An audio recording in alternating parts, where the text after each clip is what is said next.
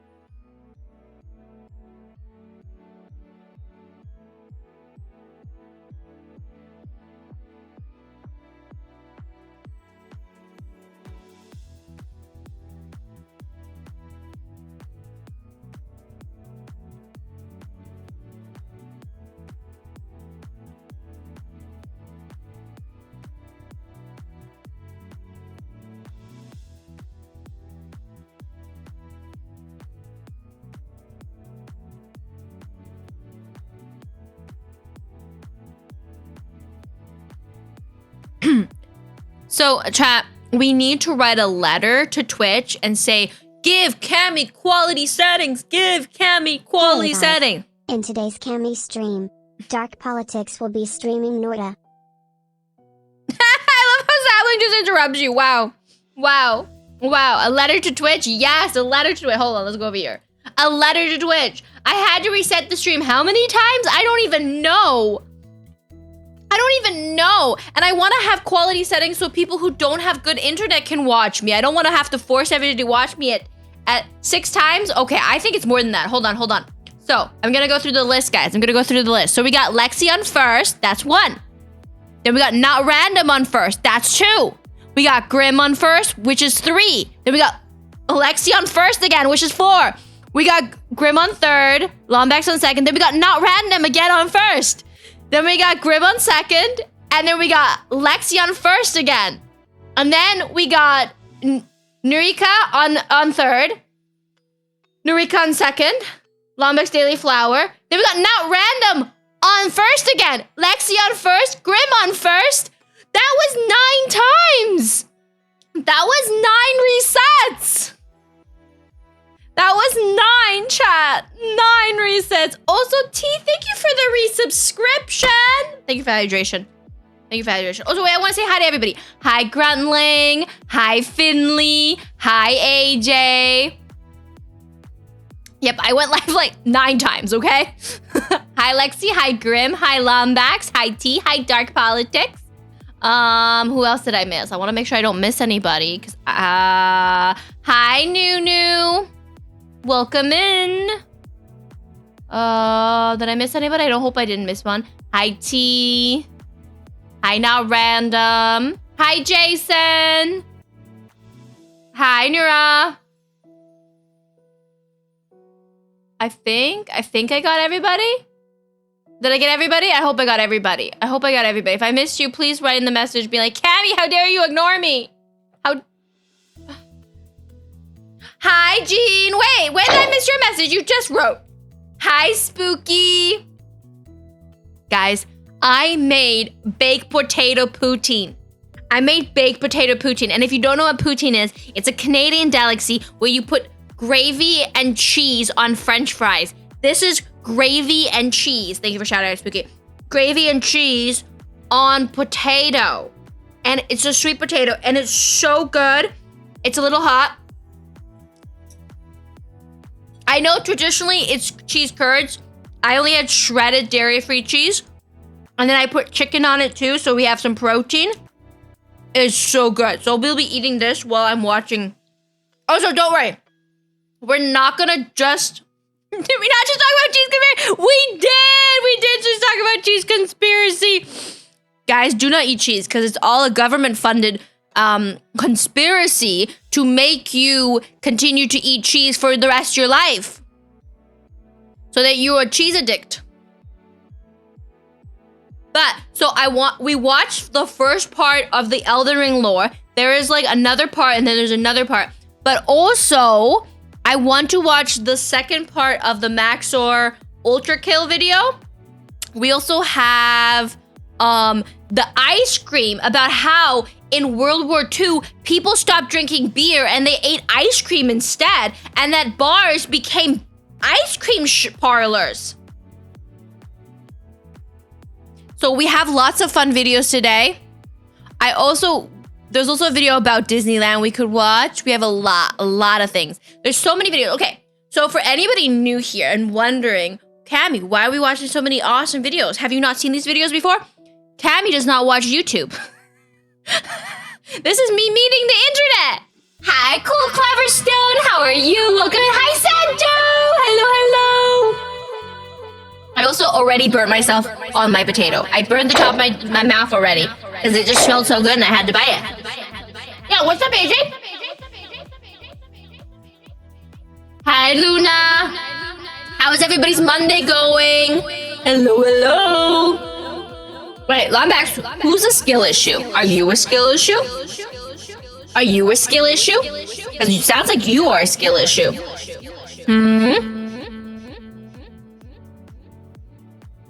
I haven't got a chance to look through the stuff that was posted in the Discord yet, AJ. These were videos that I had planned to watch that we didn't get to finish yesterday, but I will definitely either check it out or get one of my mods to check it out because I just need to vet them to make sure they're not like inappropriate for Twitch.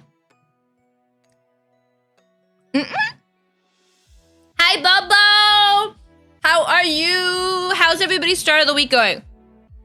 So technically, Monday's my Thursday because I'm off Wednesday and Thursday.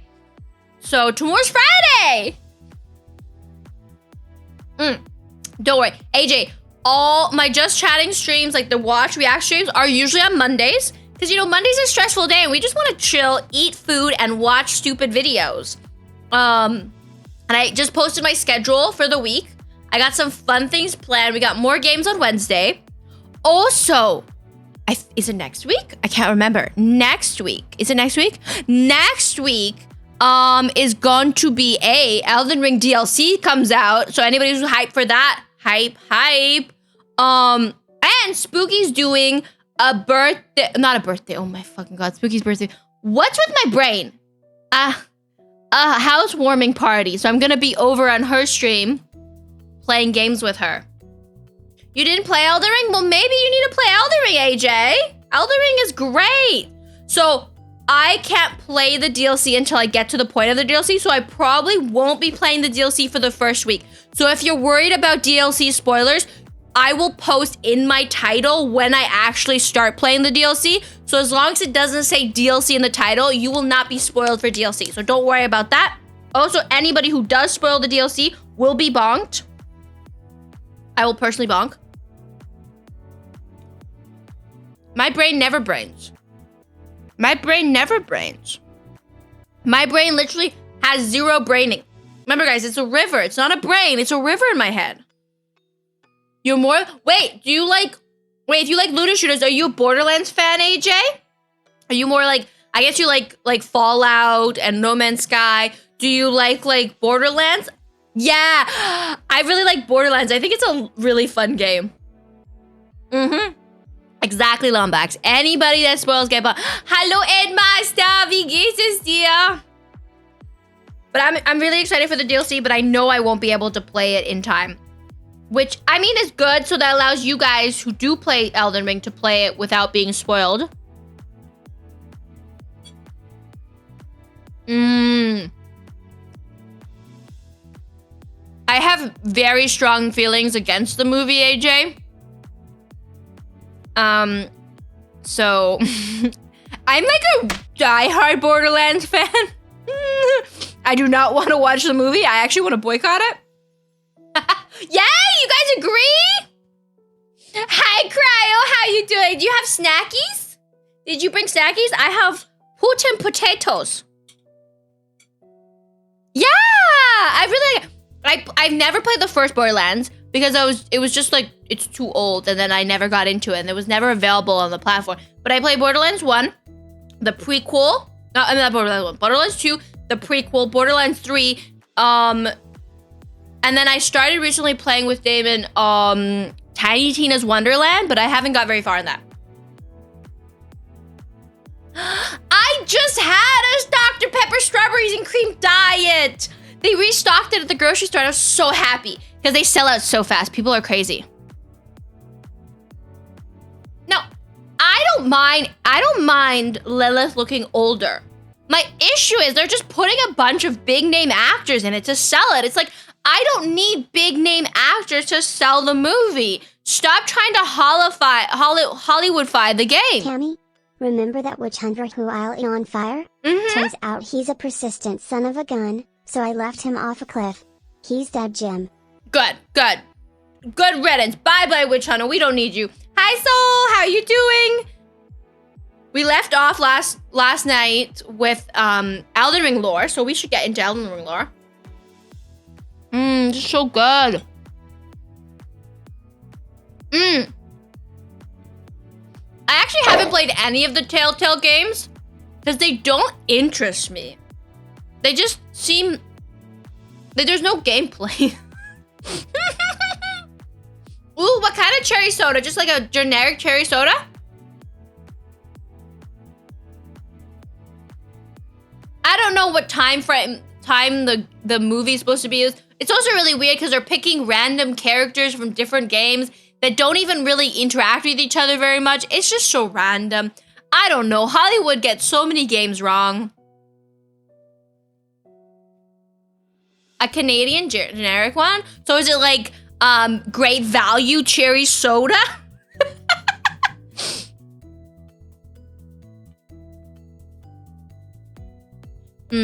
Say watch a video on the first Tales of... Is it good story? Is it a good story? You know, I don't even know if I know Borderlands lore. I feel like I do know Borderlands lore. Borderlands is more straightforward than Elden Ring. I feel like it's a lot more straightforward. Also, guys, did you know, apparently, was it last night? There was an Xbox, or the night before? So there was the summer, there was the state of play, there was the summer games, and then there was an Xbox event? That was the quietest part ever. Hi, hey, wait, I don't want to butcher your name. Hirondo? Is it just Rondo? I don't want to butcher your name, but welcome and hello. It was a very wet and quiet one. It was not a fun fart. I'm bad with English, so if I ever butcher your names, guys, please correct me. Please. Anno Orlando. What? No. Jin. Oh my god, now you guys are just farting. You're making me lose my train of thought. It's flowing down the river again. What was my train of thought? I was about to say something and then it rivered away. Oh yeah, we were talking about the state of play, the summer game festival, and the Xbox thing. Have you guys watched the games that were announced? Is there anything you're hyped for?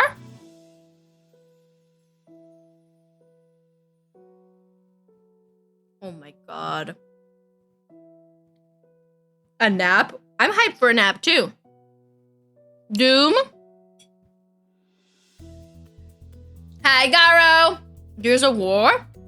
I know, I saw, people were talking in my comment sections about Civ 7 and the drama around Civ 7. And finally they're making Civ 7. MGS3, oh yeah. I'm excited for the MGS3 remake because I played 1 and 2. So I was just like, I was playing the original 3 and I'm like, you know what? If fuck you that let shit. my daughter go now, that'll be the I'll end just of play it. the remake. I will not look for you. I will not pursue you. But Well, if you don't, Xbox games are also on I will look for PC. you. I will find you. And if you're getting a cool PC LAN back, then you I will also kill you. can play Xbox games. I'm actually really looking forward to the Fable game. I don't know. Do you guys remember? I want to say a few years back, maybe around 2015, 2016, 2017, there was a Fable game that was supposed to come out that was going to be cross-play online. Matthew, you got a Camellia. Let's go. Awesome RNG, but welcome in too. Do you guys remember that old Fables game? It was like Fables. And it was supposed to be this online Fable game where you could play crossplay. And there was like a demo out and everything, and then the Xbox canceled it. The Doom game looks interesting. The Doom game looks really, really interesting. Apparently it's supposed to be like a prequel, so I could play that. Also, the Doom game is gonna be free on Xbox Game Pass. So Xbox Game Pass is gonna be, I already have Xbox Game Pass for PC, so I'll get to play it for free. And so is Fable. Fable's gonna be free on Game Pass. I'm like, fuck yeah. I could just play games for like $13 a month.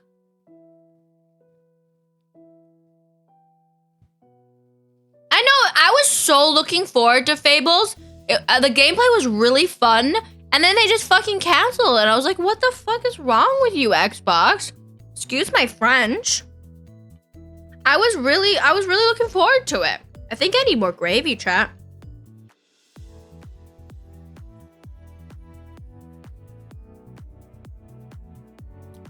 It's free because I'm not paying for the individual game. I'm paying for the service and I have access to games. It's free. This is girl math. This is girl math. Like, I pay so I can play Crab Souls, and then everything else is free because I'm only paying for Crab Souls.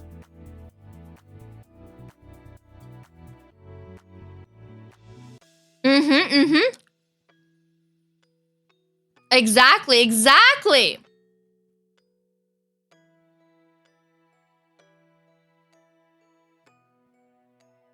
Wow. Are we ready for a video, guys? Are you ready? Are you ready?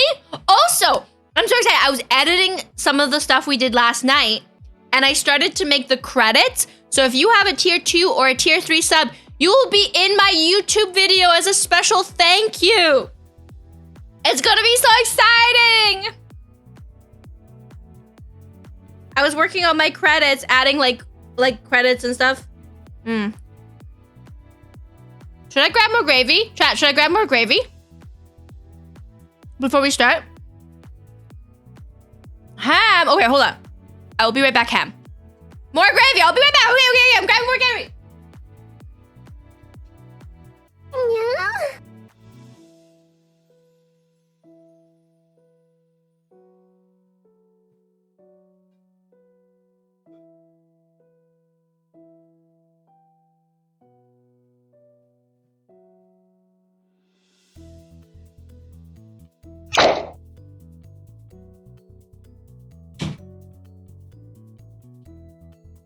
Oh my god, my face there, Ham. I got more gravy though, Ham.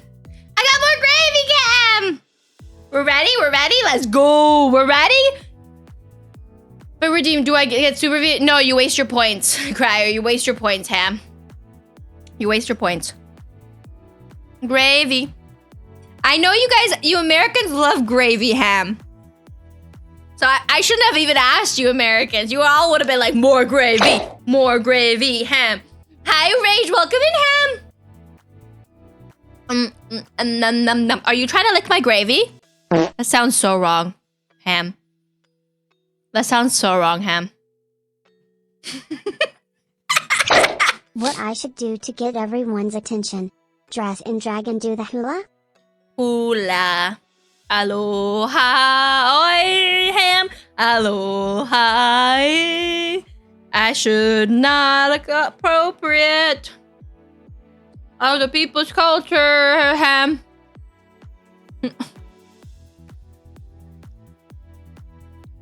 Did you also say more gravy, Cryo, Ham? Let's move over here, Ham. Let's move over here. Goodbye. Boop. Bwah!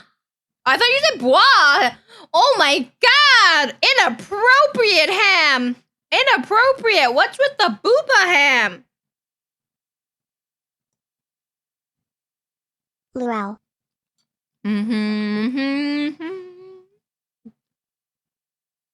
The gravy's good, chat, Ham. You would eat the booba, Ham? Wait, okay, but is booba ham, would it be like boobs, but like ham in the shape of boobs? Ham? Or would booba ham be the boobs of a ham? Ham. Like, you know, like pig boobas.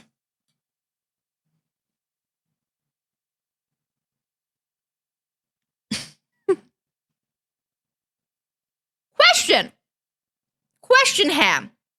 I know that hamburgers were traditionally made out of ham, but most hamburgers are made out of beef now, right, Ham? I think the gravy has gotten to my head. It's all that sodium and deliciousness. It's too good, Ham. I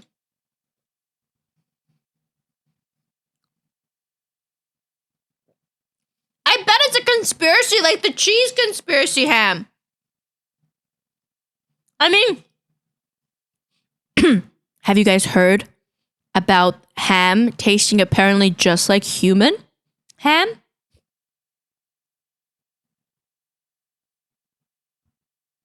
Bacon booba? Oh my god, Ham. Is it bacon in the shape of boobas? It's called long pig. Oh my god, Ham. Human Hammond.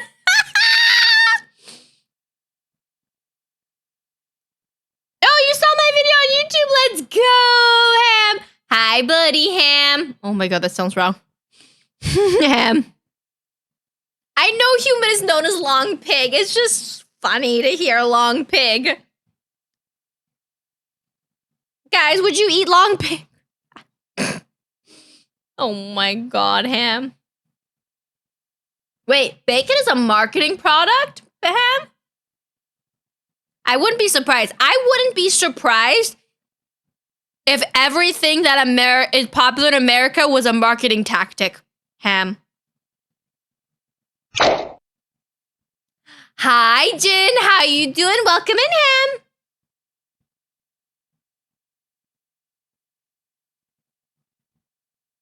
Once the redeem's over, we're gonna start watching our demigod video while I eat my gravy, Ham.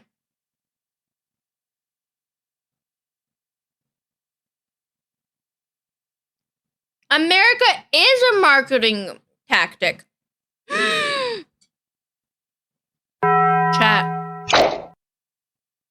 Chat. What if America was a marketing tactic all along? What if the English people that wanted capitalism went and found America, found in quotations, just so they could scam and market and make more money? And it wasn't even about discovering a new world. It was just about money. Ha, America. It was just about money. I feel like that could be facts.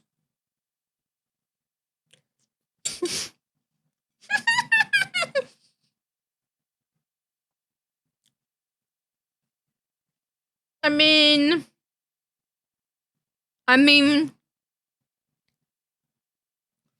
chat, I want to know your honest opinion before we start this video.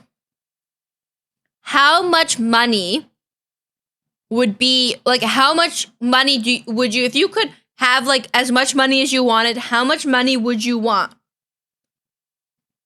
Would you want to be a billionaire, or would you just want to have enough money to live comfortably? Moo mama in a cow now moo. Moo. Moo moo. Mm-hmm. Mm-hmm. Yes, you could. You definitely could live comfortable as a billionaire. But the question wasn't like, it wasn't like, oh, because you could also live comfortable as not being a billionaire. Diamonds are a fucking scam. And do not buy your future wife or husband a diamond ring because it's all a scam. Buy them a ruby or a sapphire. They're much more valuable and they're much prettier. To live completely in a big, yeah. I would just want enough money so that I could just have fun. I don't need to be ultra rich. At some point, it's like too much money, you know? Emeralds are nice too. Emeralds are nice too. There's a point where with enough money, I wouldn't know how to handle it. Exactly. There's a point. So I don't understand these corporations. They're like, more. I need more. Maybe I don't understand because I'm a poor girl. I'm just a poor girl. There's so many better stones. Stop buying diamonds. Fuck diamonds. Everybody here, you have to solemnly swear you will never buy a diamond. Look at me in the eyes, chat, and solemnly swear that you will never buy a diamond. It's not worth it. Watch that movie with Leonardo DiCaprio, Blood Diamonds.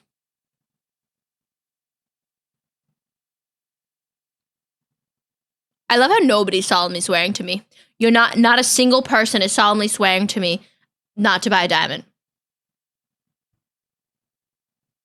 Okay, I see how it is. Don't buy diamonds, but you could buy diamonds. Not gonna stop you from buying a diamond, chat. I'm not gonna stop you. I'm just gonna eat my gravy.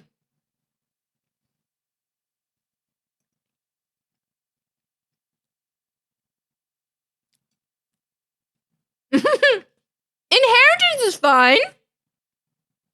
Just don't buy a modern one. A modern one.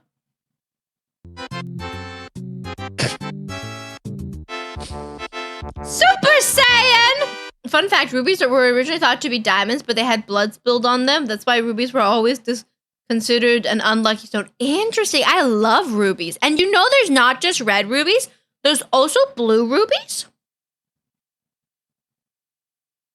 You have to, okay, if you fall in love with somebody that wants diamonds, you need to send them my VOD of me telling them that diamonds are worthless and get a ruby, sapphire, or emerald instead.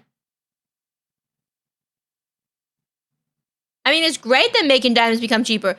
You don't need that shit.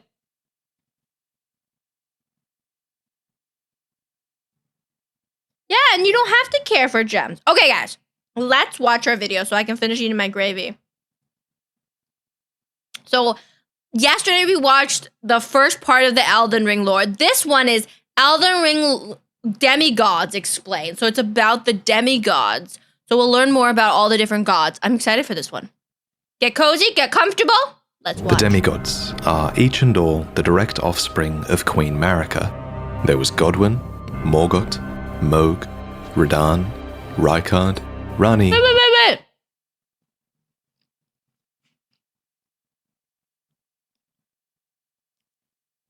Who gave birth to Margaret?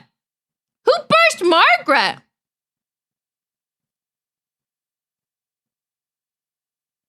They all same blood. But who birthed Margaret? Who birthed that ugly freaking demigod? Miquella and Melania, Blade of Miquella. Melania, Blade of Miquella. Melania, Blade of Miquella. And Melania. Not again. All of these demigods had fallen from grace by the time the shattering occurred. But in this video, I want to mostly talk about the origins of these characters, who these demigods were before the fall. And some of these demigods fell a long way indeed. Oh yeah, Margaret was one of the firstborn. Did Margaret never bred though? That sounds so wrong, Chad. Margaret never had a baby though, right? He never got married. Before he became this unsightly mess, Godwin the Golden was quite the heroic figure.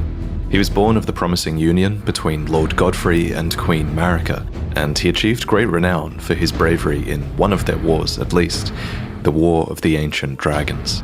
This war began when Grandsax, a great ancient dragon, rained calamity down upon Leyndell, marking the only time in historical record that Leyndell's walls had fallen. It's not clear why Grandsax first attacked, but fortifying themselves against lightning, the Knights of the Erd Tree weathered his assault and Grandsax was defeated. However, this was only the beginning, and a bitter war against the ancient dragons was to follow. During this war, It's a lot to take in, Lombax. It's a lot to take in. No, very honestly, Cryo, that is super valid. We'll be switching over to other videos afterwards, so come back in like 30 to 40 minutes and check in. It's a lot to take in, but just remember, you will not find out this stuff in the game. The Erd Tree Sentinels had an epiphany that the only way to truly protect the Erd Tree was to become dragons themselves. And so, despoiling the corpses of their foes, the grotesque Sentinels served the Erd Tree, but fought with the claws of the enemy instead. Interesting. The Sentinels are like turning into dragons. You have to look way too deep. That's why I just prefer lore videos. I'm not paying that much attention when I play a game. I'm not paying so much attention. I'm just gonna let somebody explain it to me afterwards. In the end, the ancient dragons were routed once again. In a graveyard of swords by the Stormcaller Church, the end of the war is commemorated. Lore! Here, we learn that during battle, Godwin the Golden defeated Fortisax, called the mightiest dragon of them all. However, he did not kill. That dragon! This dragon was cool. I haven't fought him in my second playthrough yet, but in my first playthrough, I enjoyed him. Fortisax. Instead, he befriended him. And it was in this act that the powers of the ancient dragons truly became a part of Leyndell.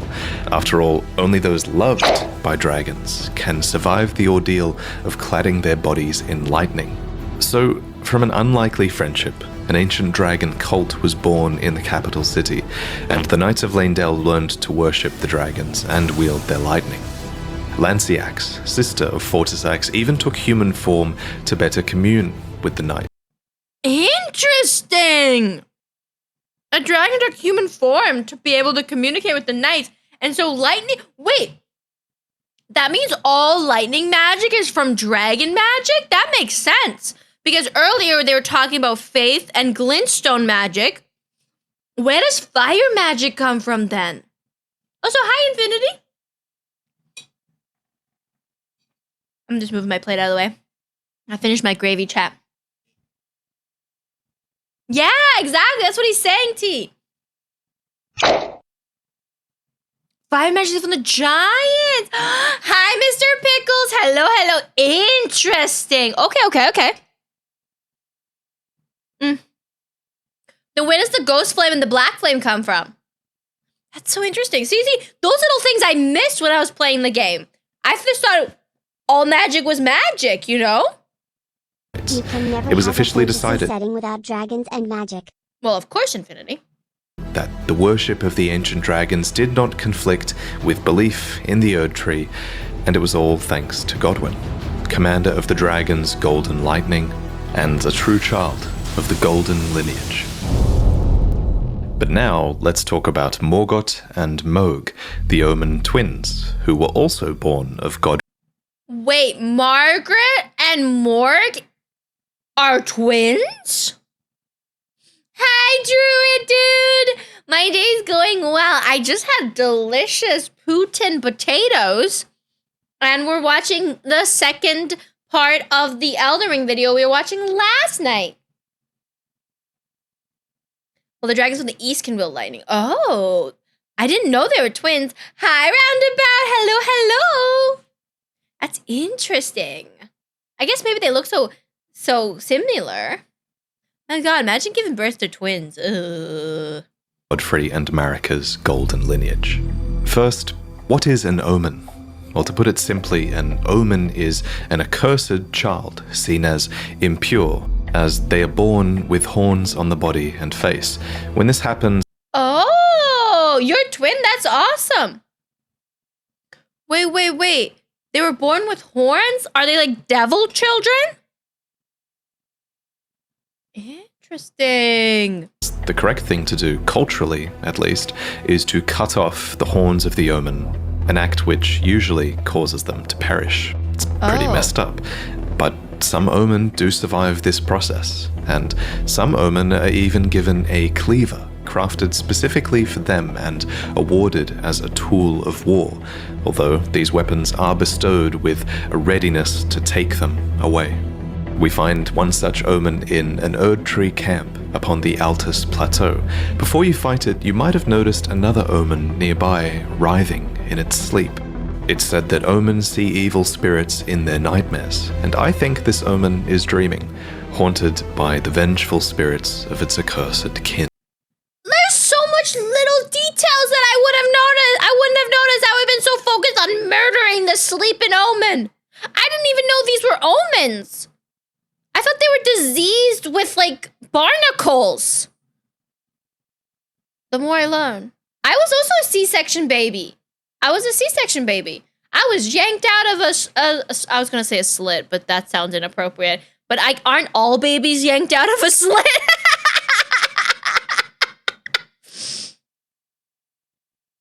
You have one of those that cuts tomatoes nicely. So they're a taboo called the Omen Curse, and on them, which gives them horns. They're bigger. Yeah, that makes sense. And normally when they cut the horns off, it kills the child, but sometimes they survive. Preach to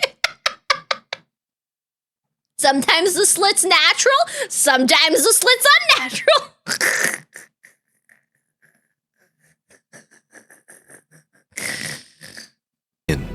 This brings us to the Omen Killers, who are horrifying butchers of twisted conscience.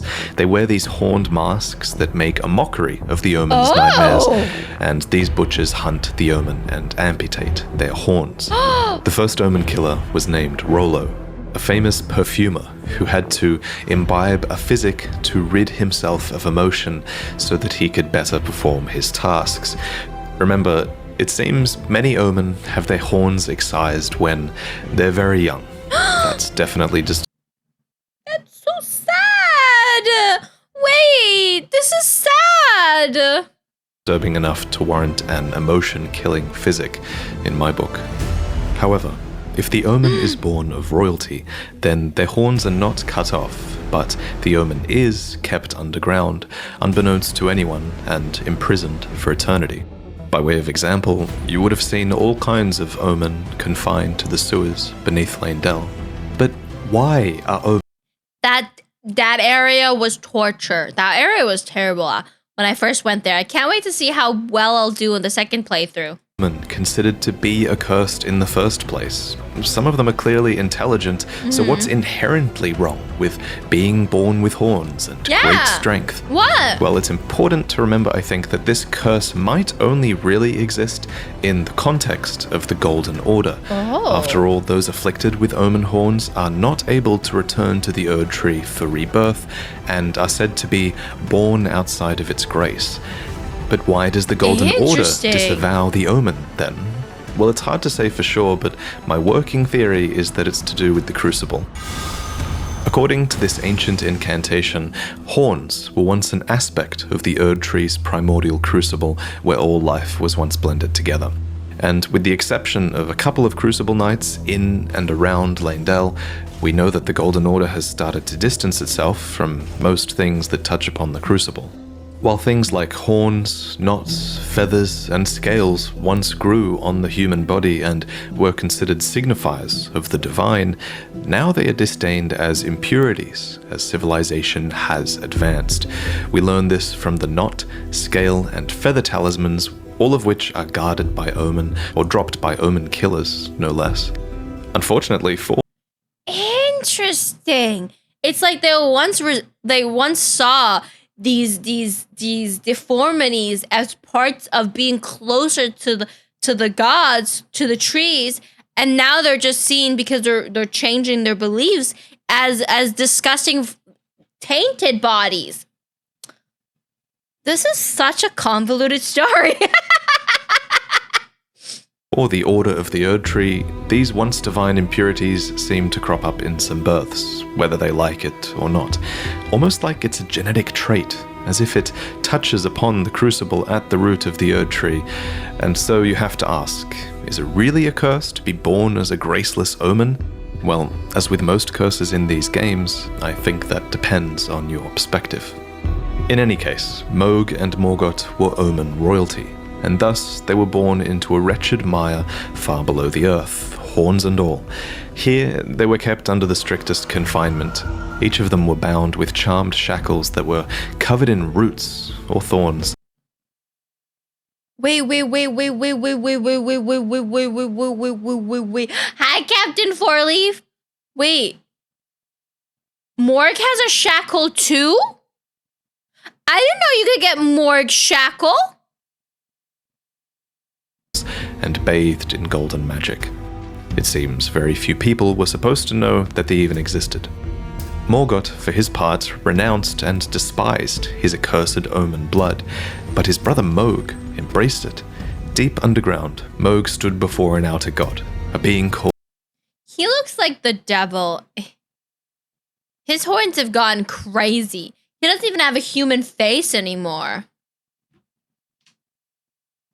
I know you can buy Margaret's shackle from Patches, but I guess later does Patches sell Morg's shackle? Also, my plate's there. Hi, Night Souls! I'm giving you strength. You got this. You got this. It's only Monday. He does look cool, though. I really like it. Okay, I'm asking about Morg's, his shackle, because I know Patches sells Margaret's shackle, and I know you can use Margaret's shackle to also take down one of the chariots, which I still haven't done yet in this recent playthrough. I haven't encountered the chariot, nor used Morg's shackle for it. Called the Formless Mother, who craves wounds, a being capable of bestowing power upon accursed blood. In this moment, Mohg's accursed blood erupted with fire, and he became besotted with the defilement that he was born into. Here, deep below the earth, he would go on to build a dynasty of blood in reverence of a mother. Okay, so where does blood magic come from? Does it come from Morg? Is Morg the blood magic maker? Thing it seems he never truly had.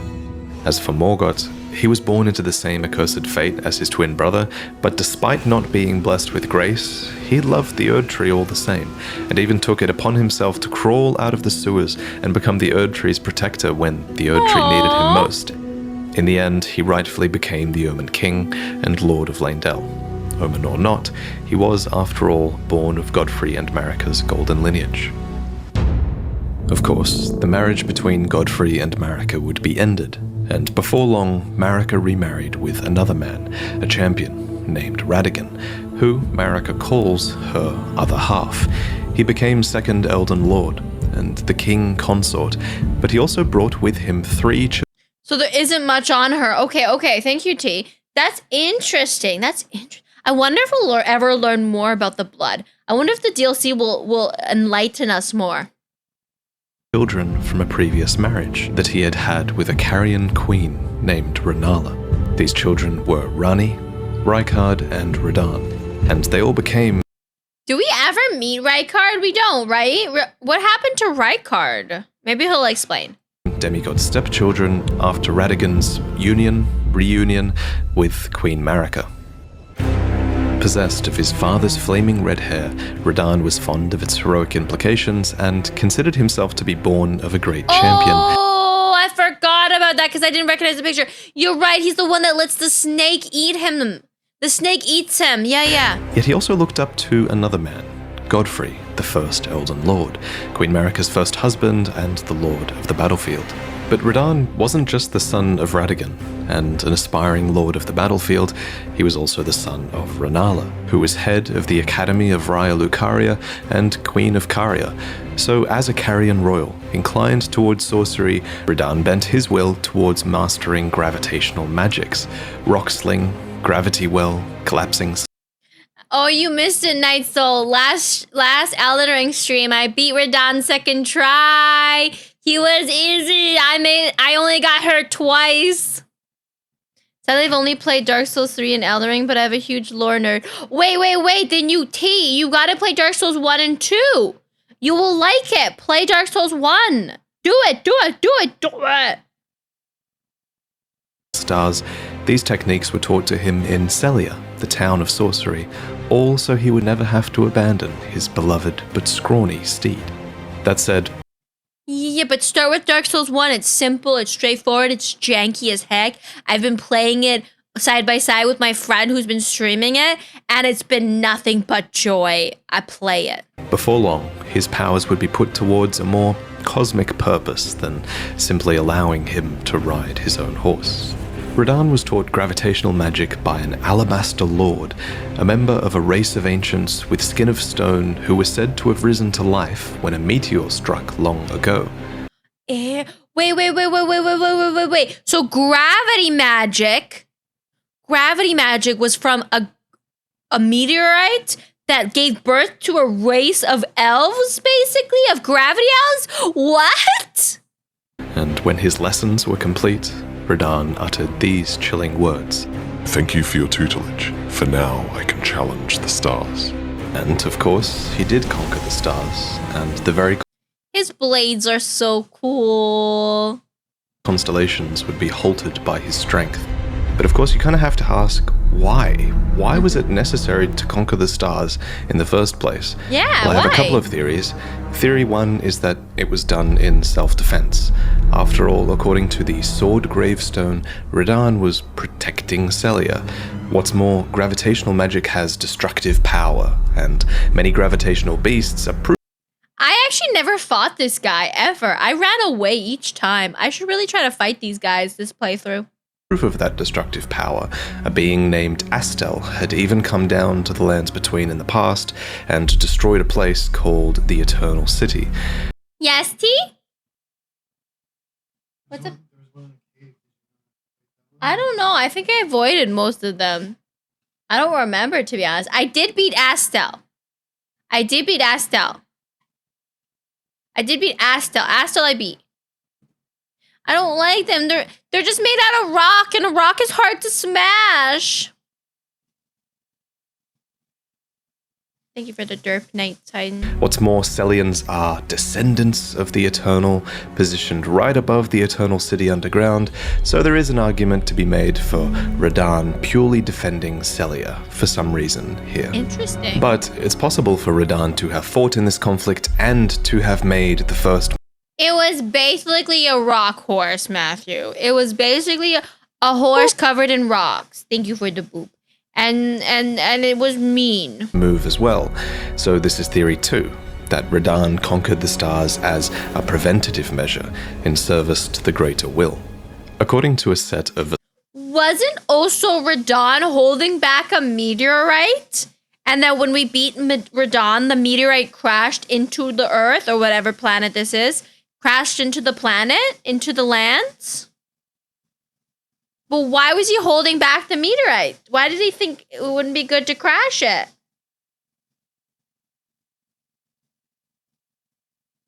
Yeah, but why was he? Wait! Was the meteorite that he was holding back, Was that Astel? Was it the Astral?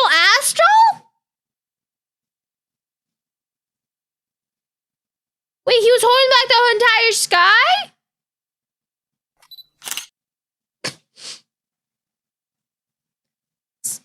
Interesting. Also, I beat Astel, but there was another similar creature like Astel.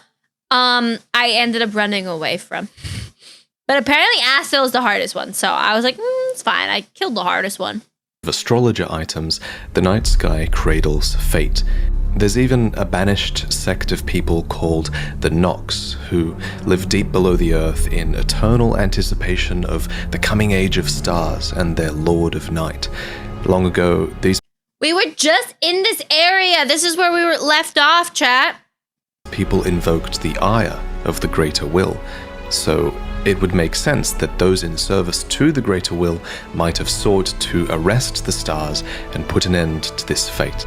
What's more, Radahn was just a huge fanboy of Godfrey, and he seems to have more loyalty to the Erd Tree than to the moon. Finally, the telescope item description says that the fate once writ in the night skies had been fettered by the Golden Order, so surely this is referencing Radahn's actions, and it levels the blame at the Golden Order. But putting Radahn's motivations aside, it's a fact that the stars were held back, and that this had great consequences for many, especially for the rest of his Carian royal family. Let me explain.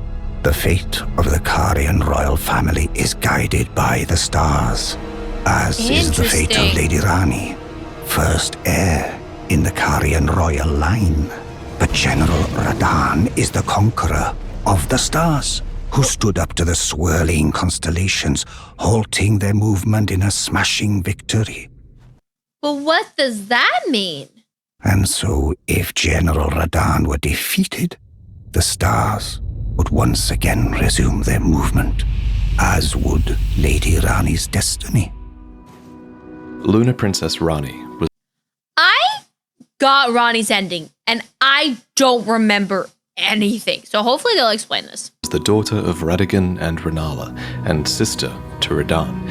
Interestingly, if you look at her true body atop the Divine Tower, it looks like she might have also inherited the red hair of Radagon. Cool deal. Yeah, I heard that people said that's her body. Is that really confirmed?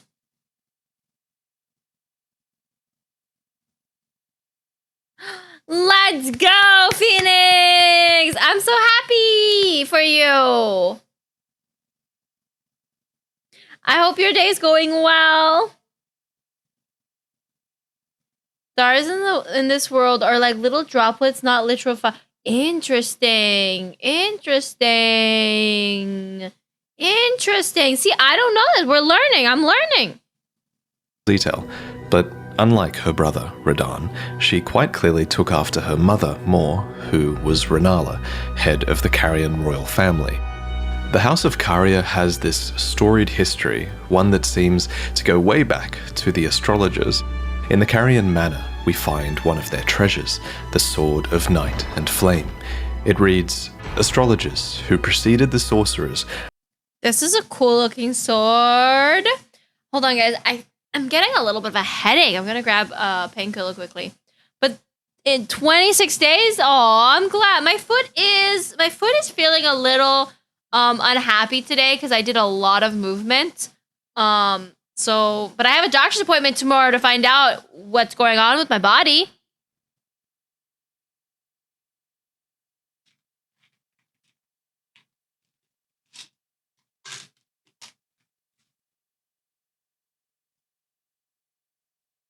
Oh, okay, got the painkiller.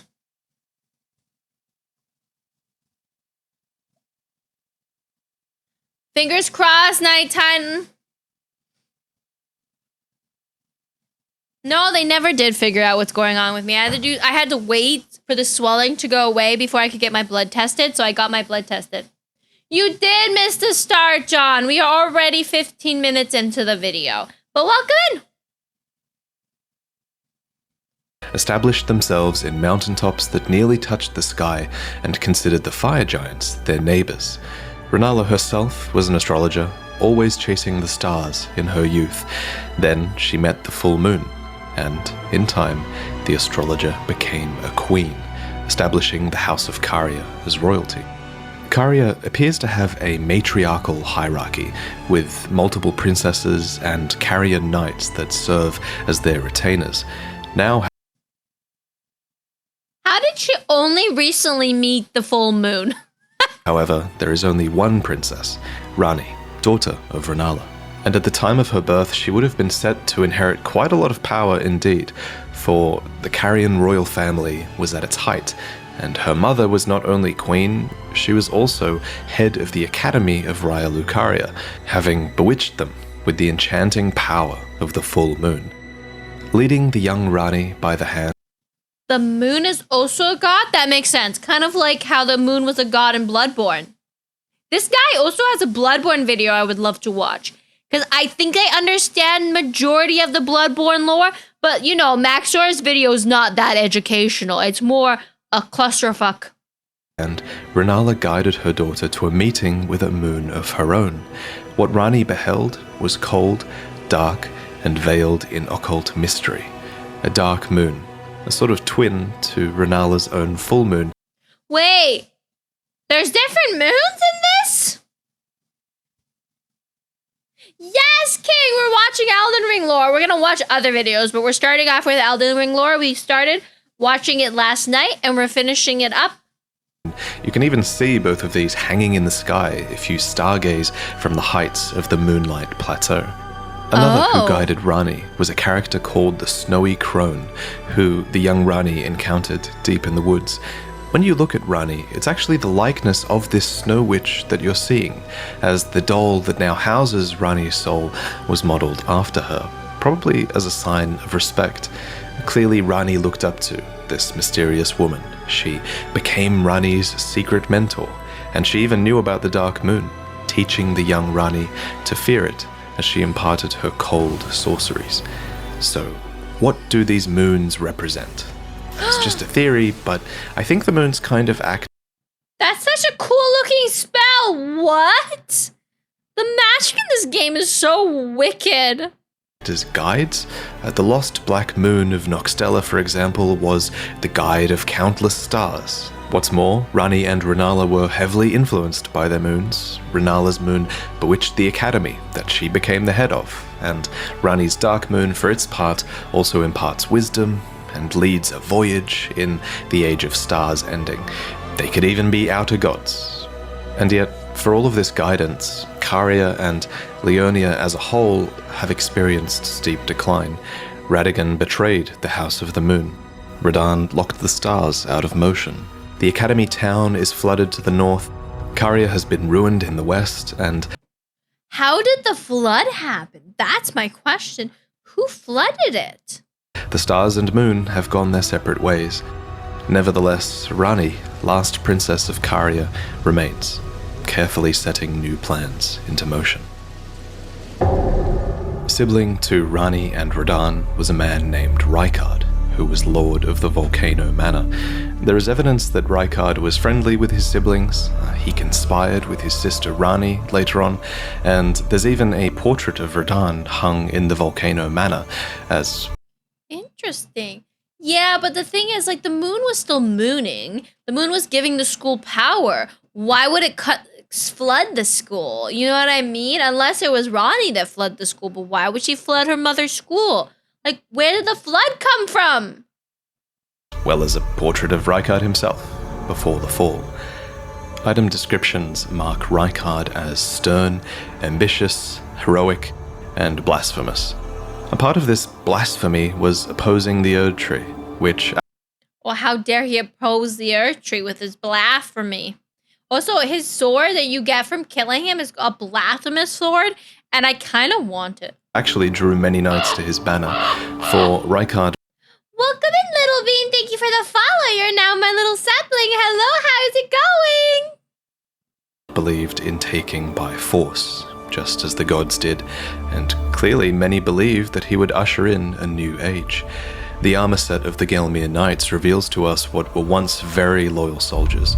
The crest of red feathers are there to symbolize Rykard's pedigree as Lord Radagon's son, and the emblem upon their chest piece represents a lord who had lofty ambitions. However, as Rykard delved into the ancient secrets of Mount Gelmir, he came across the immortal Great Serpent. The Great Serpent lore is so interesting. It's so interesting. What's up? What's the question? And it better not be, can I sell you followers? Because I swear,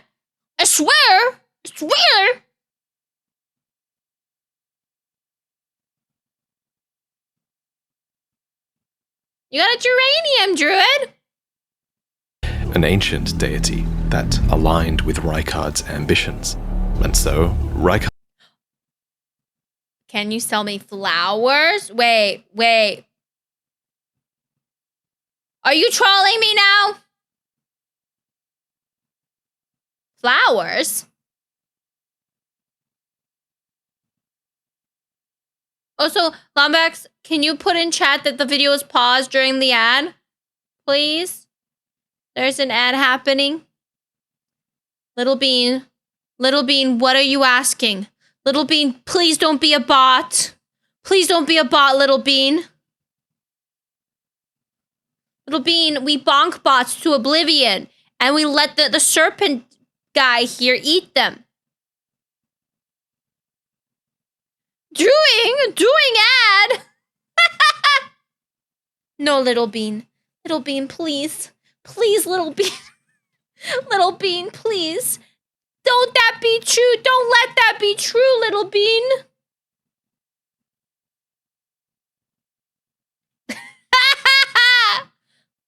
Lombax are drunk. Oh my god, nobody can type. Flowers. If you can also redeem your daily flower. Let's see what I got today. Oh my god, you're just... Little Bean, are you trolling? Are you a bot or are you a real person? I need to know.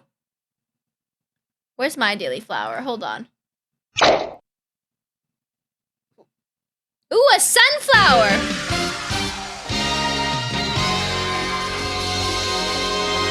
You're drunk off soda. You can't get drunk off soda. That's not how it works. You're a bot. Okay, Little Bean, if you're a bot, what's 15 divided by 7 times 45? But only a bot would know. Only a bot would know, rar. Hi, welcome. You got yourself your first daily flower at Lily. Let's go. Damon, how many daily flowers do you have? Repeat? I don't remember what I said.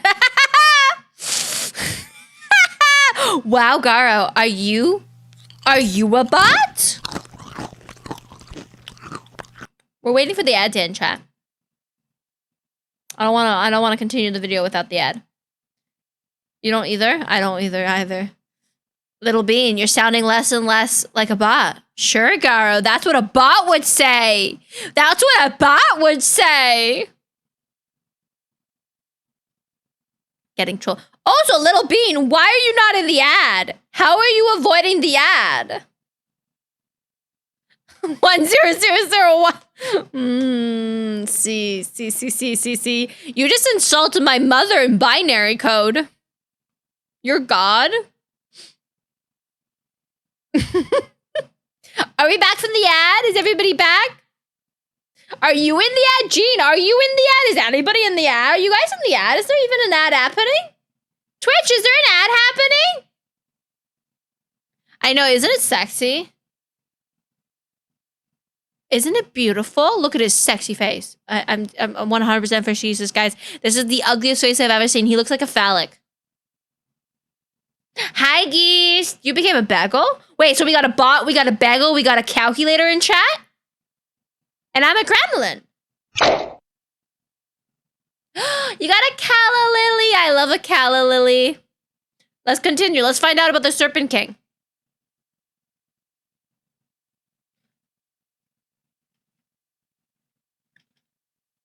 We do not accept that word. Max, you could have allowed Dickhead. Dickhead was fine. You're like, nope, no Dickhead.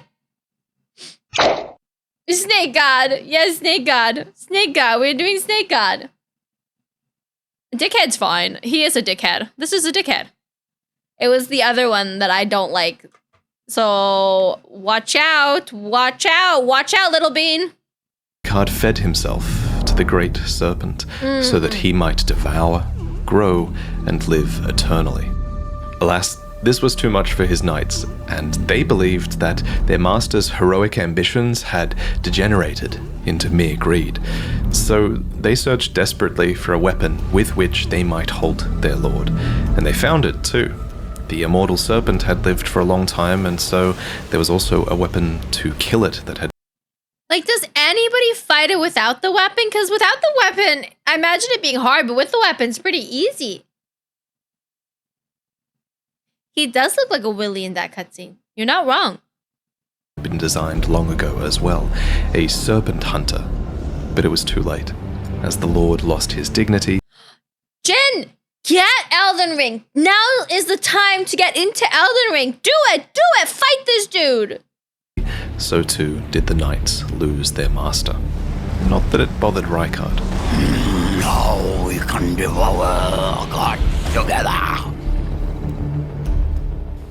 Next, we need to discuss Melania and Mikola. These two were twins, as they were born... No, Rykard, please. Anyway. Okay, that's a good question, Jen. So the PC version has a little bit issues.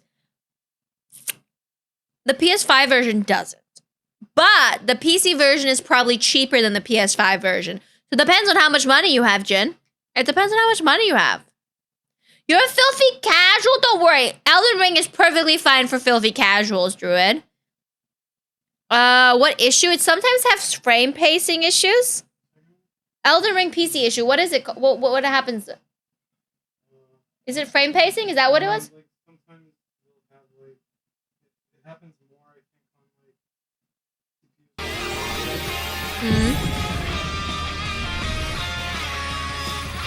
Yeah, Damon says it's more likely to happen with CPUs that have more cores. More than 8 cores. So if you have less than 8 cores, it's not going to happen as often.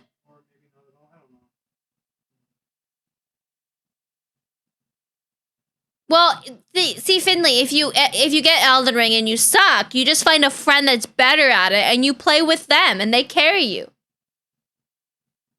I know, mine has a lot of cores too. I don't know if I have an i9. Which one do I have again? I do have an i9, woo. There's less people to invade. Interesting.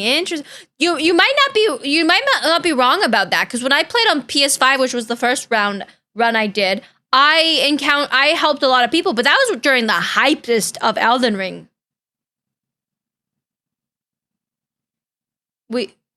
It's because I keep pausing, AJ. It's because I keep pausing to talk to chat off topic.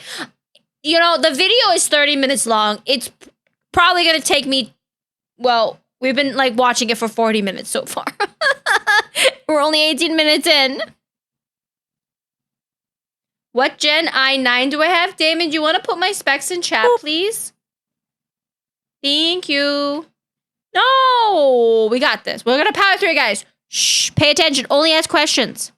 Wait, as you know, Radagon's marriage with Renala did not last.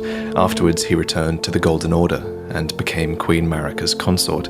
But what I haven't yet mentioned is that, together, they were blessed with 2 demigod children, the so-called twin prodigies.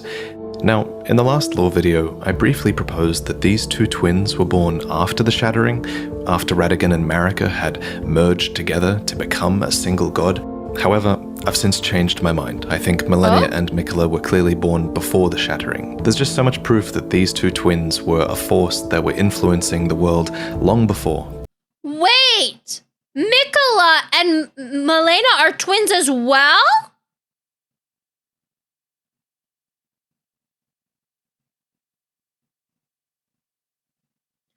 There are so I mean, I know twins are genetic, so it's fine. But I didn't know. I thought for some reason she was the older sister, Melania. The shattering took place. Anyway, both of these twins were born afflicted. Specifically, in the Japanese text, it's said that their births were vulnerable. Miquella was born afflicted with eternal youth, and Melania, for her part, was vulnerable to rot. Interestingly, Melania's scarlet rot is actually an outer god. This outer god, like many others in the game, seems to have an order that is able to be imposed upon the world via an Empyrean vessel, and Melania was that vessel.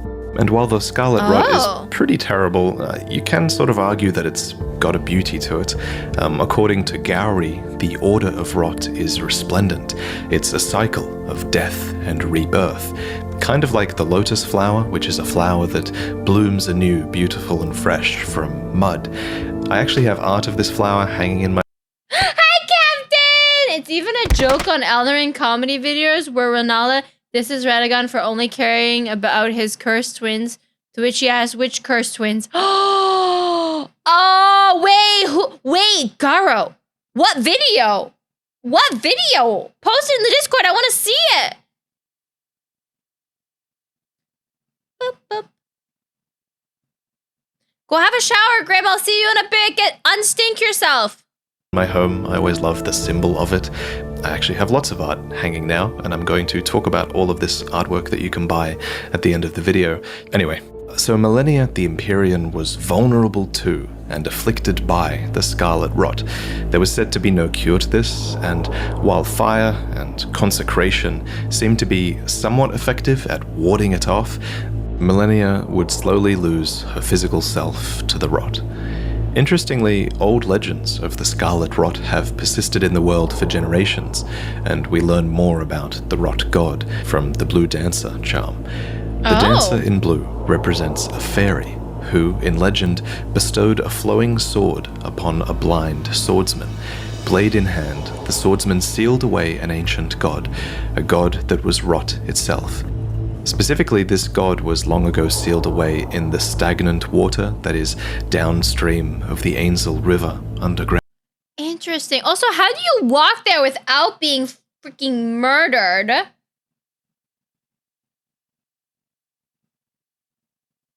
Hold on, guys.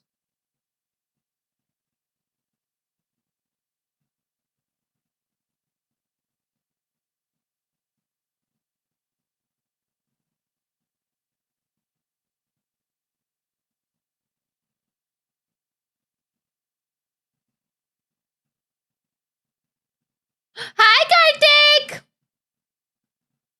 I don't know what's going on. Can Ahmad issue warnings, please? Hi, Antonio!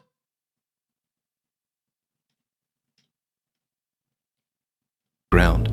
And wherever rot appears, the kindred of rot appear as well. These are pests and servants of the rot. And now, in the current age, these are servants that have been... Okay, but where did the rot come from? And where is it going? And where is it going, Cotton Eye Joe? Where did it come from? Where did it go? Where did it come from? Cotton Eye Joe. Equipment that raises your... There's no, like, rot ring like there is in Dark Souls. There's no ring that allows me... Thank you for the alert, Captain. That allows me to walk and rot without worrying about it. Forsaken by Melania, who is their new goddess. So, this blind swordsman with the flowing curved sword actually went on to become Melania's mentor. So technically it's him that we have to blame for this goddamn attack. The prosthesis wearer heirloom tells us more. A talisman engraved with a scene from a heroic tale. Though born into the accursed rot, when the young girl encountered her mentor and his flowing blade, she gained wings of unparalleled strength. Melania's ridiculous attack is called the waterfowl dance, and aesthetically it makes sense that, flowing waters would counter the effects of rot. For just as still waters turn foul, stagnation turns to decay. Thus, Melania's story is so sad. But what I don't understand is why did she want to kill us? Why did we fight Melania in the first place? Yeah, that makes sense. That makes sense. She spread the rot out there. Warriors must remain ever drifting. And indeed, Malenia does resist the call of the rot. There's a lot of evidence that she's not really a willing vessel, but through sheer will and sense of self, she resists the rot. And only when she is truly pressed in battle will she abandon this will and bloom into the goddess within. Malenia's first... Oh, was it during this battle that she bloomed and messed up Caelid? The battle against her brother? Cool detail I noticed recently is since she is blind, she has water all around her so that she can track the player. Interesting. I thought she was blind. I was going to ask. Melanie doesn't want you to become Elden Lord. She wants to wait for she wants to wait for her brother to become Elden. So wait. Melania wants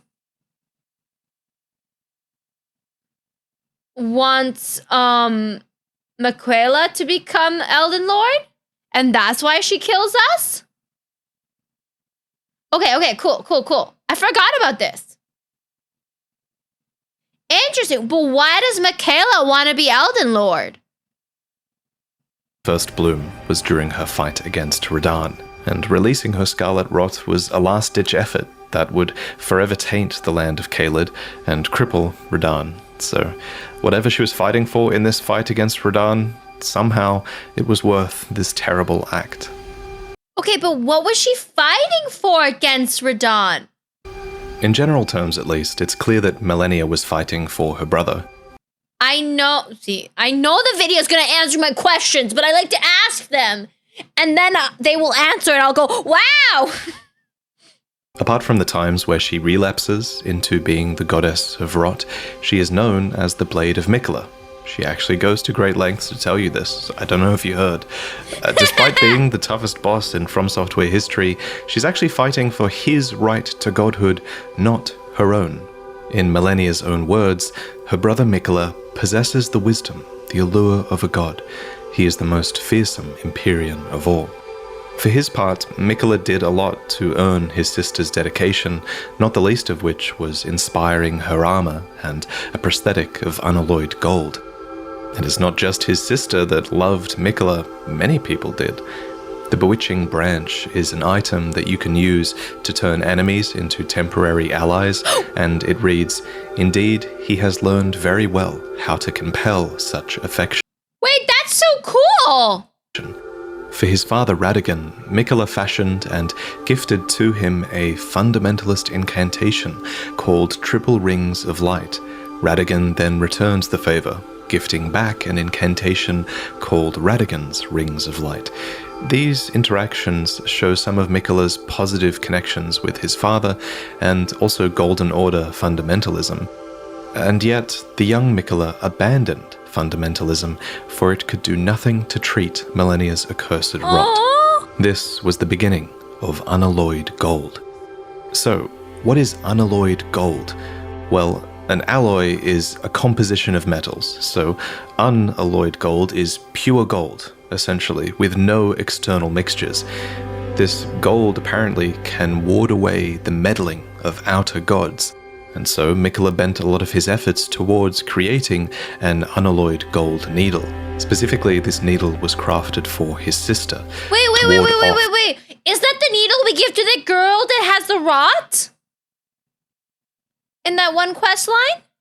The rot god, and forestall the effects of the incurable rotting sickness. We see the bond between the siblings as well when we visit Miquela's Halig tree. We see a statue of a one-armed woman embracing a child, Miquela.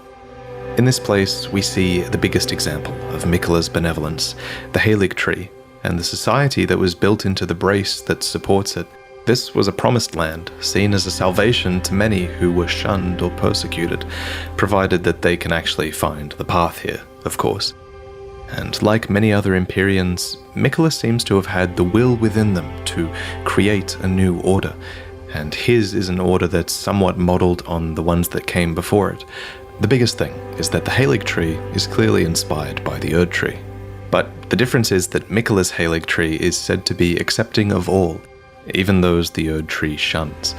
Miquela himself was once embedded inside of the Halig tree, and he watered it with his very own blood since it was a mere sapling. Tragically, however, he was ripped out of this womb during the shattering, and his Halig tree ultimately failed to grow into an Erd tree, becoming a misshapen husk instead. But that's the story for another day. There's also a ton of cut content to do with Miquella, and he's one of the most mysterious demigods, who I'm sure we'll learn about more later. But there is... He's just trying to grow his little tree. Hi, Sour. Welcome in. one more thing that I want to mention before I go.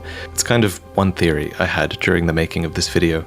So, Miquella and Malenia each have their own butterflies. Malenia's is the Aeonian butterfly, which inhabit the swamp of Aeonia and are rumored to come from the wings of the rot goddess herself. And I think it's fair to say that Miquella's butterfly is the nascent butterfly, which appears as if it's just a... He just wanted to be a gardener and wanted to help his sister because she was suffering from rot. How you doing, Sour? I hope your day's going well. ...emerged from its cocoon for its entire life. This is a reference to Miquella's eternal youth and his cocoon in the Halig tree. But there is, of course, a third butterfly, right? There's the smoldering butterfly.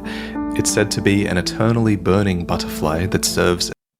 Garo, if you post in the Discord, I'll have one of my mods check it. I might not watch it tonight, but I've watched an hour-long video before. So, if it's not 4 hours long... ...as kindling.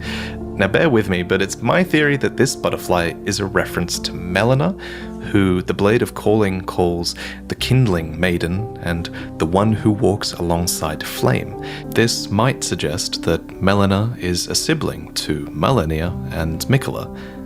Spiders are good. Don't be bothered by spiders. They eat the bad bugs. Spiders are friends, not food.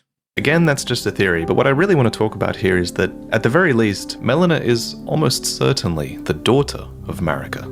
We learned this a long time ago from looking at her name in the game's files, and we can further infer it from... Wait, but who's her papa? Welcome in, Nader Boss. Wait, are you coming in with a raid and you just came in a little early?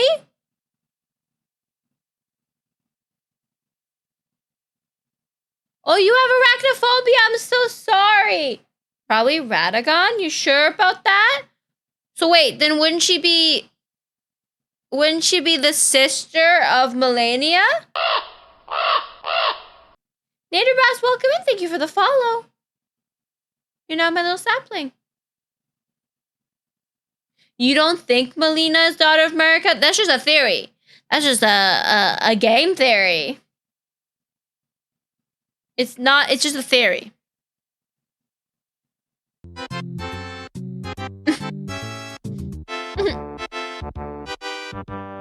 Welcome in, welcome in.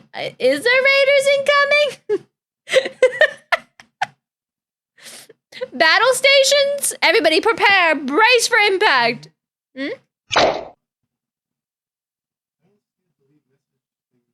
Hold on. Hold on, go.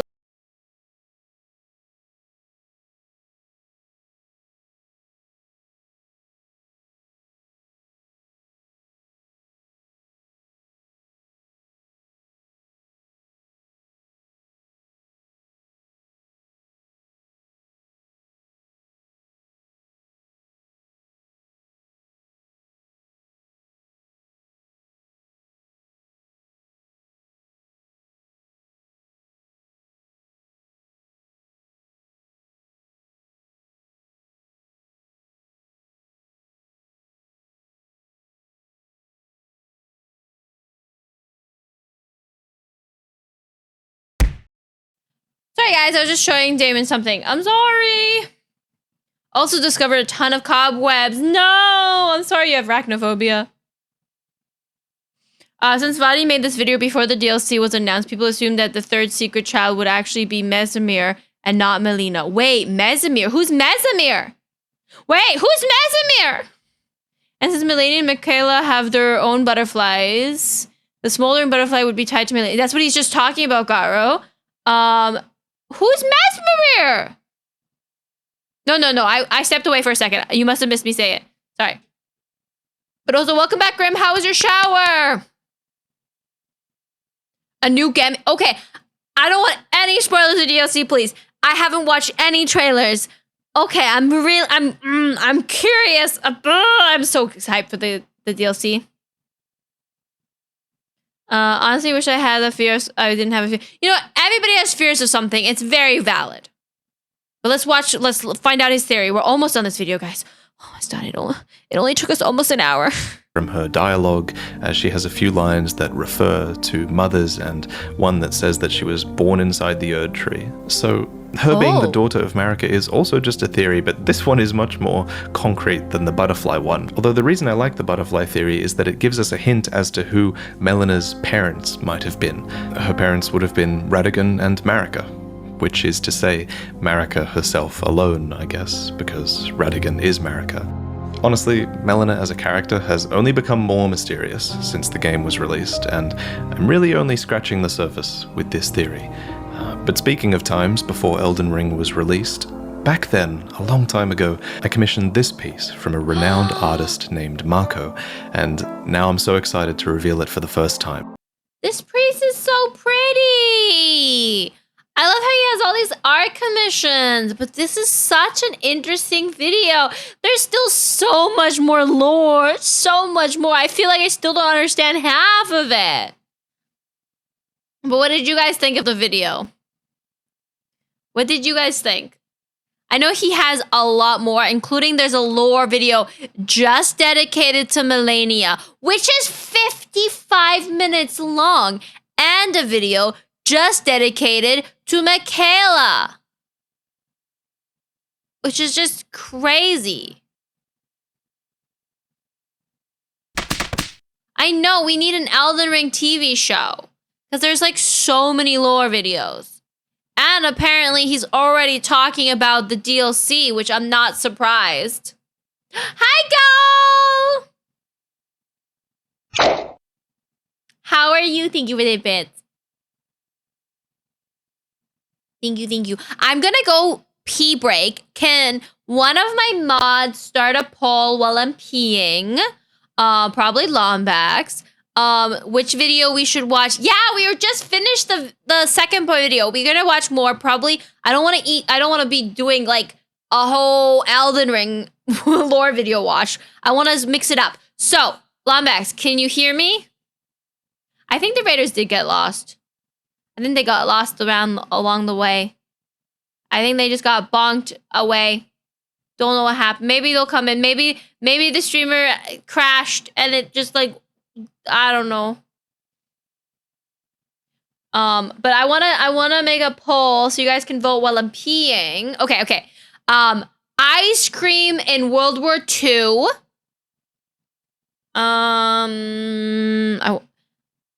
No, we're not gonna watch another Elden Ring video. Disneyland Fast Pass history. So Disneyland history. Or Tier Zoo. Sorry, Game Overlord. I'm not here to entertain while Cammy's away. Let's keep it respectful and wait for Cammy's return for the real fun to begin. Oh my god. And the last one, SCP, an SCP video. Whatever SCP video I find. So those are the options. Did you get that, Lombax? You need me to repeat it? Did you need me to repeat it?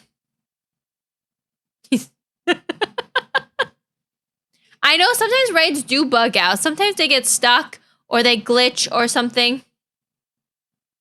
Okay, thank you. So guys, vote while I go pee. Hold on, where's my pee button? Bye! Welcome into the Five Nights at Cammy's stream. We got pizza. Actually, we don't got pizza, but we got fries that I ate up. Freddy!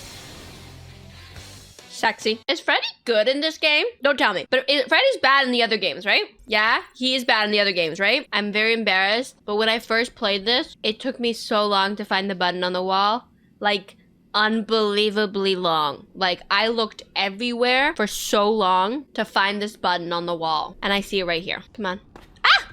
It's so close. There's so many boxes. I can't climb on. It happens. Don't look at me. Don't look at me. Oh, Oh, you're stinky. I forgot to check my stinky level. And I'm also really sucking at climbing boxes. Okay. Wait, how do I crouch? No. Oh, thank you. Now it tells me. After I press every single button. Wait, I need to check my stinky level too. I need to check out my stinky. Stinky. Oh my god, I showered. What are you talking about, game? Lucky. I want to be 69% stinky. Chica's cute. I like the pink. See, I told you guys, I have too many backlog games. I've never played any MSGs. MSGs? Is that right? MGS. There we go. I've never played MSG. See? Chica. I like her little print. Look at the pictures. My fun day. My fun day. Look at him. He looks so scary. Oh my god. My fun day. Look at that one up here. He looks so scary. That's not a fun day. Oh. Also, why the f does that look so f***ing freaky? What the f***? Oh my god, look how f***ing creepy this is. What the f***? This Halloween display is f***ing creepy. Look at the garbages though! Through the door. I feel safe when I'm with Freddy, you know? Like, I feel like with Freddy, I could defend and protect. What the f*** was that? Chica has been caught eating in the kitchen garbage after hours. The maintenance repair are costly and will come out of the kitchen's paycheck management. You know what? I am Chica, guys. I don't need my own character. I am Chica. Chica, leave me alone. You looking sexy, girl. You looking hot. I am you. You are me, but I don't want to get murdered by you. Leave me alone, Roxy. Leave me alone. Those thighs are my pillow. Croc. Yes. Get off. Croc, croc, Oh, croc. no. Chica, I thought you and I were twinsies. I thought you were me and I was you. Cheeky. Chica, Chica. Cheeky, Chica. So we have him knocking on him. Look at him. He's crazy. He's crazy.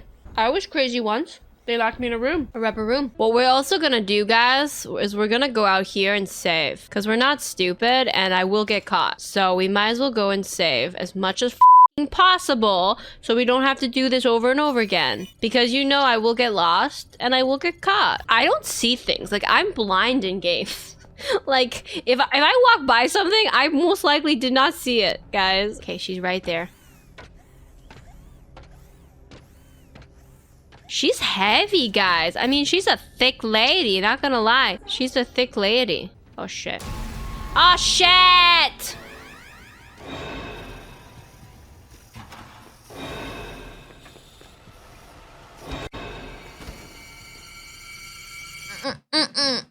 Okay. What's winning? What's winning?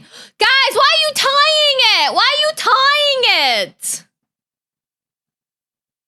Chat. You can't tie, because then Cammy's just gonna pick a video. You can't tie. Chat. Chat. Chat. There we go. Hi, Neva. How you doing? Hold on. Oh my god. Sorry, I burped. If we are going to watch SCP, I like Vulcan's pretty. I like Curious Archive, and they have SCP videos. I know they do. I know they have SCP videos. They mostly have really weird, crazy things, like the biology of Pokemon and Dune. They have they do have SCPs. They have this one, which I've already seen, which was great. I could just search SCPs, to be honest. What do you guys like I like Curious Archive. But those are the exploring series. Who do you guys like better? Oh, they have some good SCP ones, like Exploring the SCP Foundation, Red Sea Object. Wait, Red Sea Object. Was that the one I've already watched? Was that the... No, that was the Tide. Oh, wait, I like the Exploring series. I really like the Tide. This is a 3-hour video. We're not watching a 3-hour video. You got more Dr. Pepper. I got some chocolate. I got some chocolate balls.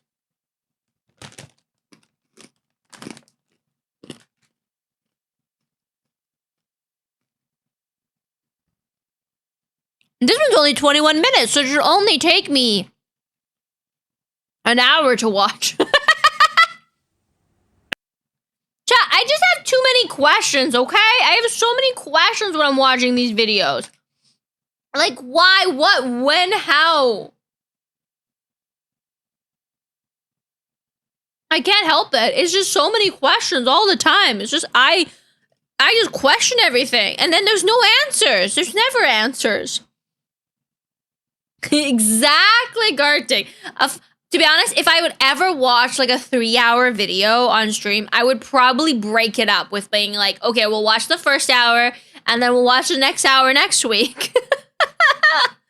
Because that would be just too long for me to watch through one. I would lose my attention span. Hi, Diamond. Hello, hello, hello. But you know what, chat? After watching the Elden Ring video, I want to watch Elden Ring.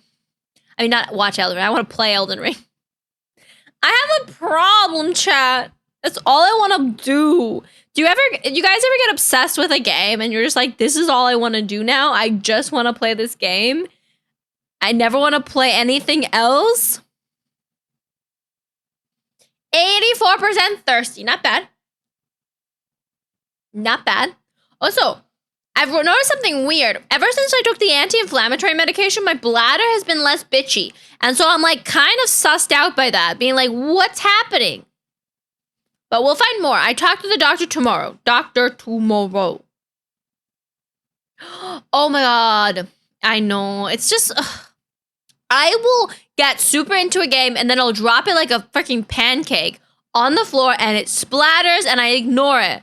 I'll be like super into a game for a day and then poof, I think it's my ADHD and how I get bored with things, but then also get super hyper focused with things and it's like all I can do.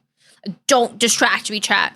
Okay, so we're gonna be watching Exploring SCP Foundation, SCP-093, Red Sea Object. It's been a while since I watched an SCP video, so I'm excited to listen to another one. Hopefully it's a good one. SCP-093, Red Sea Object. In a universe of eldritch destroyers, inexplicable phenomena, and marvelous creations, it might be surprising that one of the most interesting and evocative of the SCPs is a small stone disc that changes colors. SCP-093 is one of the earliest SCPs to be written up, and yet it continues to fascinate newcomers years later. Many SCPs... Hi, Ark. Can I get a shout out for Ark? Hello, hello. How are you doing? SCPs are interesting because of their descriptions, their forms and functionalities, while others, such as 093, are interesting because of the extras added on, such as addendums, interviews, or in this case, exploration logs. SCP-093 is a lengthy report, but I love how it's a lengthy report, but it's only 21 minutes, so let's go. It's not that lengthy. No, why don't you want to give a shout out to Arky? What's wrong with Arky? Also, guys, Arctic Arts is now known only exclusively by Arky because there's too many Arcs in chat, so we have to give them nicknames. So Arctic Arts is Arky only. You can call him Arky Arts or Arky Artsy. Oh, I appreciate it, Lumbax. I know. Oh, I know, Arky. Oh, I know. And you know what I told you almost 2 fucking years ago when we started streaming together? I said, don't worry, soon enough, all you'll be thinking about is me when I say Arky. You'll forget about your ex. It'll just be Cammy associated. And I would never stop. suggest reading it for yourself to get the full experience. If you're just interested in a summary or an explanation, however, keep watching. SCP-093 is a stone disc, generally red, that can comfortably fit into most palms. Unknown. It's so tiny! Hi, Polygon! How are you doing tonight? Engravings and symbols cover the disc, and the color of the disc will change when held by an individual, with the color believed to be based on the regrets held by the holder. The disc also has an anomalous attraction to mirrors, and when not held or attached to a mirror, the disc will rapidly move towards the nearest mirror, building up immense speed and smashing through any obstacles to get to its destination. Despite this speed, upon collision with a mirror, neither the mirror or the disc will suffer any damage, and the disc will cling to the mirror.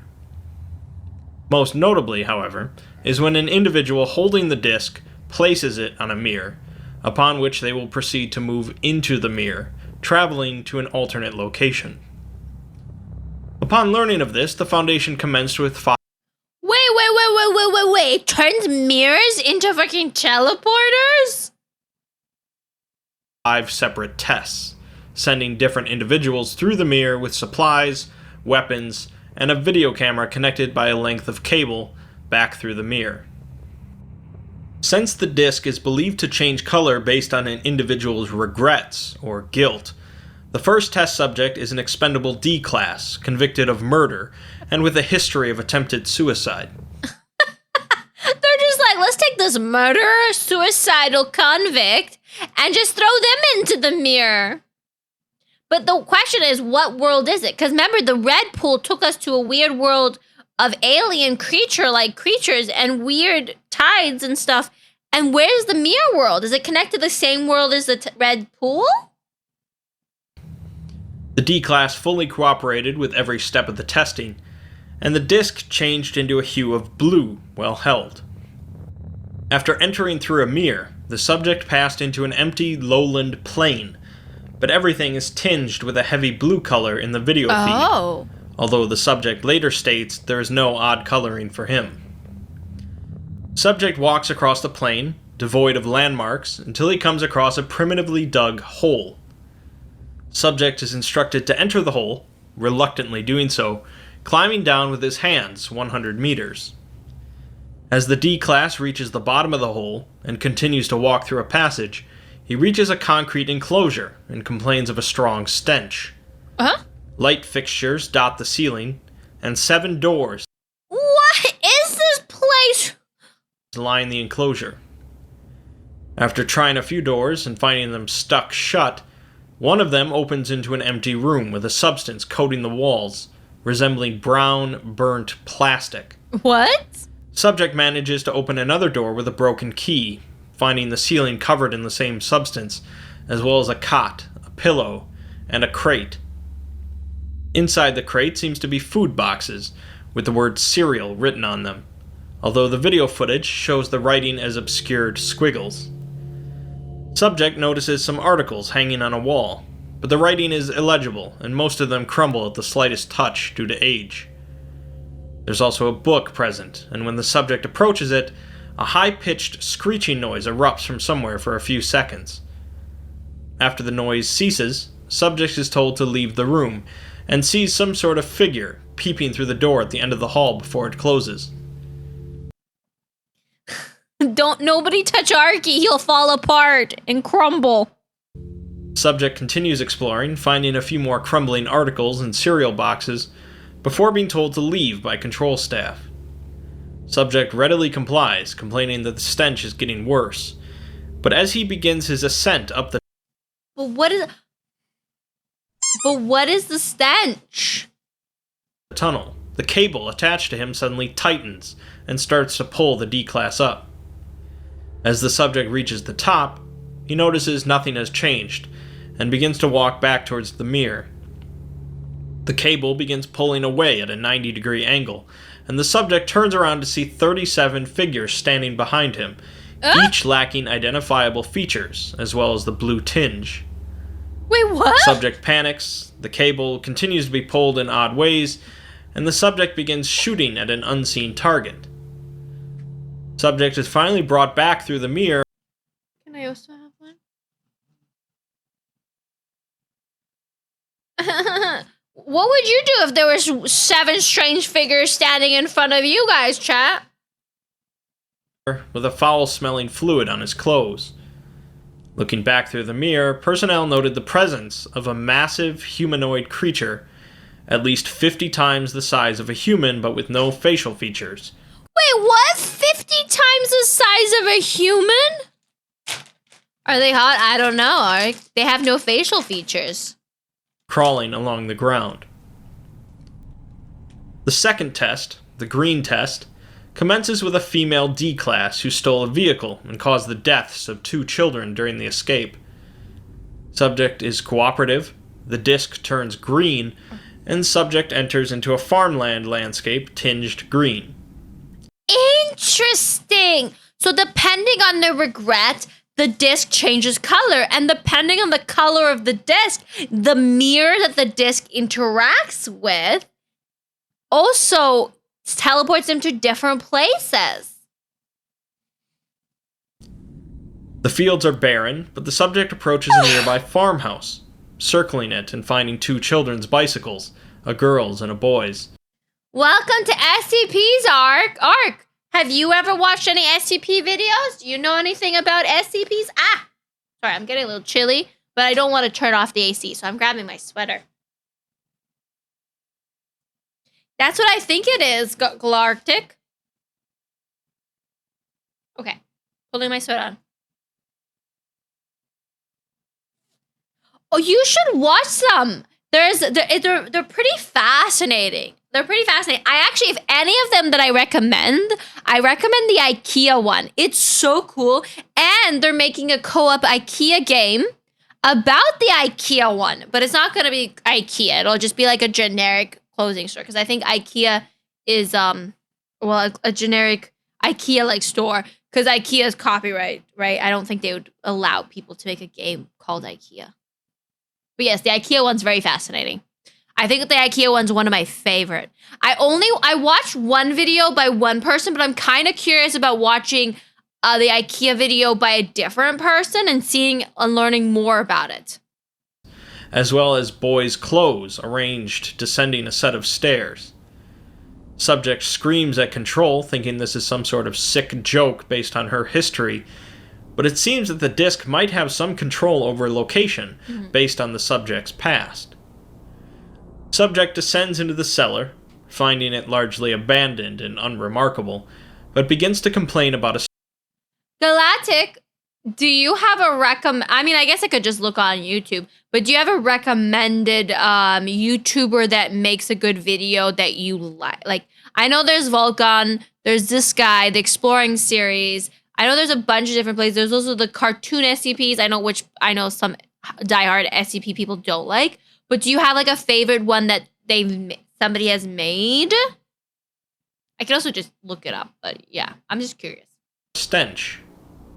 She finds a hatch on the ground, with the smell being the worst around it, and she descends the hatch to find a concrete enclosure similar to the blue test, but in much better condition. In the enclosure, she finds more cereal boxes, 3 skeletons, and an empty revolver. Subject continues searching, finding newspaper articles, a book.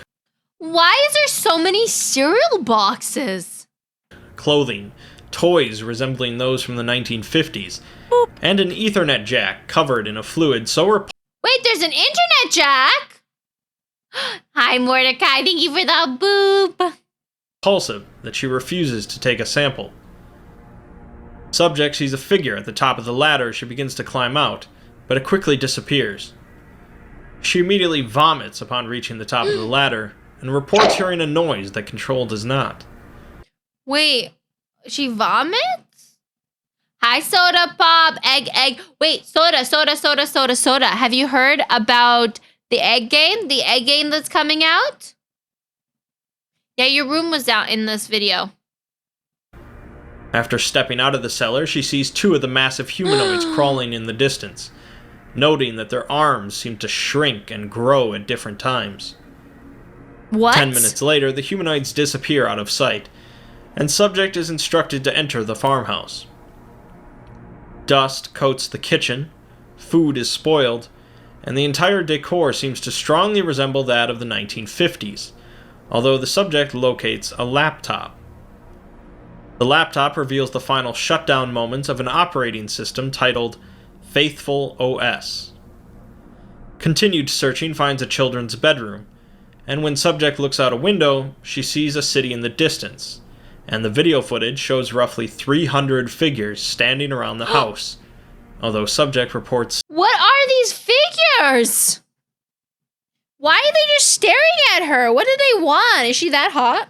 seeing none of them.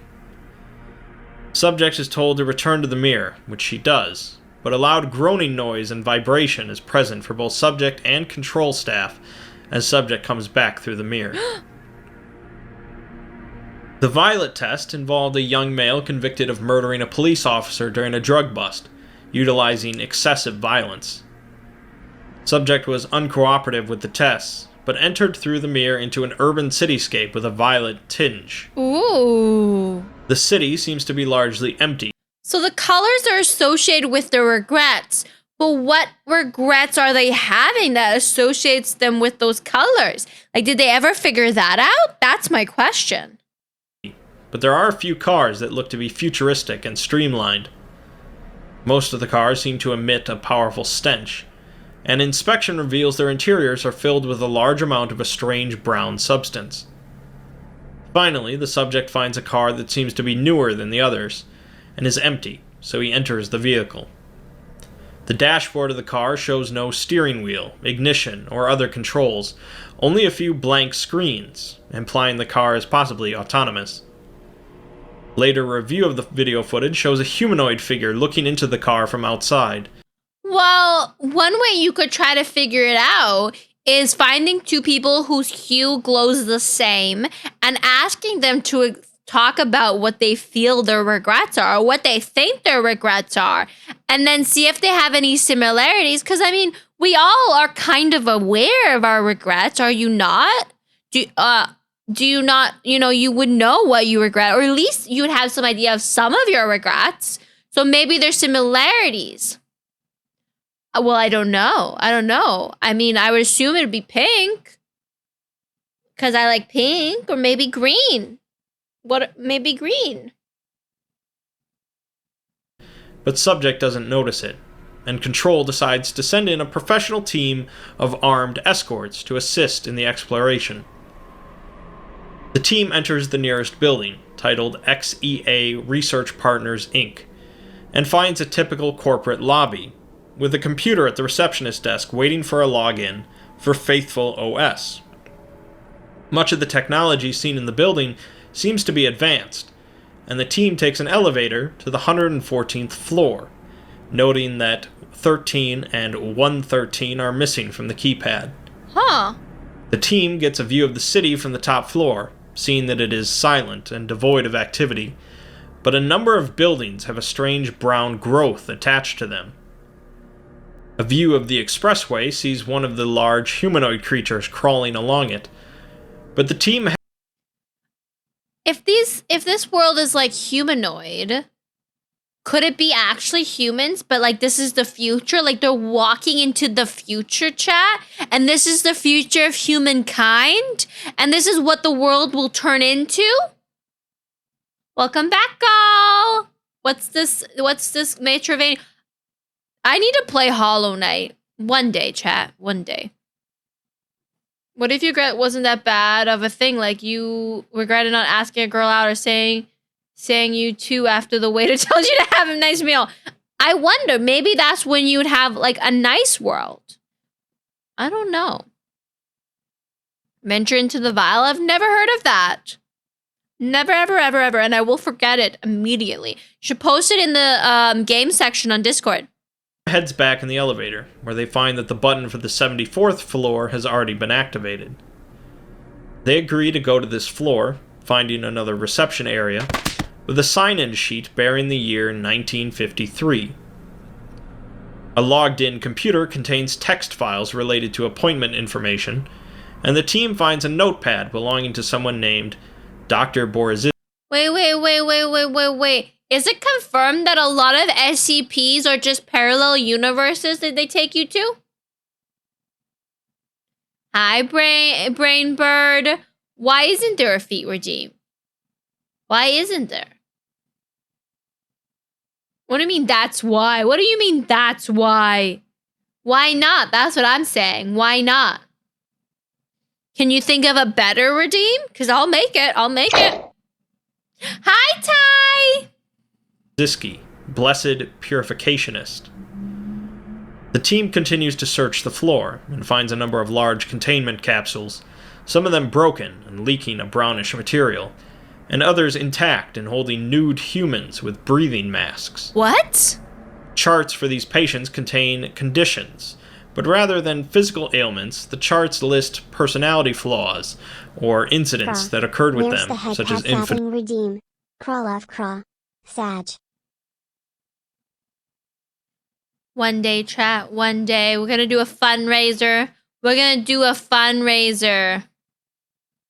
See, Brainbird, I would do a thigh redeem, except that Twitch has this new rule in their TOS that you cannot show a sexy body part for too long. Prolonged looking at a sexy body part is against TOS now, and I don't want to go get myself banned.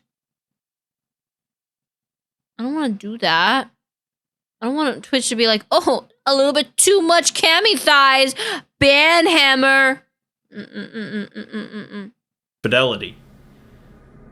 One chart discusses that the patient was submitted to a 3-day period in the Lord's Tears to cleanse her system, and another prescribes a week in the Lord's Tears to give peace of self.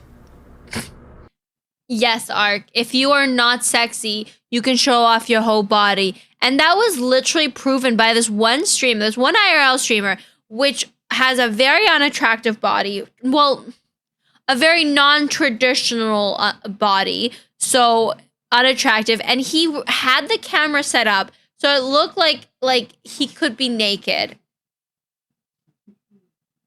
What?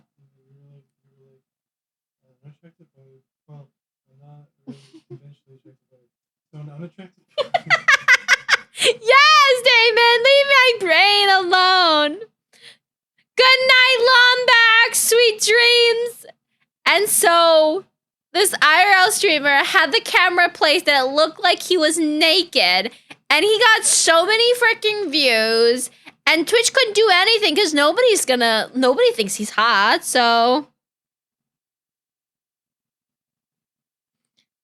And knowing Twitch, that'll only apply to VTubers, not IRL streamers. Facts. Double standards. I'm not here for that. You know, and you know why I think, and I know this is very off topic because we're watching a video about SCPs, but you know why I think these rules apply to VTubers more so than they do to IRL streamers? I'm gonna be honest, chat. I think it's because Twitch are boomers and they think anime or cartoons are for children, and so they don't want anime girls to be attractive and showing off their sexiness, because then they would be showing children sexiness. And this is a problem that Westerners have, where they keep on associating anything animated with children, even though in North America animation was originally made for adults.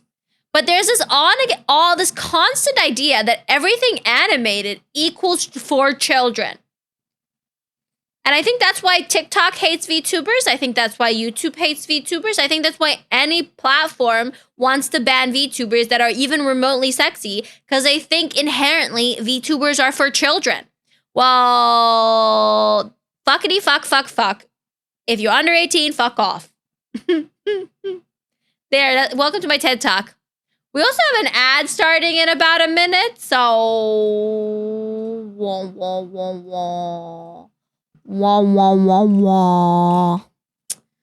poor people without an ad. That's one way to. I think that's the truth, though. I think that's the truth. I think that too many people just automatically, and I hear this all the time from people who don't associate themselves with animation a lot. You know, you say that you watch cartoons and they're like, but aren't cartoons for children? And that they won't ban e-girls who are promoting their Actually, I believe Twitch is supposed to be 16 plus, but maybe they changed it. The thing is, this is the thing. It's because they think that these mature ladies, like, they don't think kids are gonna watch them. Hey, I love Cartoon Sour. Adventure Time, Steven Universe, Star vs. the Force of Evil. I love traditional American cartoons. I love Japanese cartoons. I like Korean cartoons. I love cartoons. I love animation because I like art. And I think it's very creative and fun. It is dumb. That's all that you need to know. It is dumb, Santo. It is dumb. It's very stupid. And it's like, I understand not allowing people. And you know what? The fact that when the rules changed on Twitch and allowed people to do artistic nudity, everybody thought that meant they can do full on like NSFW content on their streams. That just shows you how delulu everybody is and how they don't understand anything. The amount of artists that thought they could just full on draw NSFW pictures as artistic nudity, it's like, no, we are not. Artistic nudity is not NSFW. It is not sex. Artistic nudity is like when you think of the old artists, the olden artists from olden times, you know? And there was ladies that were just, there was freaking VTubers that were just like showing off their model completely nude. There was this one that blew up and got banned. And then there was these, I saw furries full on showing off everything on their streams during this whole entire change of things. It's not artistic nudity. There's a difference. And it's because Westerners, specifically Westerners, have a hard time associating the body in a non-sexual way. I remember during the fiasco, I found a VTuber in my recommendation, just full moon. That was probably the same VTuber that I'm talking about. Sadly, artistic nudity stuff is kind of worked within the sense of like character and life studies. Exactly. If you go to like the Line of Action website and you go and you look at like the nude models, that is artistic nudity. It's just nudity.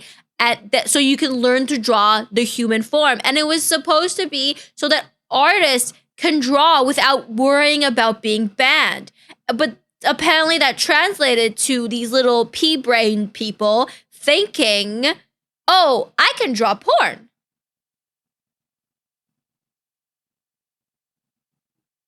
Ark, do not defend the furry. I mean, not all furries, chat. Not all furries. Not all.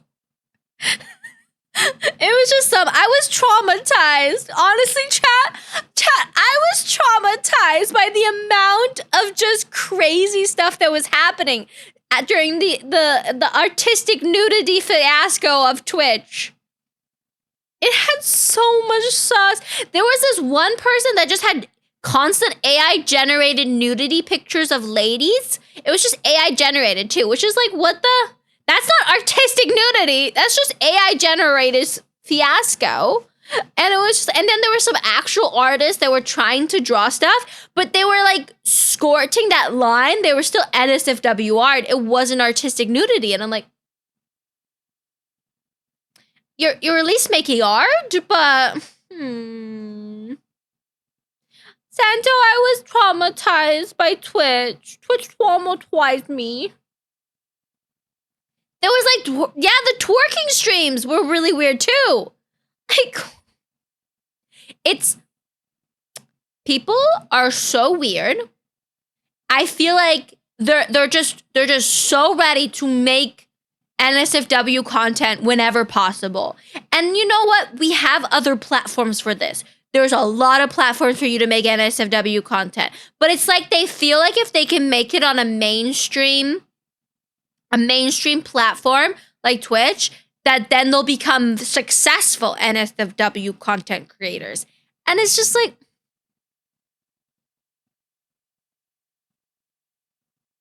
somehow there's lots of ladies making millions of dollars on NSFW websites, but you're struggling? Maybe you just have a skill issue. Maybe you don't need Twitch to promote your NSFW content. Maybe you just suck. Maybe you just suck at making NSFW content if you have to sell yourself on Twitch. Just saying. There's a time and a place for things. And I don't think they suck it. Oh my God, Ark. And I think, you know, I think we should not penalize people for stuff because their model happens to show thighs for a second, you know? But that's just me. I'm getting off the train of thought, guys. Let's go back to our SCP. Suddenly, the D-class subject begins to panic and yell at the humanoid entities that are now surrounding him, visible on the video feed, but the escort team sees nothing. Entities continue to stare at the subject as one of the escort members grabs him, and the group returns to the ground floor. After leaving the building, one of the large creatures on the expressway notices the group, letting out a bellowing roar, and begins to rapidly move towards them. All but one of the team manage to make it back through the mirror, and when they attempt to head back into the mirror a short while later, they report a horrific smell.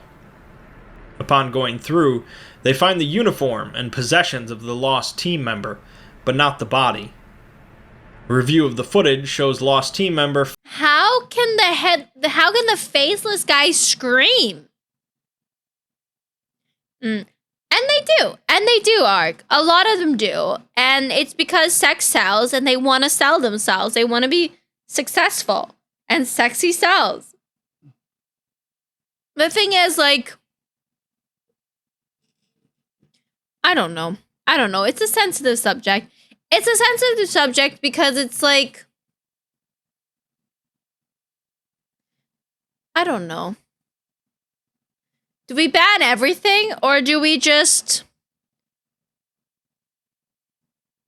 I like the direction Twitch is trying to go into. So like the tagging, so if you talk about sexual stuff or if you are a mature content creator, you can put a mature sexual warning on your streams. I like that. You can also enable that those streams don't appear for you if you don't like sexual content. So you can have that flag. I like that because but still putting ground rules, big ground rules on what is acceptable, what isn't acceptable. Role-playing sex is unacceptable, and that's good. But being kind of teasy, silly, goofy, and talking about sex in an educational way, that's different. That's a whole different subject. And I think that Twitch is doing a good job in trying to learn about where to draw the line. I think they're improving. But, you know, it's always gonna... The problem is, too, there's lots of people mass reporting. And Twitch, and like TikTok, and like all the other web pages, they have an automatic system that if you report too many times, it gets banned. I remember I was following this one account on Twitter that tracks partners that get banned. And one of the biggest names was banned and unbanned for like 3 times within the same day. Oh my God. It's because they were mass reported. I guarantee, Brainbird. They were mass reported and then they reported to Twitch because they're a big name, right? And they were unbanned and then they mass reported and auto banned and then unbanned. Honestly, and it's so funny, Ark, because they recently applied the rule of nudity and clothing to VTubers as well as VR chat characters. And then they redacted the VR chat characters. And they're like, your VR chat characters can be against Twitch's outfit TOS as long as you're in the mature category. Full nudity? No. But you can break Twitch's TOS. So basically have underboob. So you can have underboob in your VR chat character, but not in your VTuber or IRL. Which is, I guess, because VR chat is a video game, you know? And then the VR, like me, I'm me. My model represents me. I'm a human, right? So my model is I'm a forest witch. It is a weird loophole, but it's like I was playing Alan Wake and there was a penis arc. I was streaming penises. And when I play Outlast Trials, there's penises. And that was full on Twitch. So that's okay because it was under a mature game. It's so dumb. They apply the same rules across the board and then don't apply them all. They pick and choose what they want to enforce and how they want to enforce it. And that's the issue. And I feel like a big issue too is the lack of communication. They need more staff. They just simply need to hire more people so that we could have real people. And this is the problem with all corporations in customer service. I was watching a video about this lady who was selling vintage clothes on Shopify, and how you have to pay $2,000 a month to be able to call somebody for help. Only premium members would get access to that. And it's just like, what? You're paying to use a service and you can't even get customer service when you're having issues because somebody backcharged you? I don't know, guys. We need better customer service. It's like what, you know what I mean? Okay, let's continue. They're running away from this weird creature. Firing his weapon at the creature, which seems to be dripping a brown liquid, before being presumably eaten. How can he be eaten? He has no phase, and where's the brown liquid coming from, chat? Or absorbed by the creature. It became clear after analyzing recovered newspaper articles that something terrible occurred in this parallel world, and the Foundation became interested. Okay, they are definitely calling it a parallel world. Okay. On whether or not any precautionary measures needed to be taken to prevent similar circumstances in our world. Because of this, rather than sending a D class for another test, a doctor volunteered to go through for the yellow test. The doctor was cleared of any psychological issues and had no history of criminal activity. After stepping through into a yellow-tinged office environment, the doctor decided to forego the pulley return system. The office contains a number of computers, all running Faithful OS, and the doctor also finds many filing folders. Oh, you can post it, Ark. Some of them bearing a symbol of praying hands. Entering the elevator, the doctor notes he is on the 34th floor, and the elevator keypad lists the floors as -115 to 115, with no floors missing like the other building. He descends to floor That's a huge fucking place! -115. And during the lengthy descent, the camera glitches and reveals 14 other figures in the elevator with him. Oh no. Another glitch shortly after reveals the doctor alone in the elevator, and he remarks on a rising stench from below. The doctor stops on the -110th floor, where he finds an observation deck from which he can access a few camera systems. He sees thousands of broken capsule containers, as well as one of the huge creatures on the ground floor, estimated to be 6 stories tall. A document on the PC directs the doctor to a safe on the 54th floor, which he opens to find a notebook and a strange revolver. The doctor This would make a really good game, guys. Returns to finish the test, but also notices the same text document on another computer, realizing that someone had spread a virus to put the document on every PC. This finally leads us to the red test, as Yes, we're still in the mirror. There was different worlds in the mirror. Like, it took you to different locations, but it was all like the same parallel world where it was like the we had a post-apocalyptic world where there's creatures without faces and without mouths. Welcome in, Little Bean. Welcome back. SCP-093 was passed around the Foundation until it changed to a different color, which ultimately was with a service technician. The disc takes on a bright red color, and he enters into an obscured environment with no tinge of color. The technician is in a room with a rotating cylinder in the middle, and the walls are lined with countless copies of objects identical to SCP-093. The rotating cylinder... A bunch more cylinders? We're watching SCP video.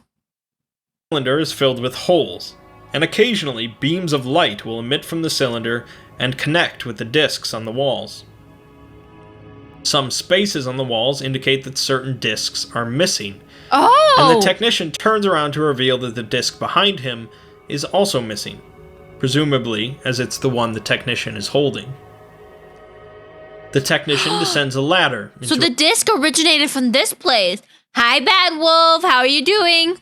A clean room filled with antiquated computer equipment and a monitor displaying a flashing interval of the words clean and unclean in different colors. The technician also sees a number of container tubes filled with a blue liquid and finds a number of documents on one of the computers.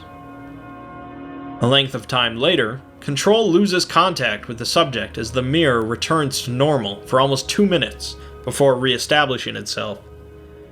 The technician returns through the mirror and undergoes sudden convulsions during his debriefing, displaying enhanced strength and killing one of the debriefing staff. It takes a heavily armed team with automatic weapons to take him down, noting that the subject did not bleed when shot, but instead leaked a greenish-brownish substance. Guys, do these creatures bleed poop? Because that's what it's sounding like. Lastly, this brings us to the file on the recovered documents from the various tests, which slowly bring together a number of clues. To summarize, this world is focused on the United Lands of the Sun, a highly religious yet also hypocritical country led by a number of High Fathers, principally the Most Holy Father. Living pure, sin-free lives is priority 1 for most people living in the land, and those that are deemed sinful are sent to facilities where they are contained in capsules with a mixture of substances, most notably one called His Holy Tears, What? or the Lord's Tears. Subjects were contained for various reasons, such as disobedience, wanton lust, or anything else the High Fathers deem sinful. This went in the direction that was opposite of what I was expecting it to go into, chat.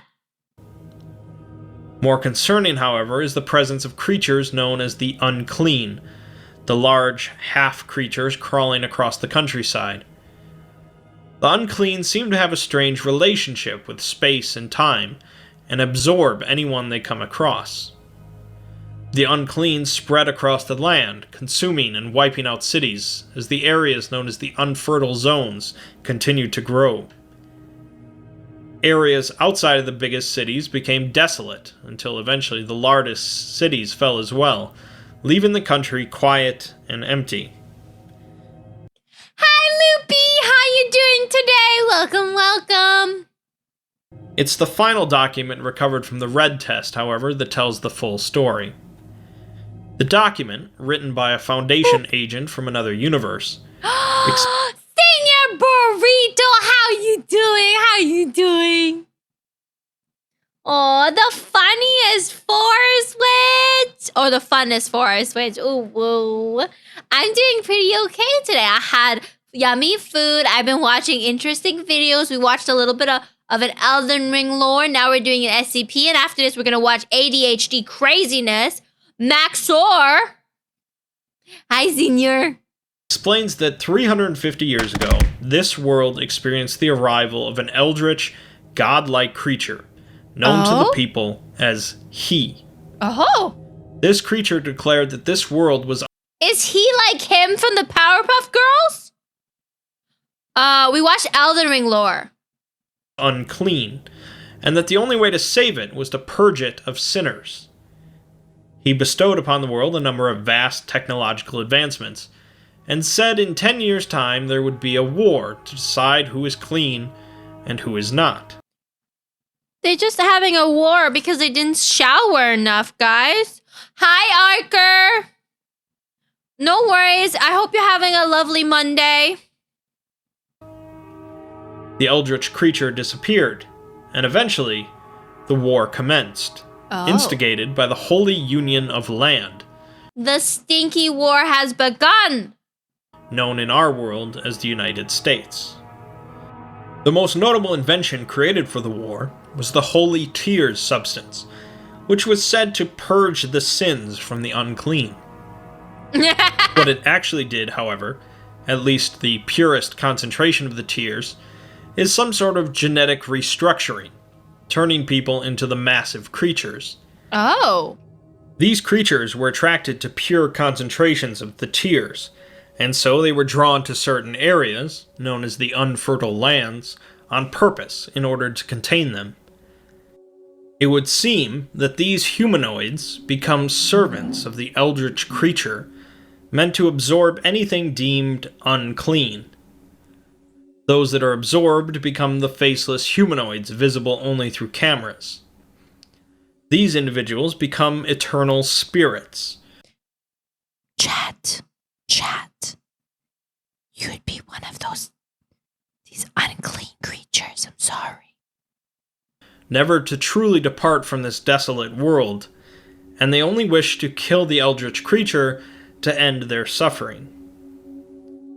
Somehow, the creature uses the discs to travel between universes, spreading lies and conquering worlds. But the Foundation agent managed to trap it in this universe by destroying his disc and spreading the fragments through other worlds. Oh. So that's it. SCP-093 is one of a countless number of transportation devices that a godlike creature uses to travel between universes in order to conquer and destroy worlds. The people in the world the Foundation visited believed his words, accepted his technology, and eventually wiped themselves out, with most of them living an eternal existence of regret. SCP-093 is a lengthy tale, but it's one of my personal favorites, as it continually builds on the mystery of this desolate world, and you're inclined to continue reading to see if the pieces all fall into place. You know what fascinates me about SCPs? That these are stories that came from little people's breads. Oh my fucking... little human heads, and that somebody came up with these convoluted stories.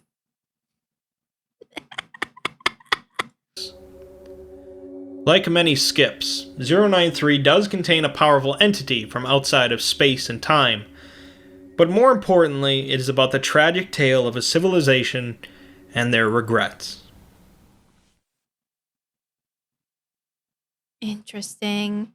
The lesson is don't have regrets, chat. Don't have regrets.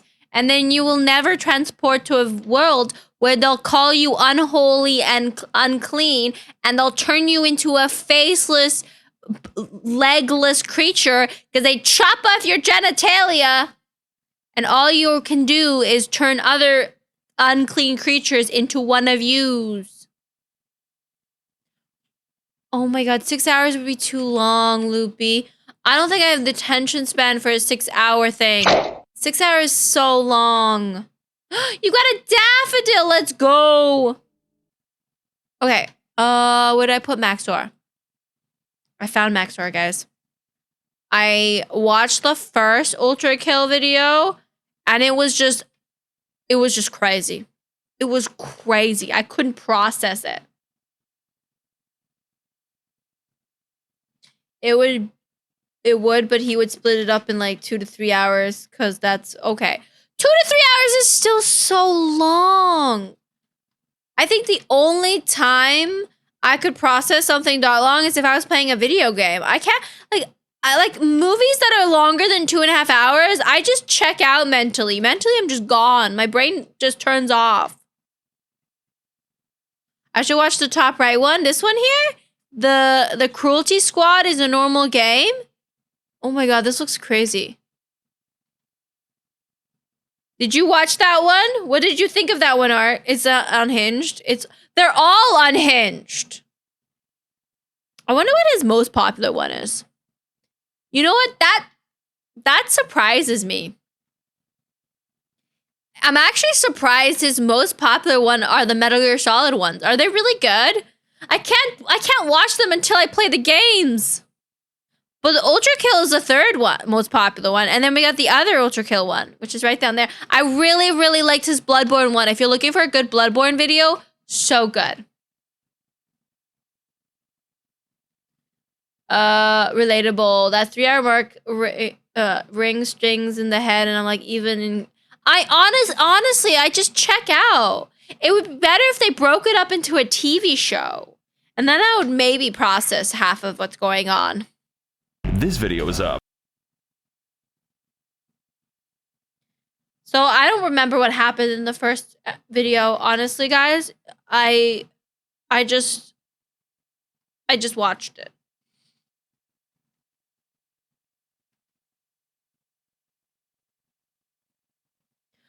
Oh my God, Ark.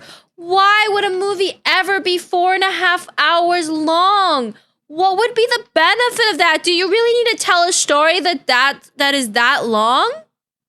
Do you really need to tell a story that's that long? Ever? For any reason? At all? At all? 6 hours? Why would you ever, for the life of me, ever want to watch something that was 6 hours long?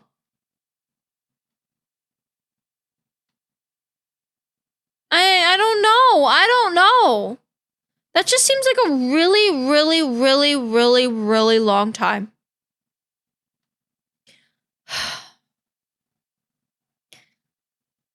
Is the 6 hours worth it? Is that what you're saying, chat? Now I'll watch a 10-hour freaking TV show in one sitting.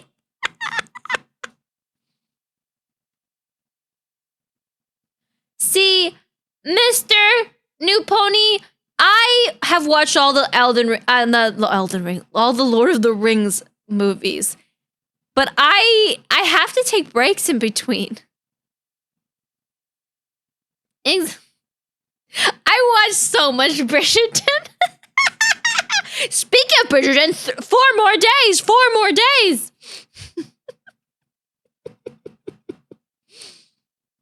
You did that marathon? Oh my God. In one day?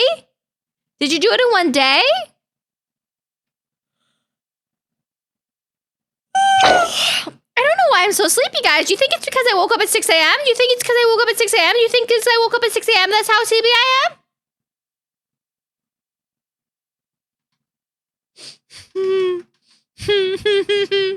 I need a sleepy toggle. That just gives me like sleepy eyes and bags under my eyes. I'm just like, can't be sleepy.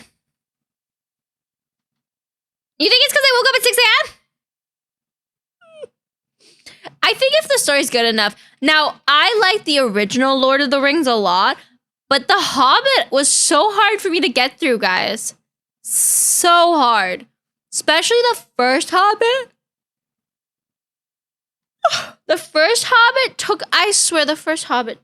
Chat. The first Hobbit. I think it took me like 3 weeks to watch the first Hobbit. I'm not even joking.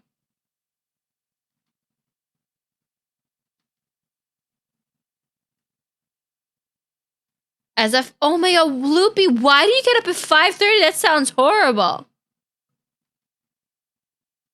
Yeah, I don't know. Like, the idea of The Hobbit sounded good, but it's like, okay, so they took 3 books and made it into 3 movies. And then they took 1 book and made it into 3 movies.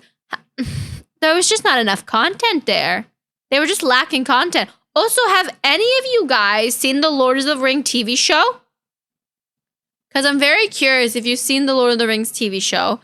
Because I started watching it and it's interesting, but I checked out. You heard it was mid? The Hobbit anime? You mean the really old one? You mean the really old one, Miss Poponi? Hi, shrimp fried rice. If it ain't rice, it ain't nice.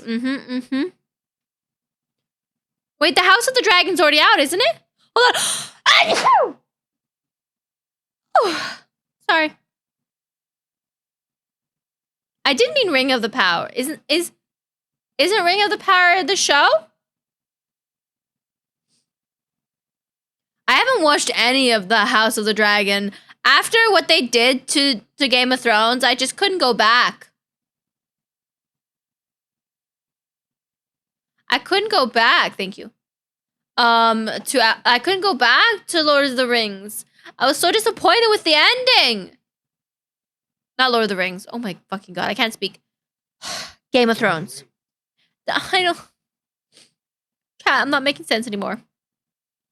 So I couldn't go back to the House of the Dragon because I just hated the end. I hated. Well, Ark, did you hate the end of Game of Thrones? Did you hate it? You hated it? It was just so bad. They bring John back to life. Then he goes and has sex with his cousin or whatever. And then he goes and kills her. It was just so boring. Oh, well, spoiler alert. Oh, that sounds so exhausting, Loopy. I'm so sorry. We're all 16 months, celebrating with Cammy on the TV. Yeah, let's go! Thank you for the resubscription, Kobe. I appreciate you. So I watched it all the time as a background show, but it pretended it didn't exist. Yeah, sure. Poor Jon Snow. I need justice for Jon Snow. They dropped it so hard. They dropped it so hard. This has never happened. So, and then I just was like so disappointed, and so many shows have just made me salty. I also walked away from The Walking Dead, guys. They were, you know, Glenn dies, we walk, and Cammy walked and never looked back. Then I found out that Carl died, and I was just like, wait a minute. Maybe I should have went back. That's kind of interesting. But I walked away. I think The Walking Dead's done now, though. House of the Dragon focused on the female characters? Interesting. I have a coworker who absolutely loves Game of Thrones, and he's been watching House of the Dragon, and he's usually a stingy person. So maybe I'll check it out once it's done. Because I'm not binging through a show and finding out I have to wait 10 years for the next season.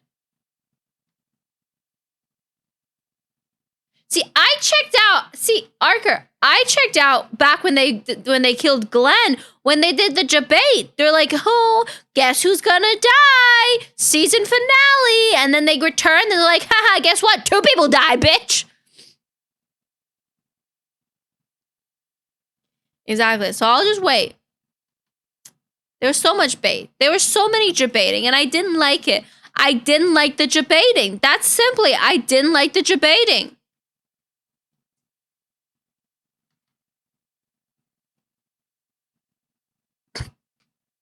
I feel like back when I watched The Walking Dead, which is such a long time ago now, chat.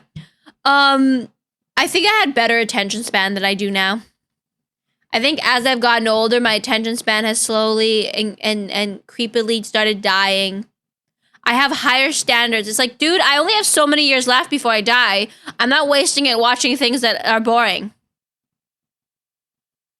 And you know, people might call this TikTok brain rot. You know what I call it? Prioritizing my time to not be wasting it. I only have so many years left, chat. I don't want to die with regrets. Regrets that I didn't watch a Max0r video. Instead watched freaking Walking Dead Prison Simulator. It's like, if I don't have enjoyment out of it, bye-bye. My time is too valuable. It's a finite time of life. That's just my hot take, guys. And you might call me a TikTok brain rot, but you know what? Scrolling through TikTok, I don't feel like it's a time waste, because I learn things, chat. I learn things.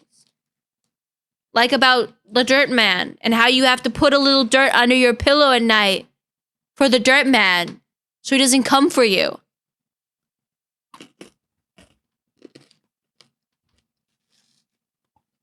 You don't want that dirt man coming for you. Okay. Welcome to the clusterfuck that is Max0r and the double clusterfuck that is UltraKill. This is an incorrect summary of UltraKill, Act 2. May the clusterfuck continue. ADHD activating. This video is really normal, I swear. Super normal video chat. Oh, welcome in, Arrow. Thank you for the follow. You're now my little sapling. Yeah, I think we can all agree that Cheese Conspiracy is way more interesting than Walking Dead. Fuck yeah. Cheese Conspiracy is way more interesting. And then we're also going to learn about the milk in the war and the beers becoming ice cream. We'll watch this after that. I appreciate anime for usually sticking to the weekly releases. I haven't finished Oh my god, my brain's farting. The one with the magic school. I've been watching that one again because I forgot it didn't. Yes, turn on your ADHD brain.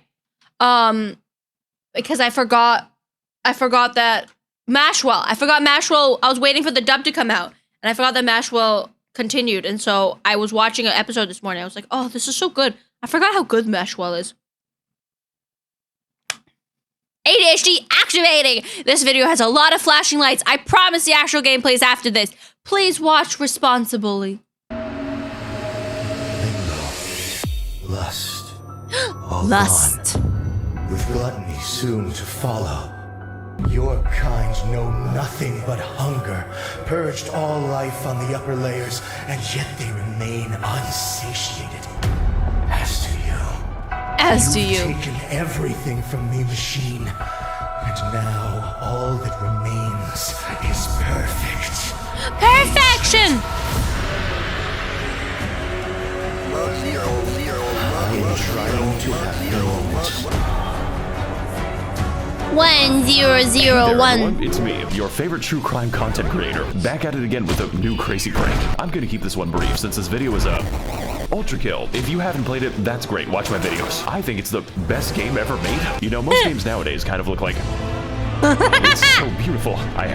It's so beautiful! Welcome in, Arrow. We will fight clowns. I will beat up a clown for you. I'll beat up a clown. I'll beat up a clown. I'm down for that. I'm down to beat up clowns. To roll the gotcha. UltraKill doesn't do that. Instead, we get fucking insane developers. Welcome to the game where blood is fuel, hell is full, and a Fumo destroys the earth. It's definitely an experience. Do you ever look upon the pyramids and think that would be a crazy slide? Do you feel bad about missing out on the Titanic? Or are you a simple man who wants to fish peacefully? If so, then I guess this game counts. I'm just a simple lady that wants to fish peacefully and cozily, not that shitty Stardew Valley fishing, like real fishing, chat. You know, like in Cult of the Lamb where you spam a button. And I'm going to spread misinformation about it. You know, I think there's a reason this takes place in hell, but I can't exactly put my finger on it. My goofy ass actually bought this like, yeah, I'm ready for some normal games.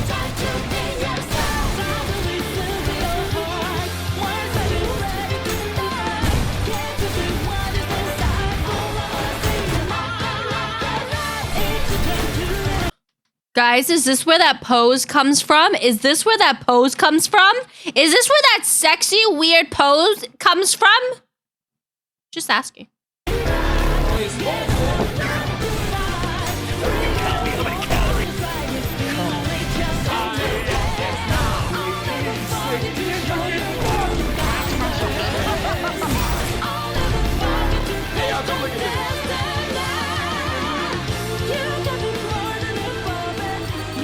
Surprise. Surprise, bitches! Hi, C4! Hello, Ginger! I'm doing pretty good. How are you two? Ayo. We are watching Max0r's second part of UltraKill. If you missed me reacting to the first part, it's up on my YouTube right now. And I make this face a lot. Because I was so confused. You're getting off work? Yeah, let's go. Let's go. After work party. Bitch. Welcome back to Act 1. I'm starting this review with time travel. Basically, I was browsing the internet a few seconds ago when I happened upon arcane information. You know, after I changed the wiki page. As it turns out, King Minos is not a rich man. I think it's a bad idea to spend your entire city budget on bisexual lighting. This presents a problem for us because, I mean, the lighting is gorgeous. I would spend my money on bisexual lighting. Thank you. I really like my pink and green hair. I can't wait guys, I can't wait for you guys to see my 2.0. She's so pretty. She's so coherent. She's well designed. Well, I can't really ask him to pay, so if I can't charge his body, then goddammit, I'm going to charge his soul. Nobody escapes the wrath of the IRS. That is where this level comes in, or rather, all of them. This door represents every level, and if you don't complete them perfectly, then it doesn't open. Trust me, I tried to no-clip and was cast into the void. That means no mistakes, no time, no checkpoints. We're using the video game alphabet. I hate games when they don't let you checkpoint, because it's like, I feel like when games don't let you checkpoint, they're just trying to like make you have to do it all in one go, and they're trying to like add like length to their game, which we don't need. We don't need that, guys. It's not super way off. It's not soon. So there's no date yet when it will be. The concept is pretty much done. It's just other stuff that I need to work on, like making the model, rigging the model, emotes, assets, and other things that I'm going to do. But it's definitely going to happen in 2024. It's definitely going to happen in 2024. So you're not have to wait for 2025. You got a penny, Lily. And because every copy of this game is personalized, we've got a lot of levels to beat. I'm sure this is exactly what Nikita wanted.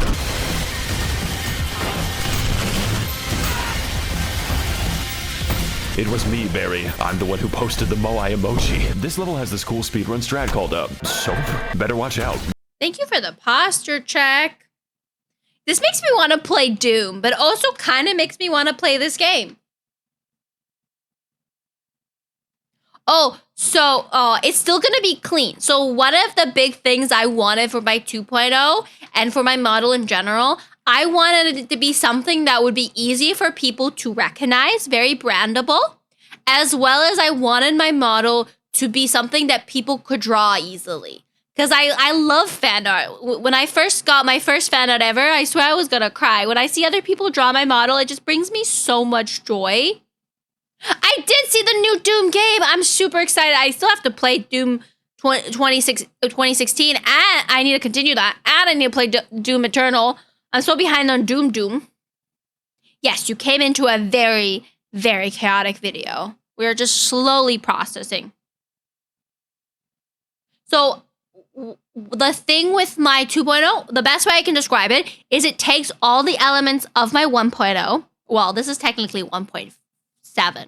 This one I'll call this 1.7 or 1.52. There is a sneak peek. There's my silhouette on Twitter. I think it's on Discord. If you go to my Discord under Cami fan art, you scroll up. There is a silhouette teaser that was revealed during my birthday stream. Max0r videos are found. That does count. As well as there's an emote, the shocked emote. It actually is a teaser to the model. But it takes all the elements that I love from this model and just makes it more coherent and marketable. A little bit more of a coherent palette, a little bit more of a better designed. Because like I drew my model looking like this because I suck at drawing clothing. So the clothing is very simple. So the 2.0 has Ark has seen it as well. He can vouch for it. It has more of just like a coherent design idea and concept that makes more logical sense for the whole look. Yeah, it's super cute. Yeah. Hi, Onichi. Hello. How are you? The hair is so good. The hair is so marketable and so iconic. I honestly just want to make little head keychains of my face. I'm doing really well. How are you? You're just talking about 2.0 stuff. So it's gonna be very similar to what I currently have, just a slightly more witchier. And there will be a witch hat that I can toggle on and off. Because I wanted to have my own witch hat. Yes, be patient. We'll get hyped. I can't wait to hype it up. Yeah.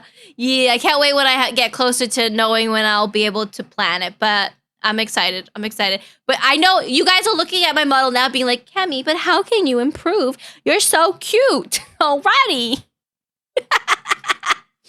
You're never patient. Yes. So Sapling has not gotten a redesign yet. Her redesign's in process. One of the things I want my 2.0 model to be able to do is hold Sapling in her hands. So I can like cuddle Sapling. That's a big thing I want to do. So I can hold her and it'll be cute. So we can just sit together and be all cozy. So I that's something we're doing. Sapling Sapling is 100% right now designed by me. Everything about Sapling was made by me. On this current model, Damon fixed up some of the art to make it look a little bit nicer. Sapling is 100% Cammy art. And, you know, hold on. She a little scuffy. She a little scuffy, you can see. She a little scuffy. She a little goofy. So, since Damon's designing my 2.0 and he's also going to be designing Sapling, it'll be a little bit more coherent and brandable. Aw, thank you. I'm pretty proud because I'm not very good at drawing animals. So it was my first attempt at drawing an animal. I really wanted to bring a TTS pet to life.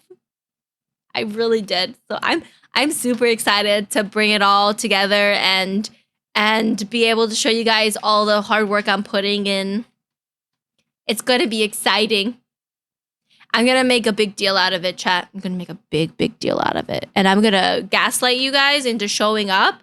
And I'm going to guilt trip you guys that if you miss out, you miss out. I'm also planning to do like a raffle for merchandise.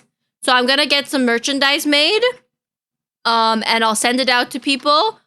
And you just have to enter it. So you have to show up to win. It'll be free entry, of course, because raffles that are paid to enter are banned on Twitch. So it'll be all free. So no matter what, if you're subbed or not subbed, you'll be able to enter a chance to win merchandise. Yeah, so Sapling will always be T2S. Don't worry about that. Wait, you did forget to tell me that. You did. Did you get the information arc? Because I already got like some samples sent to, they're in the post. They're being sent to me right now. Some samples, because I'm going to get some merch stuff printed. So I'm pretty excited. I'm pretty excited. And to be honest, guys, I just want stickers of me. And I just want keychains of me. But it's cheaper to order extra, so I'll give you guys some for free. But let's continue our crazy video, because we don't want it to take 4 hours. Because you know it will. Genshin players. I thought it would be obvious. Please, anything but this. It's making my synapses look like a rave. On the bright side, the music is jamming. I'm going to abbreviate cyberpunk. Biggest mistake of my life. Rake the leaves up, samurai.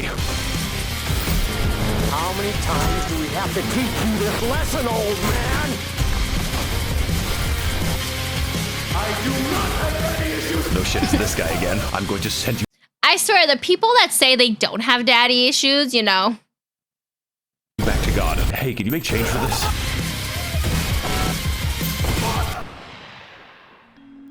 How can this be? Shut up. This was not worth it, I say to my Bitcoin assassin. So the next level starts, and it's in Japan. There's this secret boss named... I love this. What? Is this real?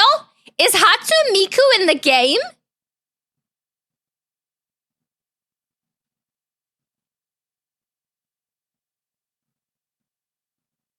Yes, this one's about UltraKill. Hatsune Miku. Then we open her up like a can of sardine. No, actually, it's a spiral staircase. They call it the Okay, it's lies. I was just like, okay, wait a minute. Is he debating me? He did debate me. spine vine. What on God's green earth is that? His music's time signature is fucked. Welcome to HP Minecraft. The fucker's using creative mode. This boss is here to teach your limbs how to file restraining orders. And to do that, he's got a lot of shit to dodge. I like to call it Touhou's Bizarre Adventure. Now, his attacks might not seem that bad until you have to dodge all of them at once. I don't know what those things are doing, but oh, it's worse. So on top of no. What is this? Is this like Pyramid Head? Yeah, C4, you should check out the redeems. There's TTS Sapling as well as AI Sapling. She kind of dumb because AI's kind of dumb. I also want to update and make a panel in my About Me that explains Sapling. She also works with biddies. Anything above 50 biddies will speak. She'll respond to the message.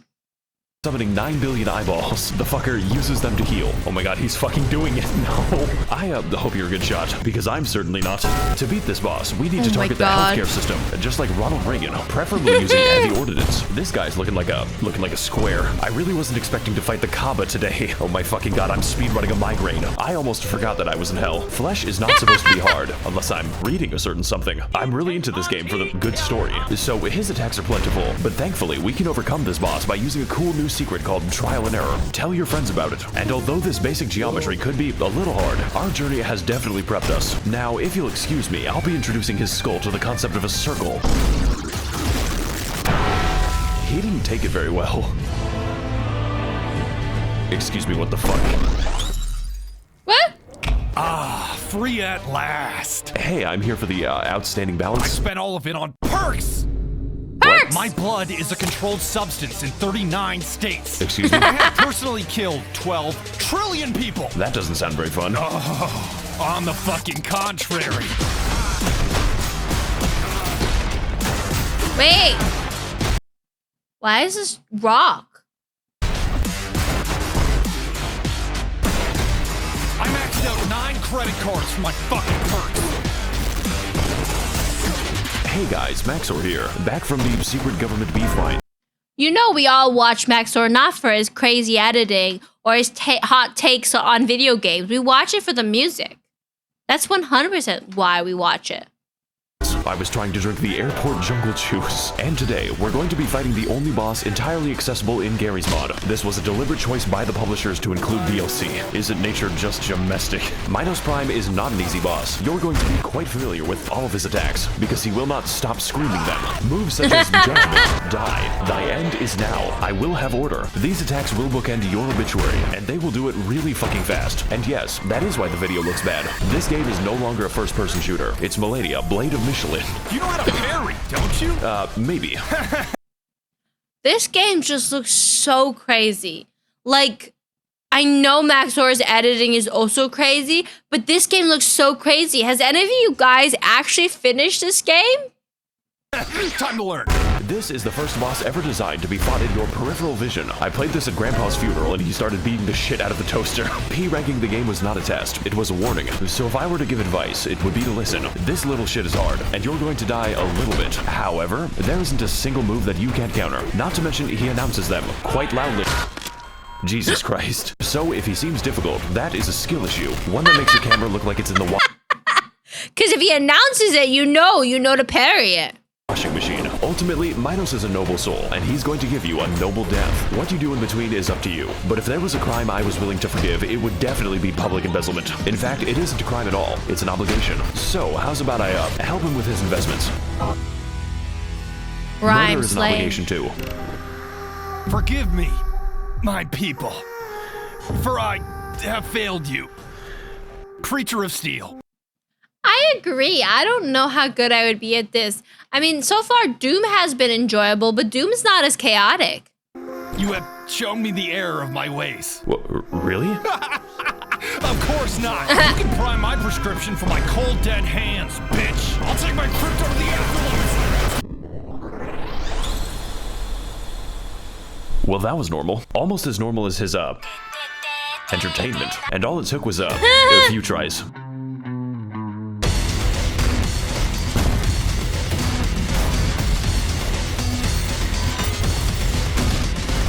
Hey guys, welcome back to Egypt. We're here to find fucking Dio. This level represents a great increase in heat, since apparently the sun exists. This is news to me. We're here with the Stardust Crusaders to uncover the secret past of the Bass Pro Shops pyramid. And one of those secrets looks kind of, what is it doing? These level designs are so interesting. Like, how do you come up with these ideas? I thought this would be fun to watch somebody play. I think it would be fun to watch somebody play for sure, which we basically are. Looks kind of bright. I want to introduce you to my favorite enemy, the Light of Allah. Your location is irrelevant, and so is theirs. No matter where you are, no matter what you're doing, it will find you, and it will give you Discord light theme. Oh my god, it's a sex offender summoning circle. Do not tell Twitter.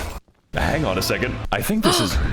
Holy shit, it is. This is the best game Dual wielding. Chat, dual wielding. ever ever made. I fucking love Coinstar.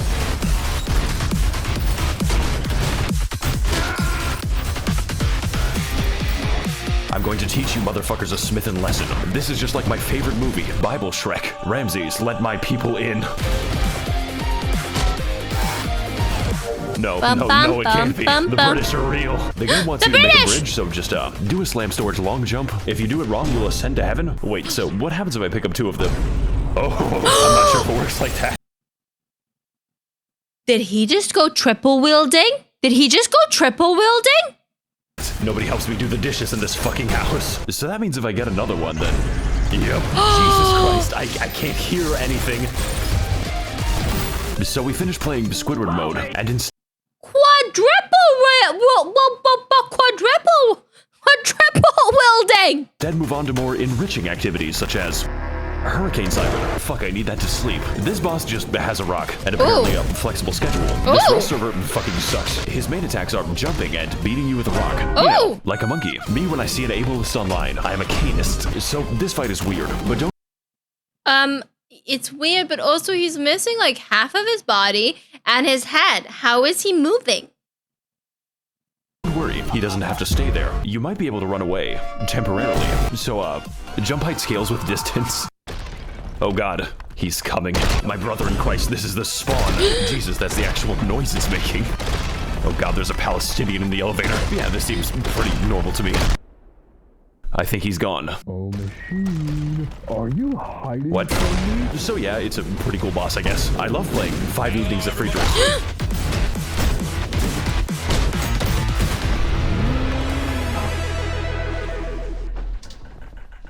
Hey guys, Max0r here, and in this video, we're going to be trapped under the Denver airport. They didn't turn on the lights. So this is the dark level. You can tell because of the gameplay. This seems a little... Oh my god, this would be horrifying. I hate dark levels. Dark levels are the worst. Familiar. I am fucking lost. These encounters are very spooky because you literally don't know what's in the room with you. It could be anything. It could be anyone. Hey guys, Mr. Beast here, and today I've hidden $40,000 inside your skin. The first one to tear it off wins. My favorite moment is when we enter Ramses' nuclear reactor. You know, chat, I've never watched a Mr. Beast video, and I'm happy. I love playing inside the seizure room, it's the best. Heading backwards into the adrenochrome harvesting, we come upon something that chilled me to the bone. How are we only 10 minutes into this video, and we have seen so much happen? The crypt of dead YouTubers. We've got Vine Sauce, Markiplier, other people, and one day my channel will join them. 6 feet under. Who the fuck is knocking on my tomb? Do you know what time it is? Is that Max0r? That's right, this isn't a cameo. Max0r is yet to answer my emails. The devs put a YouTuber in the game as a boss, and they gave him a total of 2 attacks, full auto and fuller auto. Only real Max0r heads will get this one. But despite all of that, this is actually very fun. It feels as janky as it sounds, and I'm all for it. Plus, it's harder than like half the bosses in the game. Great, now we lost the fight. Fantastic. Oh god, they coded the game. It's 27 minutes long. The video's 27 minutes long. What else can happen? I'm gonna be blown away by what's gonna happen next. Also, isn't it everybody's goal in life to be in a video game? Game that way. This is just the best shit ever made. So, welcome everyone to Tennessee. We've got t-shirts, men's apparel, general hunting, camping, marine center, bass pro shops. That's my way of saying we're in a pyramid. It's just, something feels a little bit off about this place. Oh well, I'm sure it's nothing to worry about. Hello, brother. No, fuck. I believe you have something of mine. Oh! Something very important. Can you please speak like a normal person?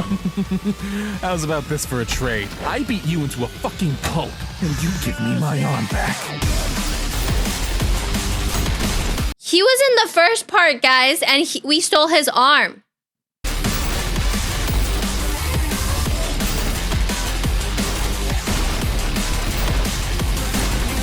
This one will cost you an arm and a leg, brother!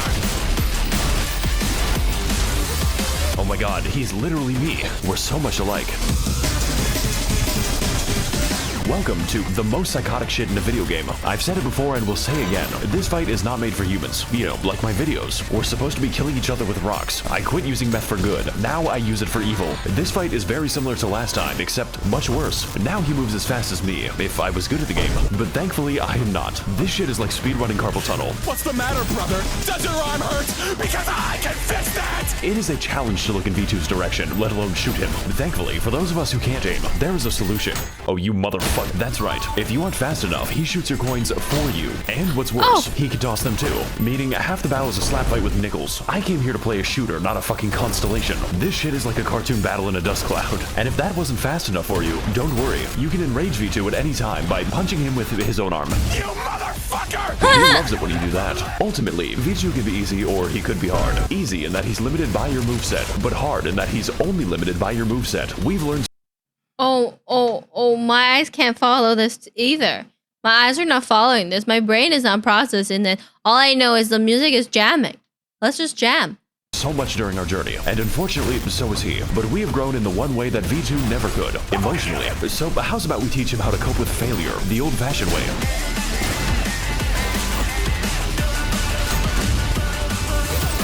Baba.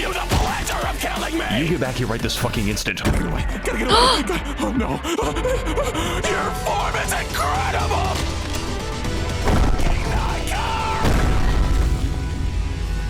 Is he okay? We did it! We made it! You thought I would skip this, didn't you? No, I was merely waiting for nighttime. You know, like Skyrim. I'm a big fan of the horror gameplay.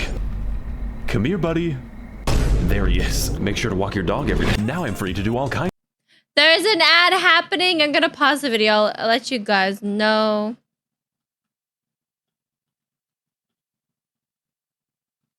I need to make an ad command. Because if I make you guys an ad command, then we can use those when the ads are happening. And I don't want you guys to miss out on high quality content or the video, because that's not fun. If you're invested in the video and then suddenly the ad comes in and you can't even enjoy the video, that's no fun. I don't want that for anyone. I don't want that. You don't want that. Wow. Diamond, why are you tooting? Diamond, have you eaten dinner yet? Did you eat foodsies? Have you consumed the food?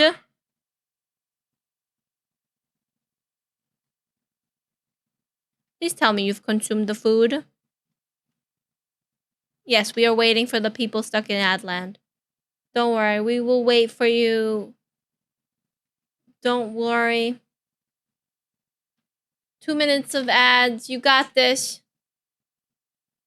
Oh, what did you have for dinner? What was your din-din? I'm curious. I'm curious what everybody ate.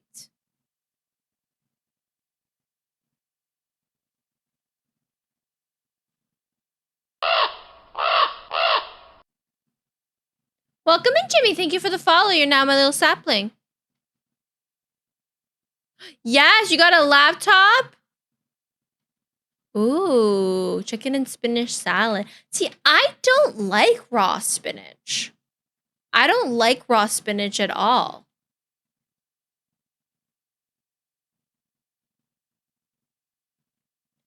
I don't know why I have an issue with raw spinach. I feel like it's too chunky, you know?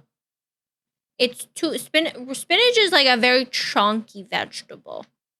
Or a leafy green. I like kale better than spinach. You're indifferent?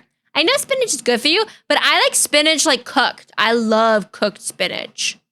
Like, I also don't hate spinach in like smoothies and stuff. It is chunky. And I also find spinach goes bad real easily. And when spinach starts to go bad, it gets all slimy and it smells gross. That's fair. That's valid. I prefer cooked spinach. But you know what's better than cooked spinach? Cooked kale. Kale is just a better thing, guys. Let's fuck spinach. And let's only consume kale. Kale is superior in every way. Kale is a better spinach. Is everybody back from the ads? Is everybody back from the ads? We're halfway through this chaos. I don't know why my digestive system is just like, ugh. I like kale chips, but kale's good in stir fries. Kale's good in soups and curries. Kale's good raw. Ooh, With your sandwiches, do you like just like sliced bread, Diamond, or do you do like a panini bun or something fun like that? You didn't get kidnapped into Adlands? Let me know if ads start, Lily. Cause like maybe it's delayed and you'll get it right as soon as I start the video back up. So just let me know. Okay. Kinds of things, like gazing upon the false sun, climb the Eiffel Tower. This is the texture. And trapping my dog in hell. His sins are yet to be forgiven. I think it's best if we just leave him to it.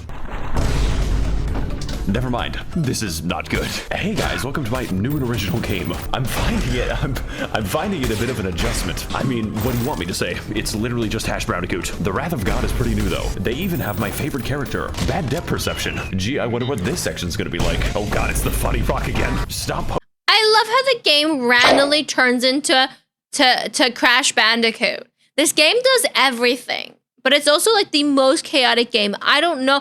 Part of me is like, I want to see this, but as a part of me is like, I can't. I couldn't tolerate this. Hi, Science. Welcome in. You got a sunflower. Usually bread, or you use a tortilla. I like tortillas. So it's just like sliced bread then. I've been really liking sandwiches on buns a lot. Like a lot. I like buns. Posting about the rock. I'm tired of seeing it. In the future, all humor will be randomly generated. So yeah, this part is actually really good. I haven't played something like this since Uncharted 4. Hey guys, it's me, Nathan Drake, and Subway. I think it's best if we just kind of, move on. The simulation is beginning to break down. Jam out, chat. Wet underwater level? Hey guys, Max0r here, back at it again in the Chinese lead mines. The children love it, it's just like Minecraft. So you guys remember V2, right? I know, it's been a long time. Well, he really gave us a hand. Again, this is the grappling hook, and it's really good at bypassing. Look at that, we got a grappling hook now. We keep getting better hands. Passing the entire game. It's also quite simple. You either catch the fish, or the fish catches you. It can lead to some odd results. So we head through the halls of the Jiangxi Copper Company, at which point I accidentally fell into the Uyghur disposal shaft. So, welcome to the water level. And by water, I mean fucking moon gravity. I really like how all the audio sounds like it's in the other room. In this mission, we need to locate the bodies by navigating a series of infamous cave disasters, all with gameplay indistinguishable from a flight simulator. You know, as See, that's what Elden Ring is missing, chat. Elden Ring is missing a water level. Just saying. As far as water levels go, this is not horrible. It's just a little bit quiet. I don't like having to hear my own thoughts. Zoomers when I take away their TikTok during Grandma's funeral. Also of note in this level is the new Chris Kyle enemy, but unfortunately, that makes you the Afghani child. Take your time, fellas. JFK isn't going anywhere. Oh my fucking god. This is actually how they die. SCP, this one. Oh my god. Where to go? I think it's time to leave. Don't touch any what? So, welcome to the next level. Florida in 2 years. The entire landscape is a highway to Disney World. So, much like the real Florida, this level design is on crack. The space is a little limited, just like the real Miami. It kind of feels like I'm fighting homeless men on stilts. We enter a completely normal cabin where there is an invincible enemy because he is... Why? Why is there an invincible enemy? Cause why? An empath. We need to destroy his psychic link to progress. Trust me guys, you don't want to face God on the astral plane. As an empath myself, I can sense when enemies die. Also integral to this level is oh no. Resurrecting the Titanic. Jack was sent to hell for his immorality. Normally, of course, you would board the ship, so that... This is just crazy. It's crazy. This is the real deep Elden Ring lore, right? Exactly, locked out. Actually, we're watching Elden Ring earlier. I just haven't updated my title. It says Elden Ring lore and more. It says and more. It says and more. But welcome in. How you doing? That this guy can kill you for not having a ticket. But if you take a second to explore, you might just find the hamster. What?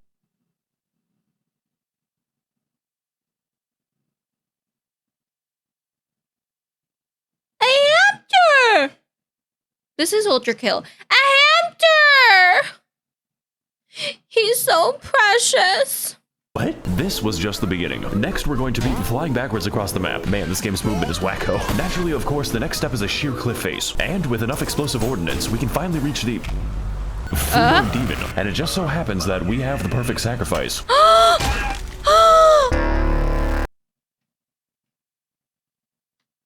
He killed the hamster! Oh no. I shall lay waste to this world. What have I done?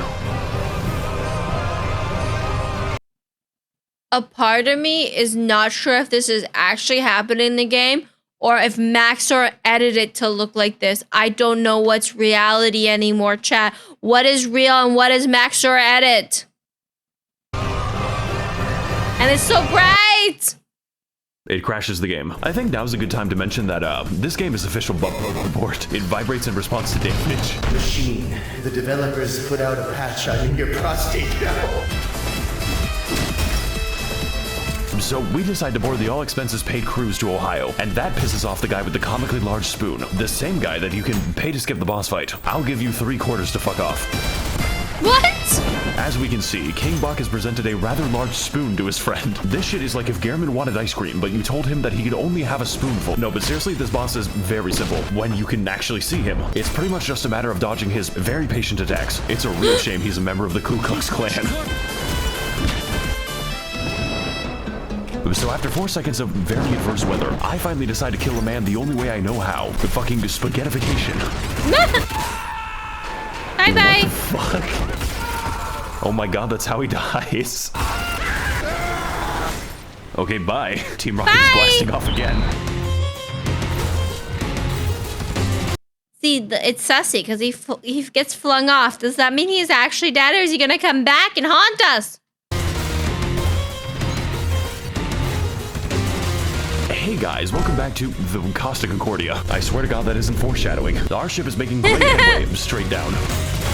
Jesus Christ, not this shit again, dude. Attention passengers, if you look to your right, you'll see the fucking kaiju. There might be some turbulence. Oh my god, I can't believe it. They added a Scooby-Doo level to the game. The sweet life on deck really went downhill after...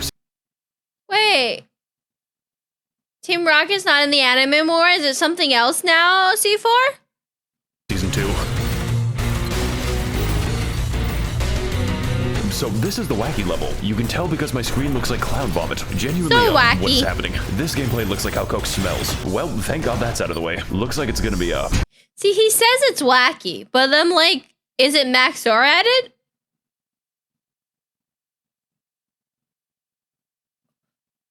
I know the anime is done, or at least Ash's story is done. Lockdown. They might continue the thing without Ash's story. I'm pretty sure they're gonna continue without Ash's story. But also C4 says that Team Rocket's not in it anymore, so I thought maybe there's something else. Oh, they got retired at the end of the anime? See, your comment is very misleading, C4, because you acted like they left the anime and somebody else was replacing it. Yeah, they're following somebody else, so there is an anime. Wait, see, now I don't know. I don't know, guys. I can't follow anything you're saying anymore. Can't follow anything Max0r is saying. Everybody's just being confusing.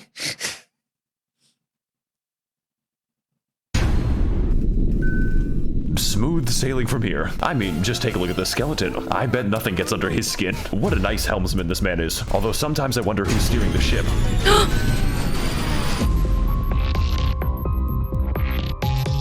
Hey guys, Max0r here, coming at you live from Bikini Bottom. We've been up, trapped inside the world's biggest washing machine. Mr. Mosby has had enough of my bullshit. He's turned my entire world upside down. But here's the thing, we aren't just playing this level.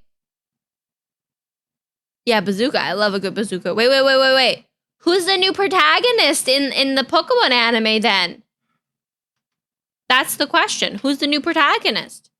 In Mussolini mode, but also in reverse. It's complete with all your favorites from 2 minutes ago. Only this time we have to stop Andrew Ryan from making another water park. Hey Jack, would you kindly test out this golf club for me? Ouch. That's not a good sign. Oh! So, welcome back to the water level. On today's episode, visiting SpongeBob. This really is the rock bottom experience. You know, it's not the trip I asked for, but, it's about to get a lot more fucking eventful. After all this time, I've finally made it. SeaWorld, Ohio. Leviathan, let's go. Welcome to the Bass Pro Shop's final boss. Shamu hasn't been the same since he tried crack. Top 10 episodes of River Monsters. Number 3 will surprise you. Honey, would you still love me if I was a worm? I bet you're wondering right about now, how does the game balance such a massive fight? Well, it does not. There are 2 different ways to play this boss, and one of them is the wrong way. For instance, you could stay on the platform, dodge his attacks, shoot at him like the government shot Kennedy, and yeah, that would probably kill him.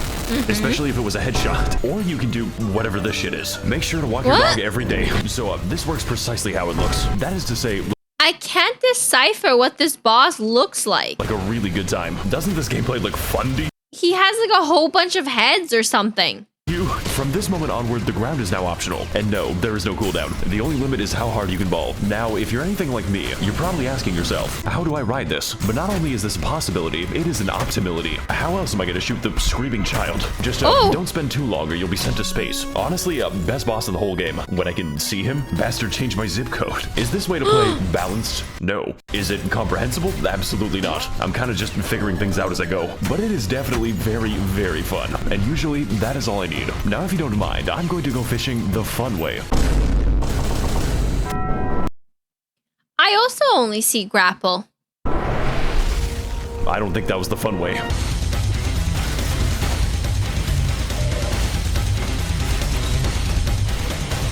Hey there, welcome back to Red. We've got varied environments. We've got carried environments. We've got enough dick measuring. Now it's time for the durability test. At this point, the game is absolutely done with my shit. The enemy count could be described as generous, especially when their attacks take up half the room. It's less a difficulty spike and more like a difficulty spear. It really doesn't help that the music sounds like an evil air conditioner. Oh. I forgot this game takes place in hell. This shit looks like I color corrected it. UltraKill can have a little hell as a treat. So we make our way through the spaghetti sauce dimension, a twisted arena that will test every skill in your arsenal. But if you're anything like me, then that isn't many of them. I think hell is having to explain my resume. Hello there. Tell me about yourself. What are your weaknesses? Does your house have any weaknesses? My weaknesses are cute girls in my DMs right now. Machine. I know you're here. So do I. I can smell the insolent stench of your blood-stained hands. Okay, that's weird. I await you down below. Hi, Cthulhu! Hello, how you doing? This video is so much. This video is so much. Come to me. Oh no, it's the YouTubers, and so far away from a preschool. Oh my god, this is exactly what Akita wanted. Welcome to the so we enter What is this? Okay, so we're trapped in the Mr. Beast Goon Cave. Avoiding damage here is going to be a task. This fight is as horrifying as— Is this a crab, an alien, or a human on their back? I can't identify it. All it says here is that it's a hideous mass. So many colors. As it was last time, and that's only made worse when you add the other previous bosses. I feel like I did something to make them mad. The fuckers stole my retinas, can't have shit in heresy. Ultimately, this is a great way to show just how far we've come as a player, both in damage and in movement, and trust me. I miss the time when we had the hamster. The hamster was so nice. Oh. I mean, I could be talking to the video. Hello, hideous mass. This requires a lot of movement. Isn't that right, Ghost Akita? I knew I could always count on you. I call this one the 6-foot descent. What? Ouch. Aren't you fucking dramatic? The audacity of this man. Oh. Is this not enough, machine? How much more must your kind devour? You are talking to a camera. Do you think this is funny? Do you think it's like a joke? Because I'm not laughing. Cope and seethe. I fucking am. And it's not making me want to kill you less. Now, peek this sick organ solo. Ooh. Okay. Who's this? It's nice. Machine, I will cut you down, break you apart, splay the gore of your profane form across the stars. I will grind you down until the very sparks fly. This is giving end boss vibes, chat. For mercy, my hands shall relish ending you here and now. That's the best you got.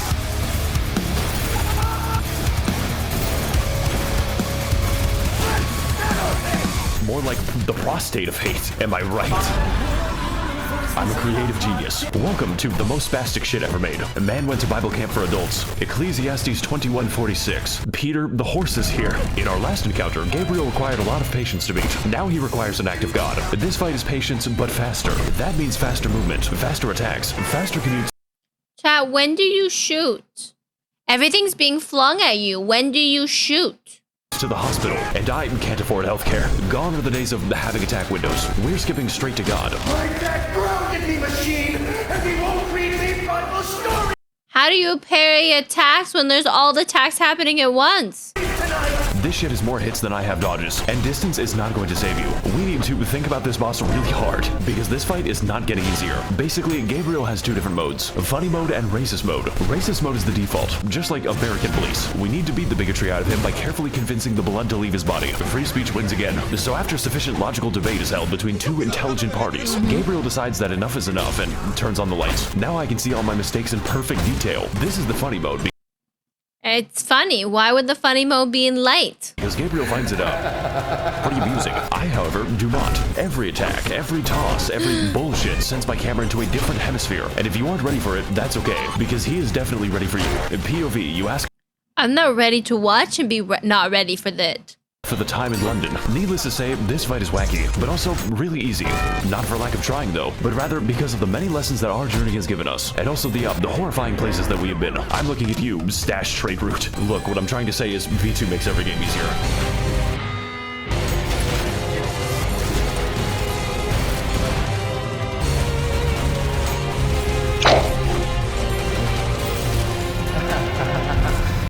Hi, Taka, welcome in. My brain is not processing anything. Is anybody following what's happening?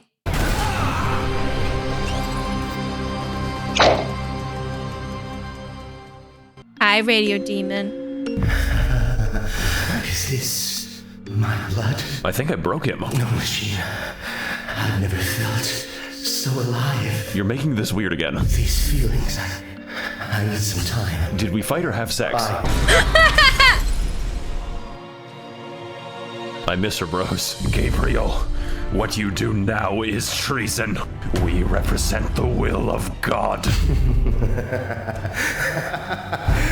had a long time to think about that, Counselor. And now I realize everything that I had faith in is a lie. You let your faith be shaken by a camera. Face it, brother.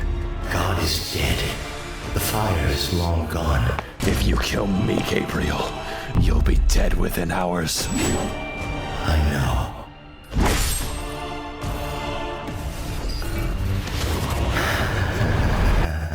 Did we just die, chat? Did we just get murdered? Also, hi, Yasa.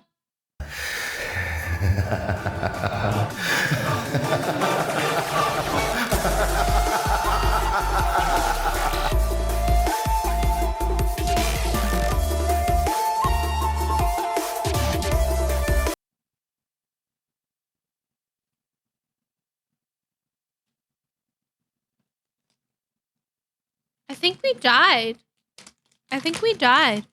Is this how the game ends? Dead? Dead and afraid?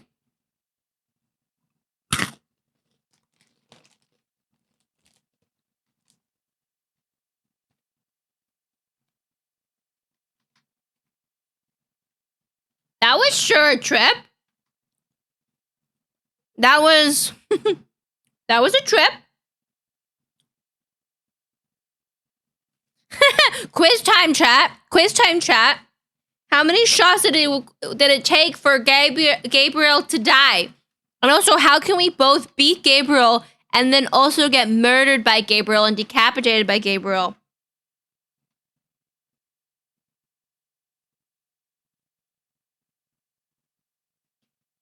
No, Gabe just told his boss to fire me. I don't care. Okay, Gaunt. I agree. Fire me. Fire me, decapitate me, let's go. The answer is yes. I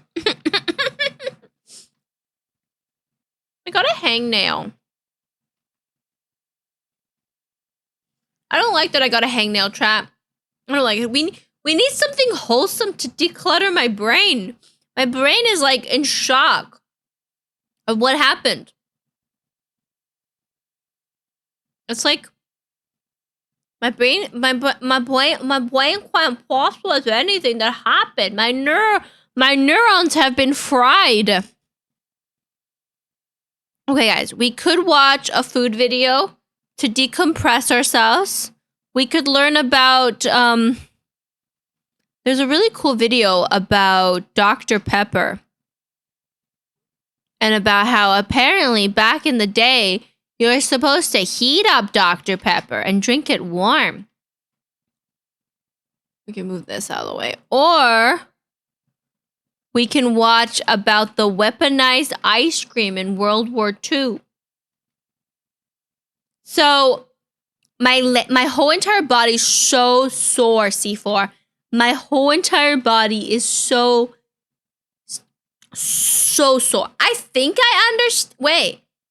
I think I understand Nier Automata lore. I think I know the lore. I didn't even I played the game and I always thought I understood it, but maybe there's more to it. Maybe there's more to it. It wasn't until I watched that first like lore video by I started watching some lore videos that I start to really understand that there's so much more than I've noticed in games. I just don't pay enough attention apparently. But do you follow me, chat? It's so easy to get distracted. It's so easy to get distracted in games. And then next thing you know, they dropped a bunch of lore bombs. And I'm just like, what's happening? I missed everything. Ooh, my legs. But yeah, my whole body's really sore after being back at work today and teaching a fitness class. You really should. I actually, and this might be an unpopular opinion, guys. I actually like Replicant more than Automata. But they're both great. Just because I like one more than the other doesn't mean they're not both great. But I really like Replicant.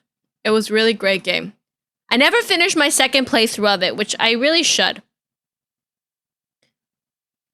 But yes, what is the wholesomeness? You know, we should watch this. It's a 5-minute video, guys. It can't take us long to watch a 5-minute video, right? Ooh, you should play both then. Let's find out. Chat, let's find out about the weaponizing ice cream in World War II. I'm very curious about this one because we were watching his cheese video yesterday. And I was very curious about the bars that became ice cream. This video is going to be aggressive. Today we're talking about the biggest logistical flex of all time, the sheer amount of ice cream the US military managed to eat in World War II. Buckle up because it's going to get weird. In 1943, the US military managed to eat 135 million pounds of ice cream. I don't know how how do you eat that much ice cream? you guys want to quantify that, like elephant meters or kilo-elephants. It's 10,384. Write that down. Moving on. Hey, real quick, this video is brought to you by my favorite sporting goods store, Shields. They've got over 30 retail locations across the US and an even better online store that offers price matching and satisfaction guaranteed or your money back. So if you need anything from camping gear to sporting goods to casual clothes to work clothes, make sure to go check out Shields in person, or I'll have their link in the description down below. Back to the video. Why on earth was the American military eating so much ice cream? Couple of reasons. Reason number one, America, because America's always number one and we can. Buh! You're so dumb. America's not number one and the metric system's better. Buh! Okay, look, first of all, you're ruining my story. Second of all, I have no idea what the metric system's doing for you, but I do know the only reason you're not doing it while speaking German is because of America and fractions, so show some respect. As I was saying, reason number two, it's complicated. You see, it all started on January 17th, 1920, when the 18th Amendment went into effect and America would begin the Noble Experiment, aka Prohibition. Alcohol banned across all of the U.S. Why would they? This is very fascinating. I don't know much about American history. I know that Americans have done stupid things, and like every country in the world has done stupid things, right? But why did they ban alcohol? US. Because of this, pretty much overnight, all the bars in America turned into ice cream parlors rather than go out of business, and ice cream stepped up to fill the social void left by alcohol. If you're not picking up on a put down, I'm trying. They're just like, ooh, we can't drink our sadness away. We're gonna eat our sadness away. to tell you that ice cream is essentially the new booze. And I know what you're thinking, why on earth would the American government ban alcohol? It's the land of the free, the home of the brave, and now you can't even enjoy a beer? That doesn't make any sense. But apparently America had a severe drinking problem back then, so the government had to step up and ban alcohol because they care about our health. Right. And then to prove how much they cared about our health, once people naturally started making their own booze at home using industrial alcohol, they started mandating to all the manufacturers of industrial alcohol that they had to put methyl alcohol inside of it, which is poisonous to people. Which— What? Also, why did they really ban it though?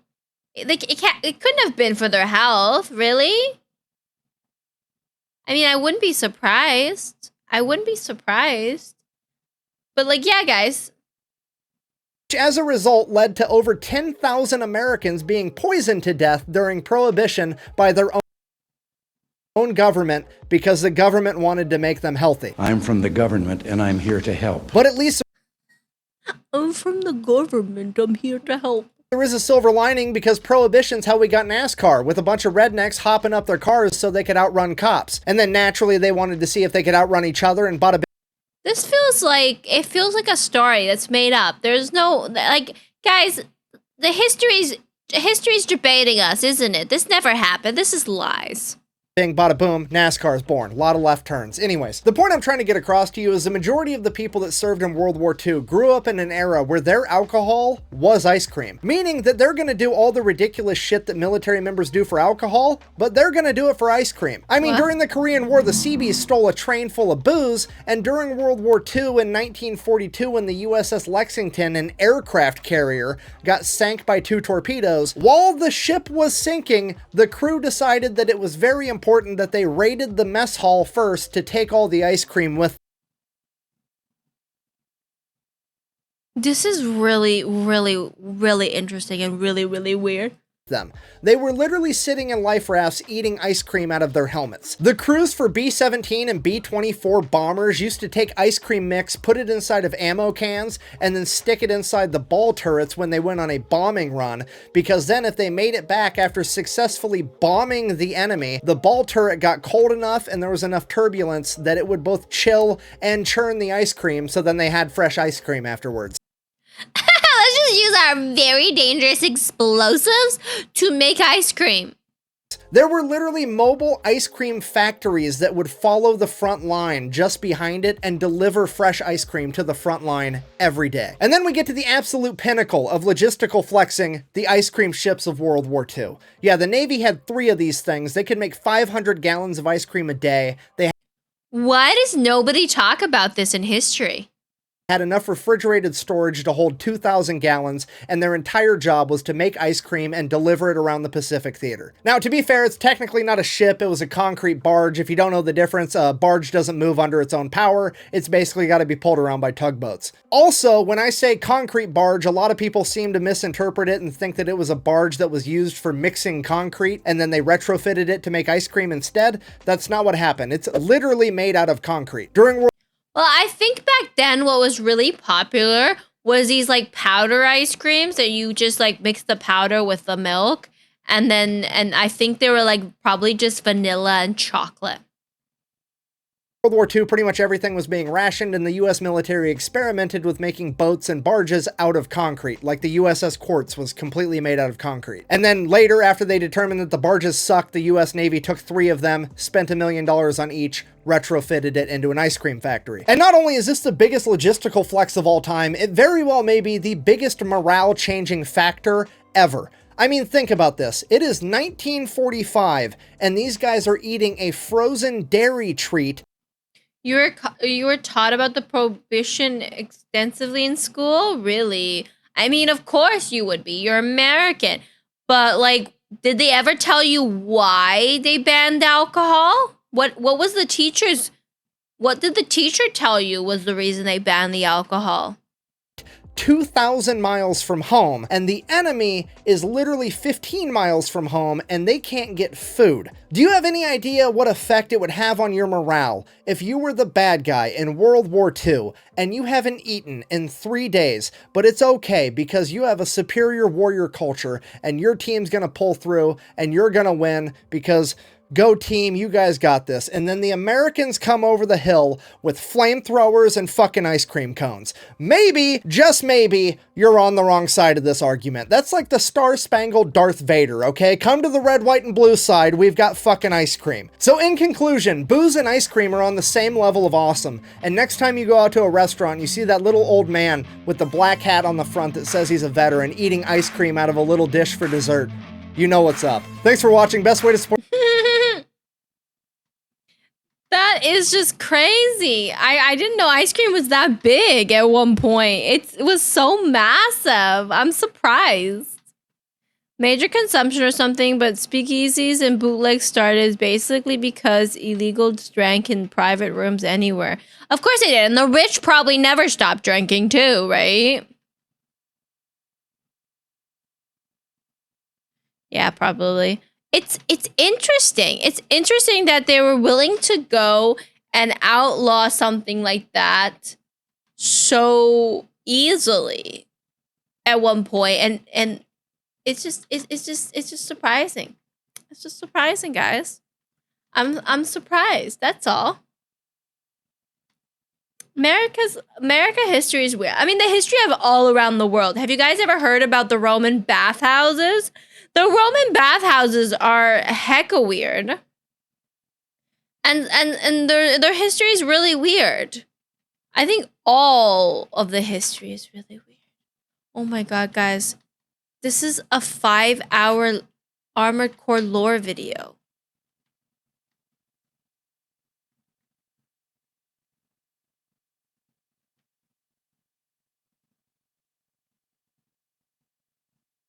How's everybody feeling? I know. 5 hours is crazy. It's 5.5 to be honest. 5.5. It's just crazy. It's crazy, chat. Hi, bruh. The beginning of the industrial led to high alcohol consumption, and there was a lot of moral backlash. See, this is what I think. That the alcohol was banned in a way to control the poor people. Because then if the poor people were drinking a ton, they were not useful to the government. So they banned it so that poor people would be more useful for the government. That is an entire stream. Actually, that would be 2 streams for me because you know how long it would take me to get through it. We're not watching that. Don't worry. I just have this open. The ban on alcohol, you're saying, was mostly led by women?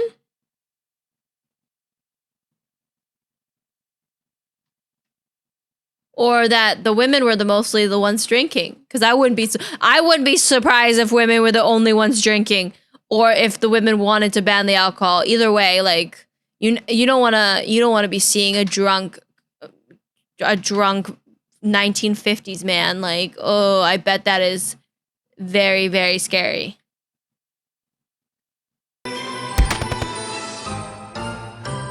Golden, thank you for the resubscription. Let's go.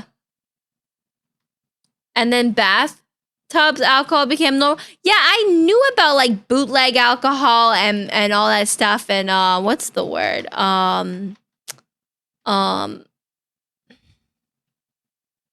There's a word for it. It's like hobo alcohol, but it's not hobo. Yeah, that makes sense. I mean, nobody wants to deal with drunk husbands. Trust me. Like, oh my god, drunk husbands would be terrible. Moonshine, yes, that's what I was thinking of. Hi, Uwu, how you doing? Hello, hello.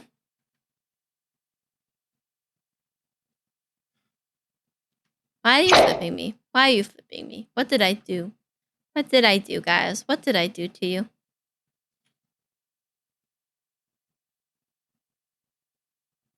I was looking at that emote and I was like, what kind of emote that? I shouldn't. You want me to swear more? Fuck yeah.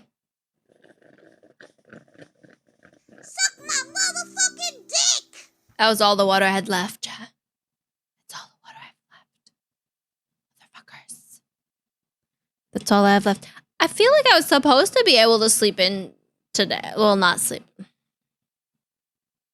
I'm like, I was supposed to sleep in. I'm like, no, I wasn't fucking gonna sleep in because I had to get up in the morning. Moonshine is so strong.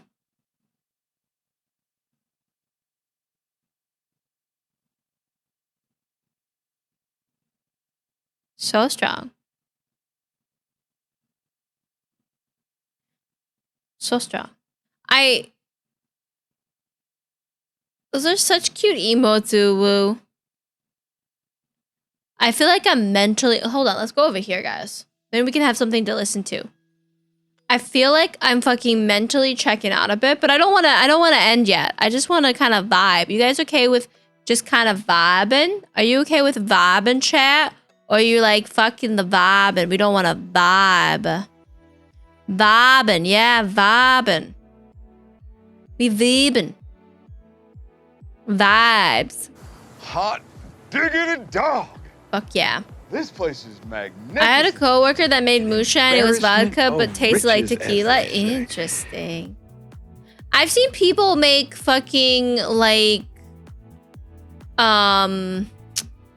what's the word, chat? What is the word? Like fruit alcohols. So they'll take like fruit and they'll ferment it with sugar, and in alcohol they'll make like fruit flavored alcohols. But that's not moonshine, right? That's its own thing. Right, fuckers? No, they're not cocktails. They're like, you know how you can make that, like, what is it? Tapachi? Tapachi? Is that a thing? Is it tapache?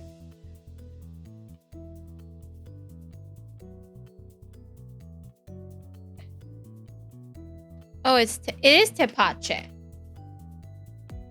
Have you never had tapache?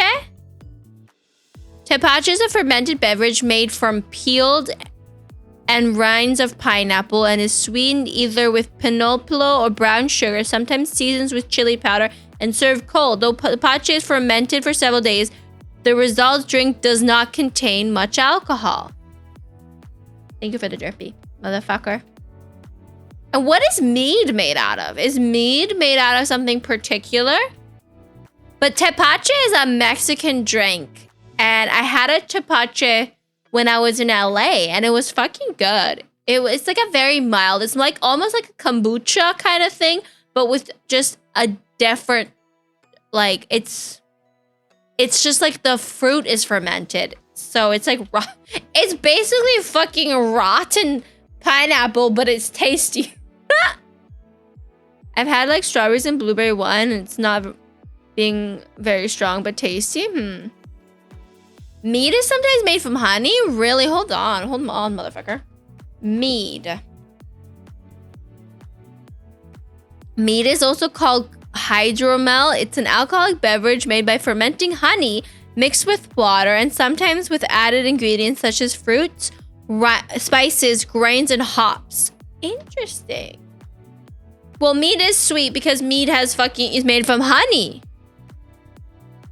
That's interesting.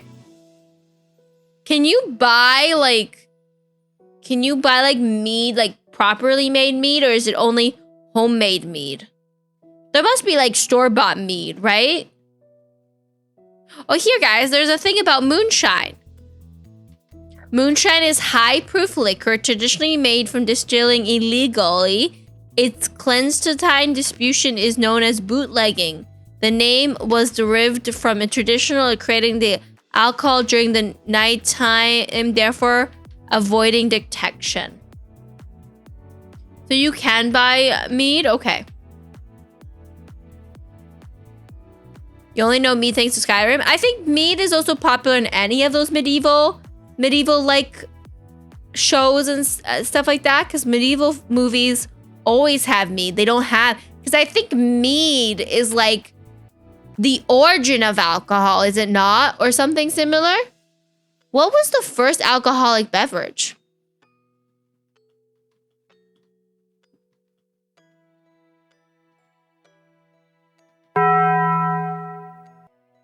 chemical analyses recently confirmed that the earliest alcoholic beverage in the world was a mixed fermented drink of rice, honey, and hawthorn fruit or grapes. So it was a mead. Good night, Polygon. Sweet dreams. So it was a mead. Mead was first.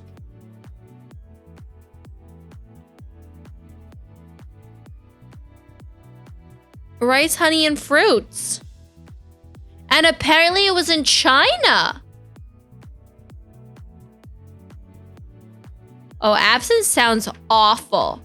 Absinthe sounds absolutely absinthe. But apparently the first alcohol was a type of mead. Hi, Kroji. Well, according to Google, it was in for sure mead that was first invented, or a type of sake.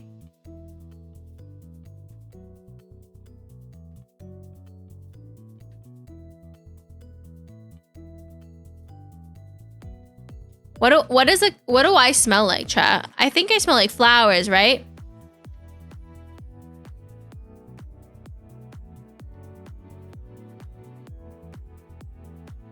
Apparently wine is not as old as mead. Baba. Apparently mead is older than wine according to the Google. So.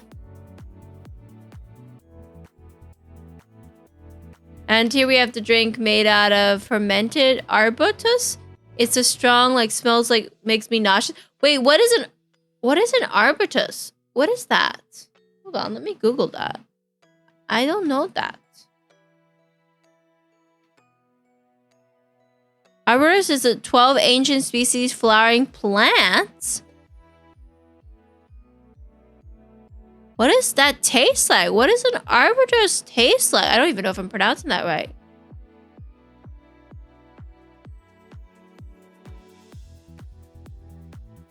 Interesting. It's like a plant. It looks a little bit like holly. Or at least it reminds me a little bit of holly. It has red berries. Fruit is delayed for about 5 months after pollination, so the flowers appear while the previous year's fruits are ripening. Peak flowering for the genus. Interesting. Do you guys use the leaves or the flower to make your spirits? The more you know, eh, chat? The more you know. The more I don't know.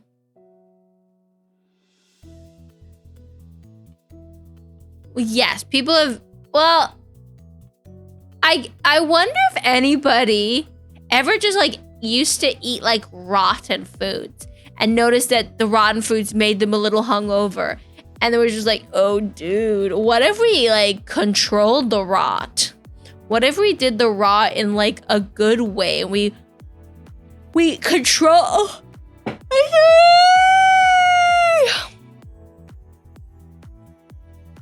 you know? Oh. Thank you for counting my yawn. I'm just a little eepy.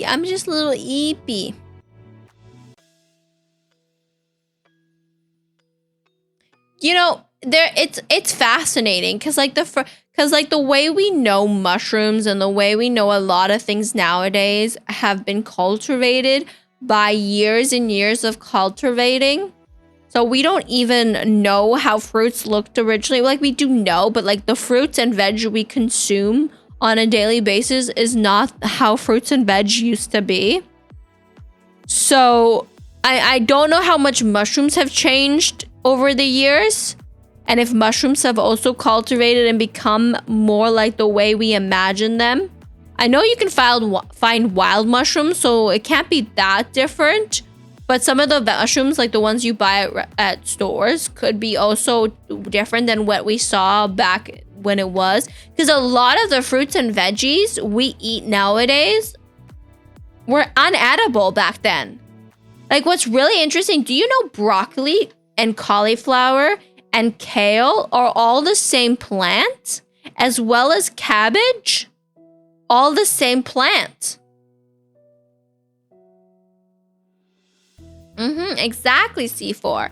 I recently saw a video that talked about that, like, to make broccoli, they took the plant, the seeds of the plants that had the biggest, like, fluffy parts. And then for cauliflower, they picked a different one. And then for Brussels sprouts, they picked the small buds. And then for kale, they picked the big leaves. And for cabbage, they picked the big buds. It was so fascinating how humans intervened and picked and chose what they thought would be good. No, people cultivated kale. Bobo? And no kale hate. We are kale lovers here. I eat kale for fun. It should be like one of my quotes. I like kale. Kale salads, kale smoothies. Kale, yeah. What do you mean low? What do you mean low?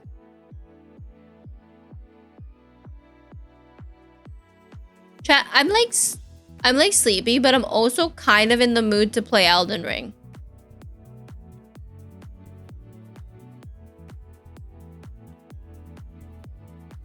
Dragon Ball Super? Why do you think of Dragon Ball Super when you think of kale? Oh, why can't you sleep? I know. Why can't you sleep? What's happening? EP no eeps. I do hate the EP no eeps.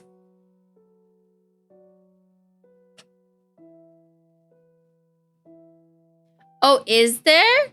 It's funny because I have actually a coworker whose husband's name's Kale too. And I'm like, did the mother or father really like Kale? I mean, it's not a bad name. It's just interesting. How would you guys feel if we played a little Elden Ring?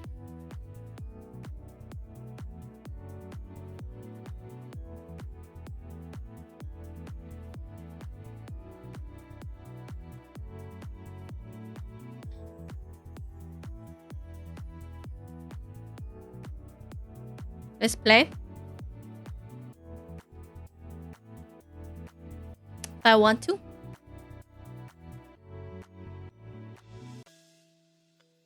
Do it.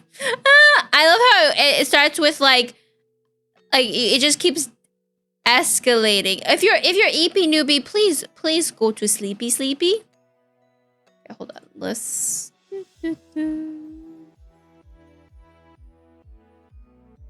turn on my death counter. I also need to add one to the death counter. I was playing a little bit off stream, guys. So I was playing a little off stream and I died once.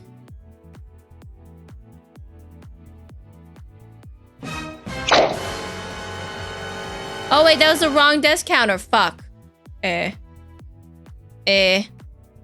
Absolutely, Elden Ring is a fantastic game worth exploring.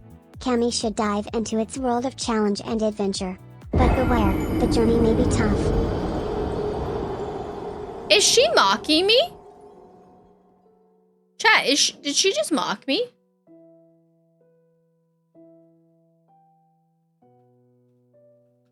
I feel like she mocked me, guys.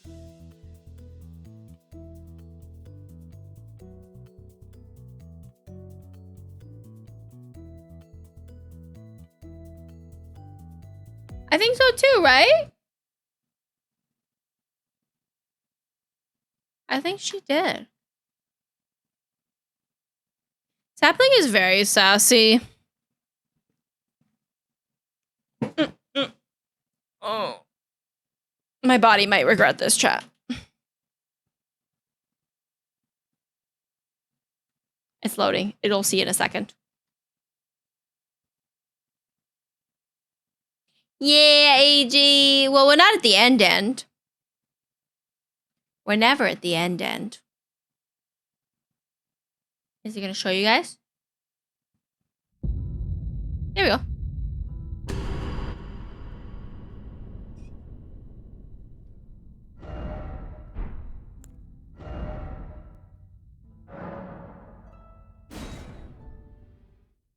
Hi, Trento.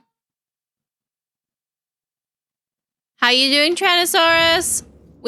I went to this catacomb. So you guys can watch me fight here. I went off stream to this catacomb. This is Elden Ring, yes.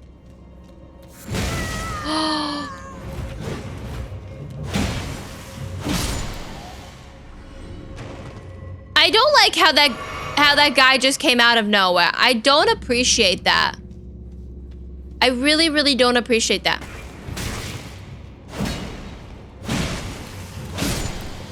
He just showed up out of nowhere. You're still alive? Well, that's good. I'm glad. I think we have enough to level up, so we might have to go back so we don't sacrifice our death, but we'll pull the lever. Kidney stones? Oh, that sounds so stressful. That sounds incredibly stressful. I am gonna find out what's going on with my body tomorrow morning. I have a doctor's appointment. Good night.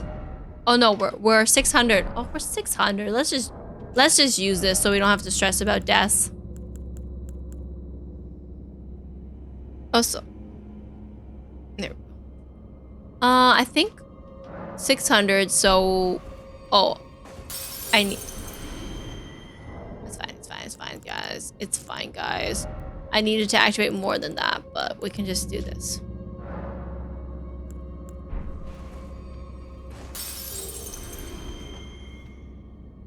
You felt nothing? Okay, that's good. I know for some people, kidney stones can be very uncomfortable.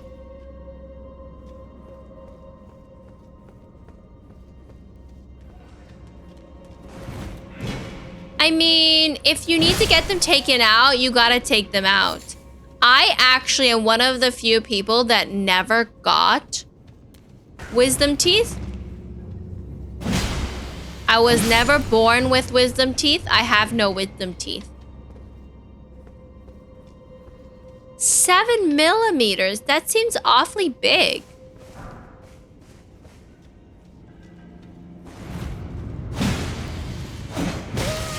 Oh, how dare the wall cock block me.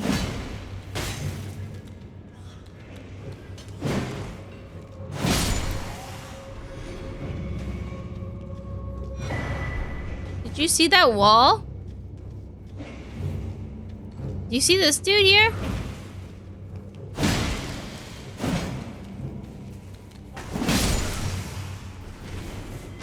That little bitch. So I don't know what's going on with my kidneys and whether I have gout or not, but I have thought about maybe possibly having kidney stones myself. Because, like, clearly something's going on with my kidneys if I have gout, or if I could possibly have gout.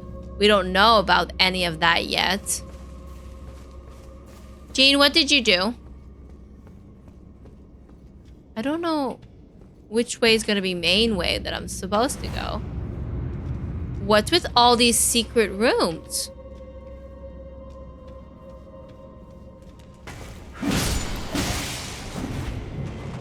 There's so much secret rooms. I don't think I've seen a catacomb with so much secret rooms before. I mean, I love it. I do love a good secret room. Let's go up and check what's down the other hall. Oh, you made me think about it? No, I thought about it the other day too. So don't worry, I thought about it the other day. And then at freaking work today, somebody was like, oh, have you ever thought that maybe you have lupus? I'm like, why are you giving me thoughts like this? Oh, hey, we found it. Wait, what's the other way though?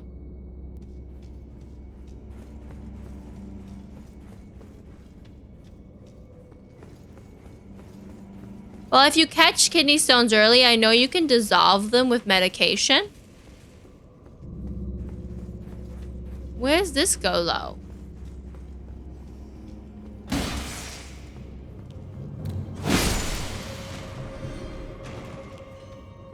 Is this gonna just be bonus?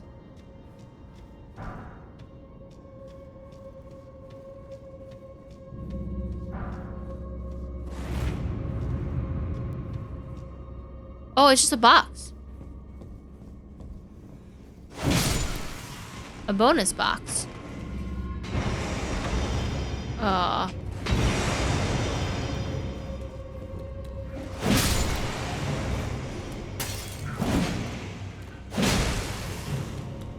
Oh my god.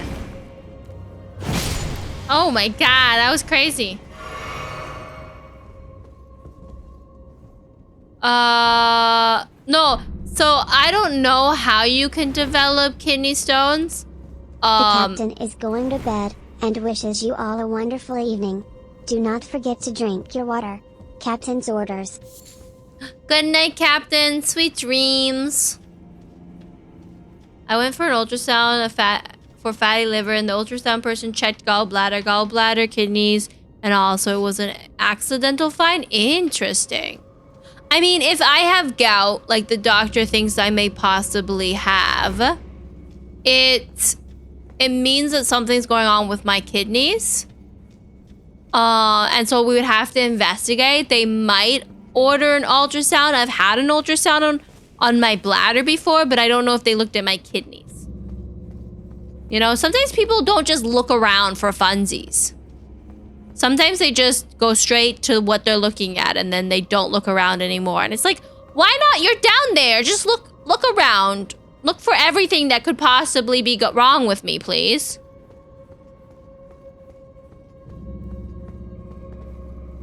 Let's see what's on the other side. It's a snail. Chat, it's a snail. We gotta find the snail. Where's the snail? That's the question.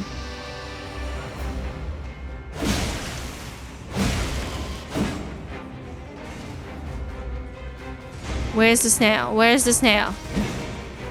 Where's the snail, chat? Wait.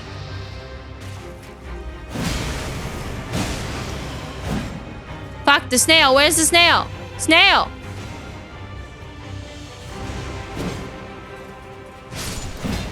Shit, chat. He's gonna come for me.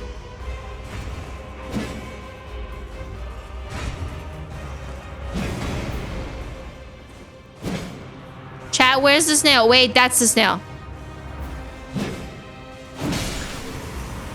There we go.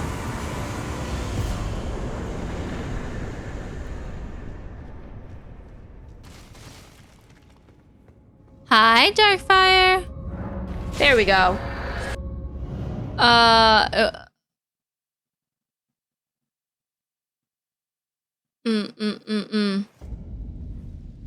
Wait, you had your gallbladder removed? How do you feel like, how does it feel to have no gallbladder? How does it feel to be gallbladderless?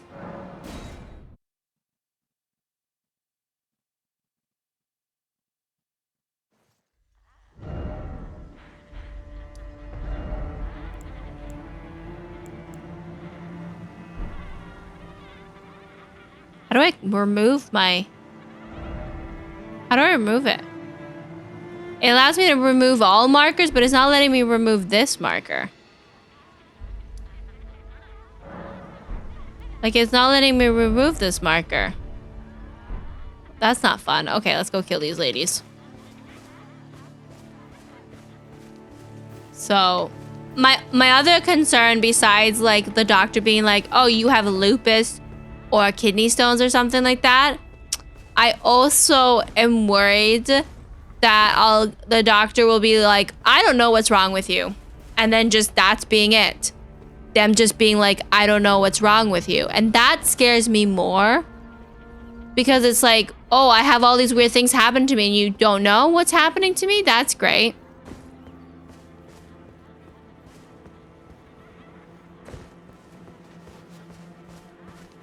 No. See, that sounds like an irrational fear. Because doctors have done that. Like, originally I went to a doctor because I was dealing with some bloating that was making me very uncomfortable. And then the doctor realized I had an iron deficiency, and that was the end of it. No investigation in my bloating. I'm doing a strength faith build. A new. I normally just do strength build, but I'm trying out some faith, so I'm using this. Isn't she beautiful?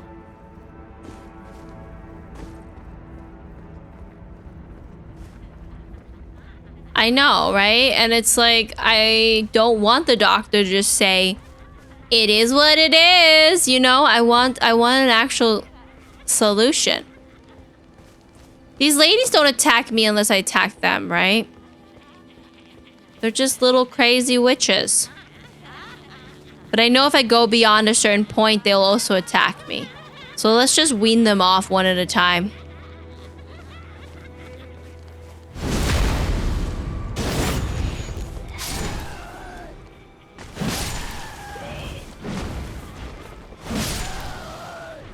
So that way we can just avoid them going crazy and trying to kill me in a horde.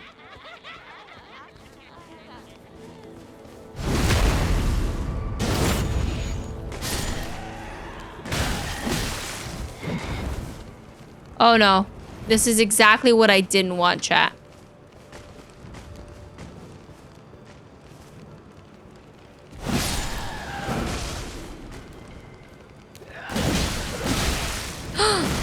Oh, and they have bleed.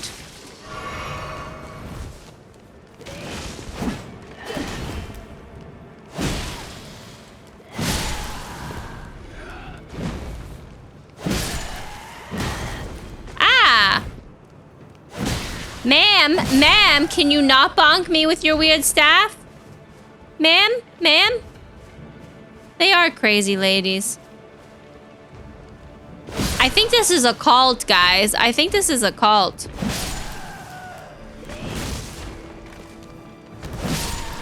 You know what? I don't know the lore behind the cult. There's so many different lore to Elden Ring.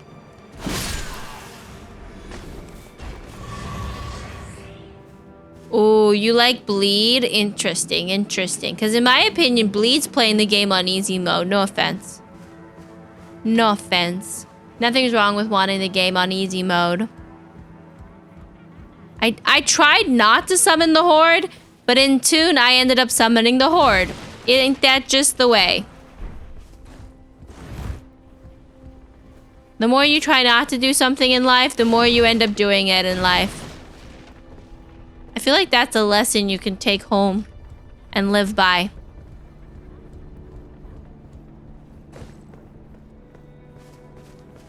Your butt hurt? I'm sorry. Must suck to be you. Look at that lady. She's just flashing us.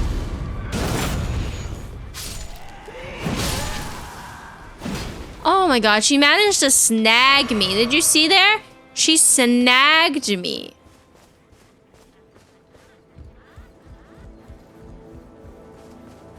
I don't know how you get to 99. That seems like a lot of effort. I don't think I ever got that high of a stat ever.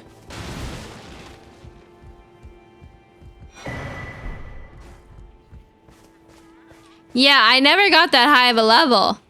I beat the game before that level.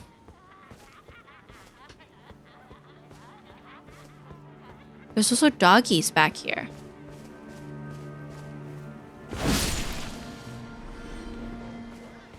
Ooh, what's the golden vow? Is that one of the circles?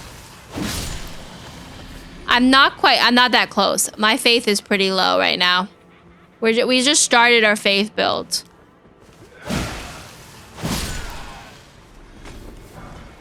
Ooh, we got liver. I don't know what the golden vow is. I'm assuming it's some faith magic.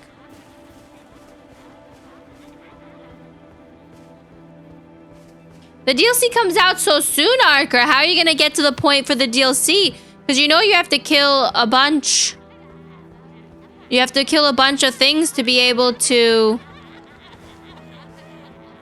play the DLC, right?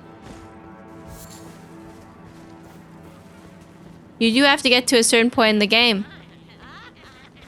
Hi, crazy lady.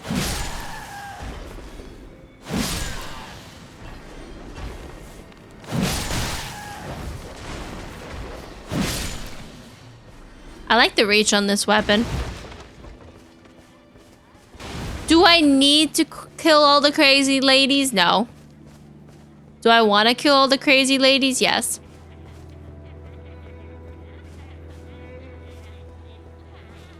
I don't know. I mean, it's possible. If you have enough time to play in the week. I sure as hell don't. Oh, yeah, little.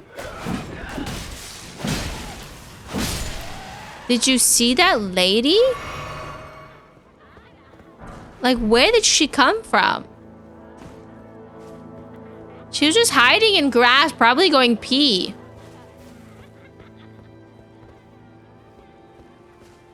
Are you gonna go fight Melania again, or have you not beaten her yet? I guess if I die here, the stakes of Margica will bring me back here. You think I can kill them both? No, I don't think so. Oh yeah, I can. Let's go.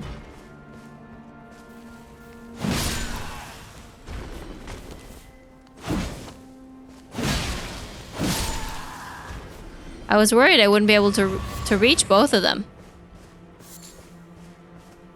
You've never fought her? That's exciting. Are you nervous?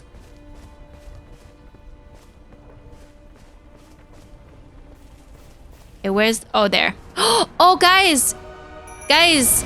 It's the Whipper Nene guy. It's the Whipper Nene guy. That's his whip.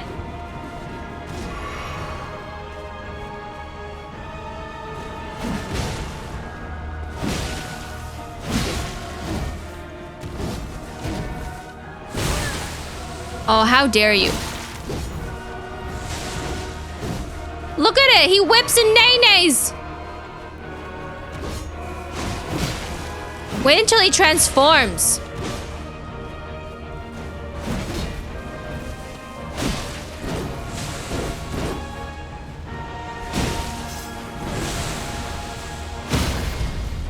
Ooh.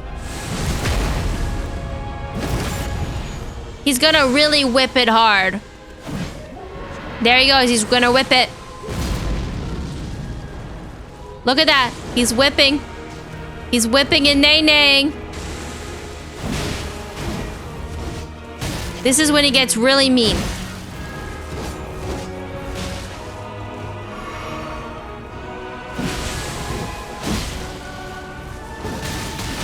Oh shit. He almost got me there.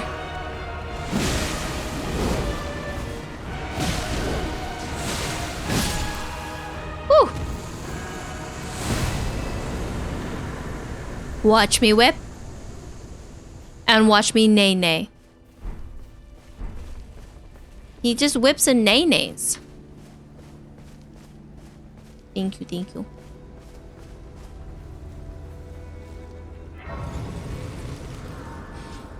You have no, see, the best thing is you can either, so C4, I recommend you can either just like straight up,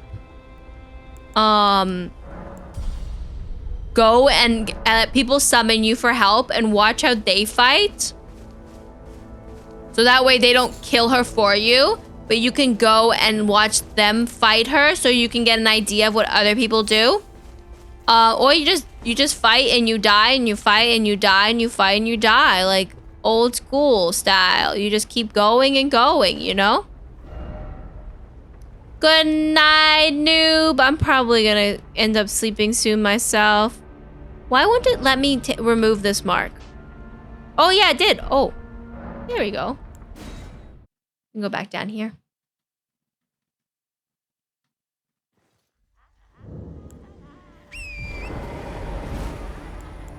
Oh, did you not like fighting Malekith? I want to follow the path. Did you not enjoy fighting him? I loved his fight. He was too easy. He was really kind of cute. I don't think there's any items in here, but let's see. Oh, hi, doggos. Yeah, I think I've already looted this place.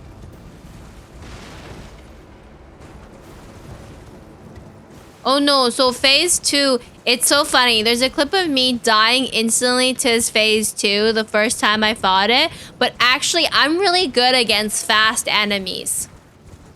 Hi, Zamina. We never stopped Elden Ringing. We have been nothing but Elden Ringing for this last month. But how are you doing? I don't know if there's anything special to find here, but we might as well explore. Why are these guys so hefty? I mean, they give at least better souls than they have in the past.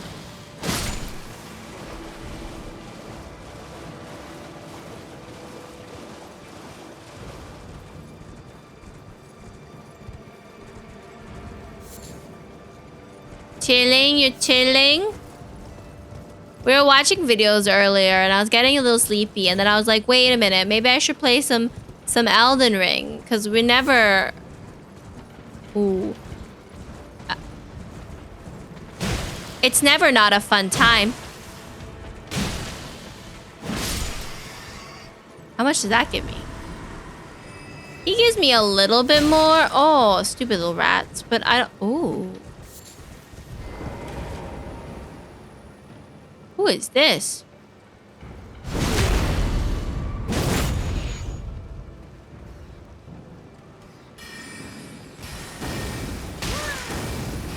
Oh shit, the rats are gonna get me. Whoa.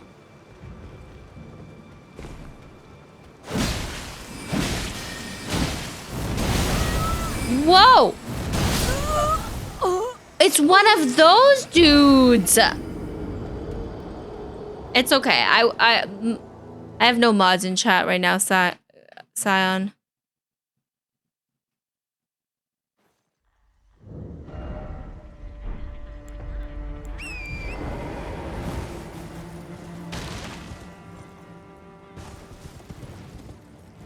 You like that guy? I wasn't expecting that guy to be able to two-shot me. Oh wait, I need to count. I need to calculate. I need to write down the death toll. I need to write down my death toll. Let's just speed back over there. Get my souls back. All the little goatees.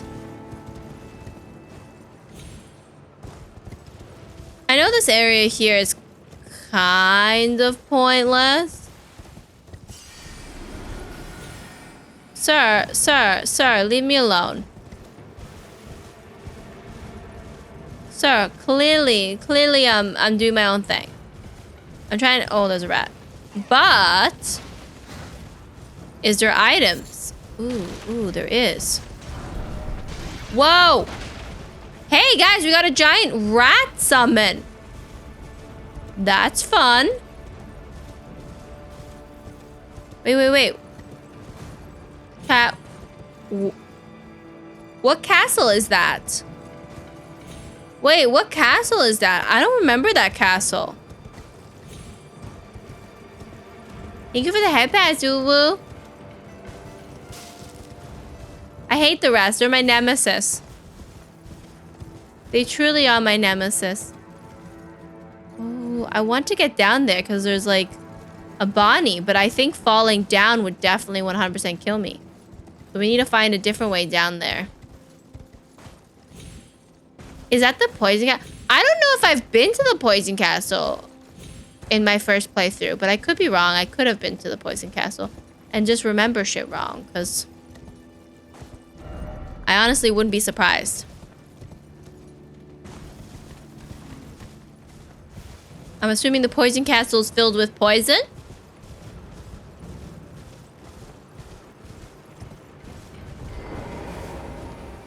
I really wish this game had a mission log. I think that would be so nice.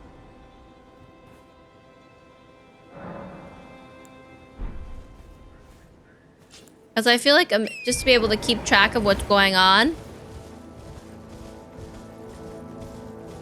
Ooh, wait a minute, chat.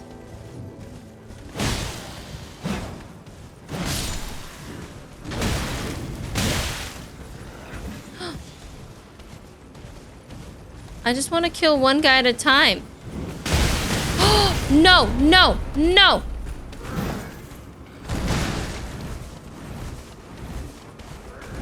I hate those fire dudes.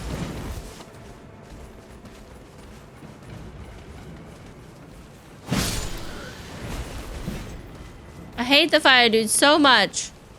They just like to stab me. Oh no, chat. I just lured more enemies after me. I managed to get more enemies to chase me. How did I do that? Wait, maybe I have been to the Poison Castle.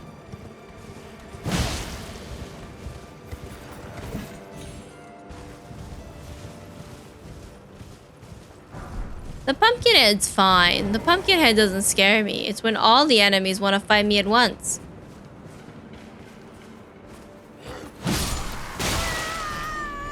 Whoa, who's shooting arrows at me? And why are they so strong?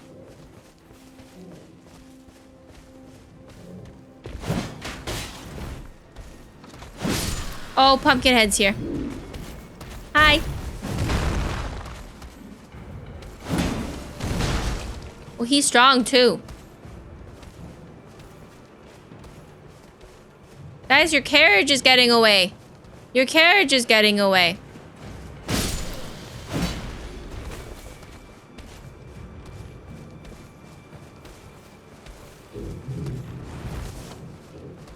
Look at them slowly backing away.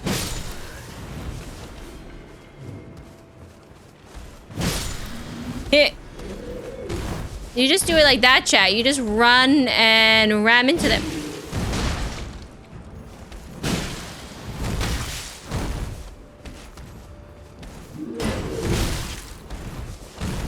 I gotta not hit him in the head.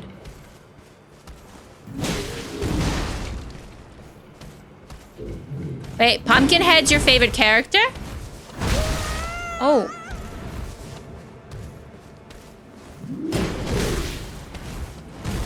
Whoa, dude! There we go. Could you have not died faster? I was just trying to kill him, chat. I wanted to get the carriage, but the carriage has gone so far away now. Good night, Uwu. Oh, there's spear dudes. I don't like spear dudes. I really don't like spear dudes.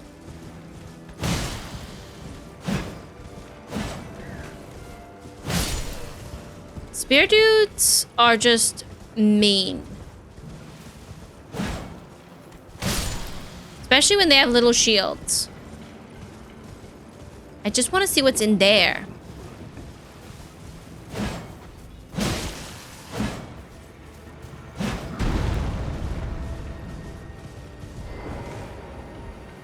Yeah. My watch is dying and it went that vibrate brr brr brr. Ooh, it's shitty. I mean, it's not shitty, chat. It's just not my weapon. But we got it. Ooh. There's just a random carriage here? Wait, and there's just... Oh. Oh, I thought he was gonna be...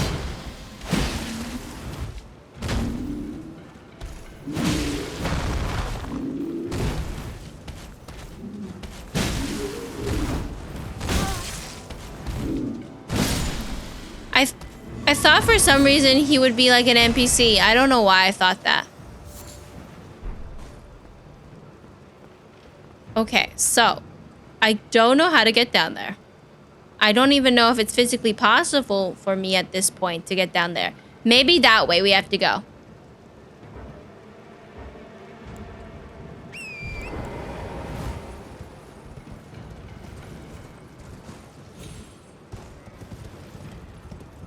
Maybe. I feel like there's gonna be some dude with a massive bow and arrow, some giant with a massive bow and arrow, or troll, or whatever those guys are called. about to shoot me because they feel like it. You know what I mean?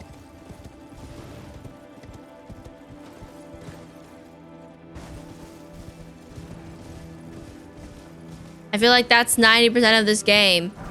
You think you're safe? No, you're not. Dude with an arrow's about to get you. Okay.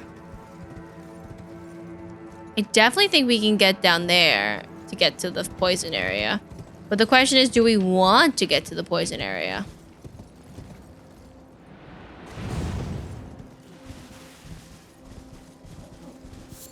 Ooh, wait, there's a church.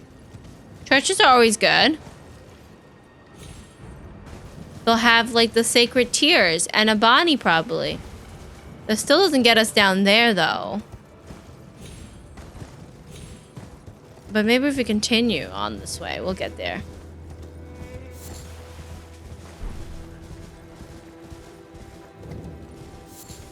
Church of America. Wait. Guys, I've been to this church. I've been to this church.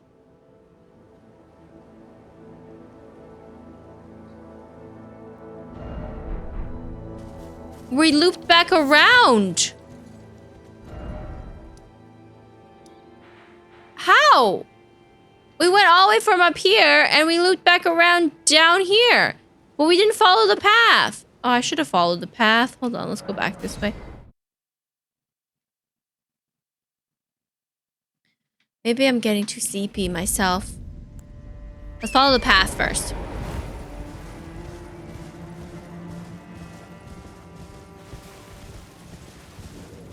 We'll just avoid those guys because we don't need to fight them. Hey, there's like a big tombstone. Are these I wonder if these tombstones are the tombstones of the giants that died during the Giants' War. Because they look like giant tombstones.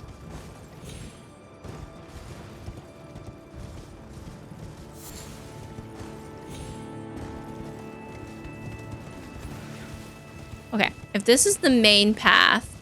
Oh, wait. This is a church thingy we haven't been to. This is new.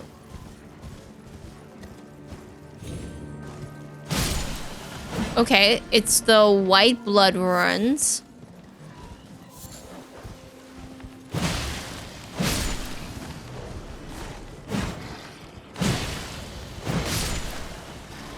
We got some, I believe these are raw-infested dogs. Yeah. So, does rot... No, maybe they're not raw-infested dogs. They're bleed-infested dogs, right? Because they're inflicting bleed on me.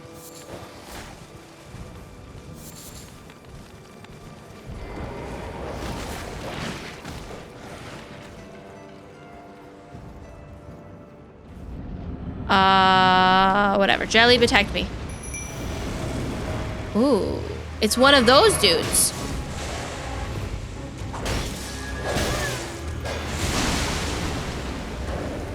It's one of those bleed guys. That are like part of Morg's church or something. They also dress like him and fight like him a little bit.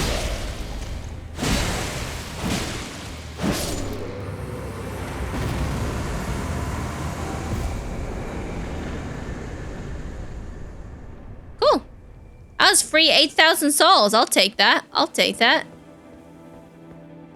I'll not say no to free stuff. And a treasure. That could have anything in it, guys. This is Schrodinger's treasure chest.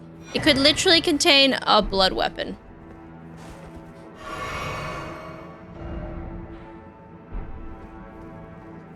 It contained a blood weapon.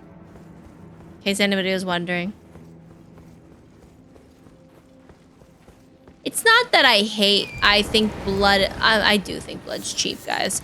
But it's not that I think blood's cheap. It's that blood is cheap. It's just facts.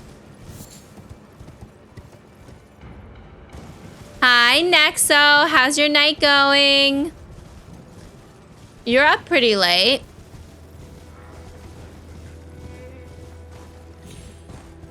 Okay. We go this way, along the path. We're following along the path. You think flame is better? Interesting. I think sword is better. Made some egg noodles with soup. That sounds nice.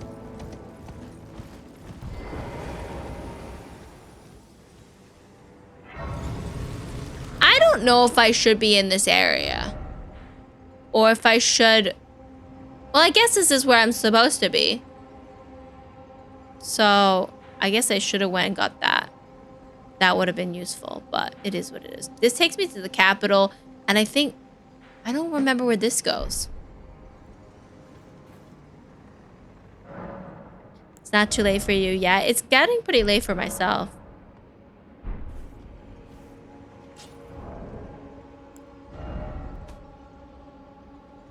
I have been having nothing but fun, honestly. How has your been? I know you've been playing it still, right? Hold on, I also want to count my death. So I don't lose track of my death. Yeah, where are you at?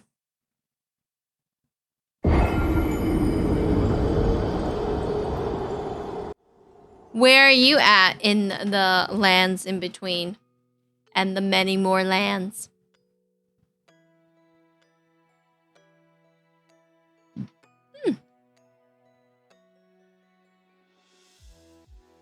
How far did you get? That's what I'm asking. Okay, let's go see who's still live this late at night. Who we can pester with our love.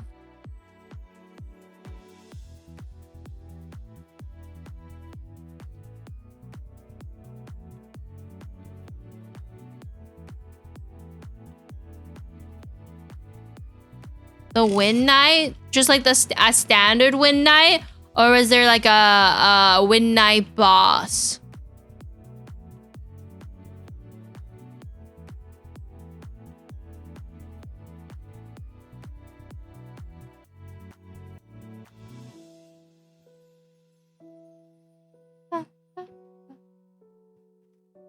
A one with in a room with a chest? A normal one? Okay. That sucks. You just have to dodge. The best advice I can give is dodge inwards. Dodge inwards because when you dodge inwards, it's easier to dodge enemies.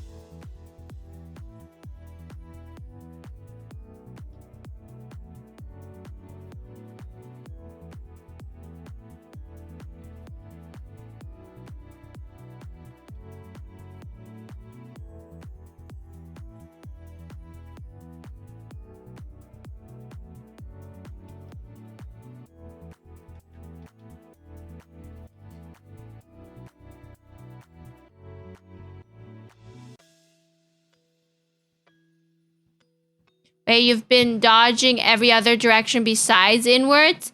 I'm just gonna say this, 90% of the time, dodging inwards where it's at.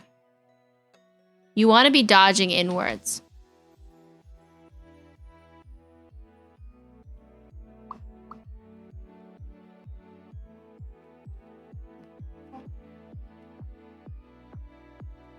I just find personally.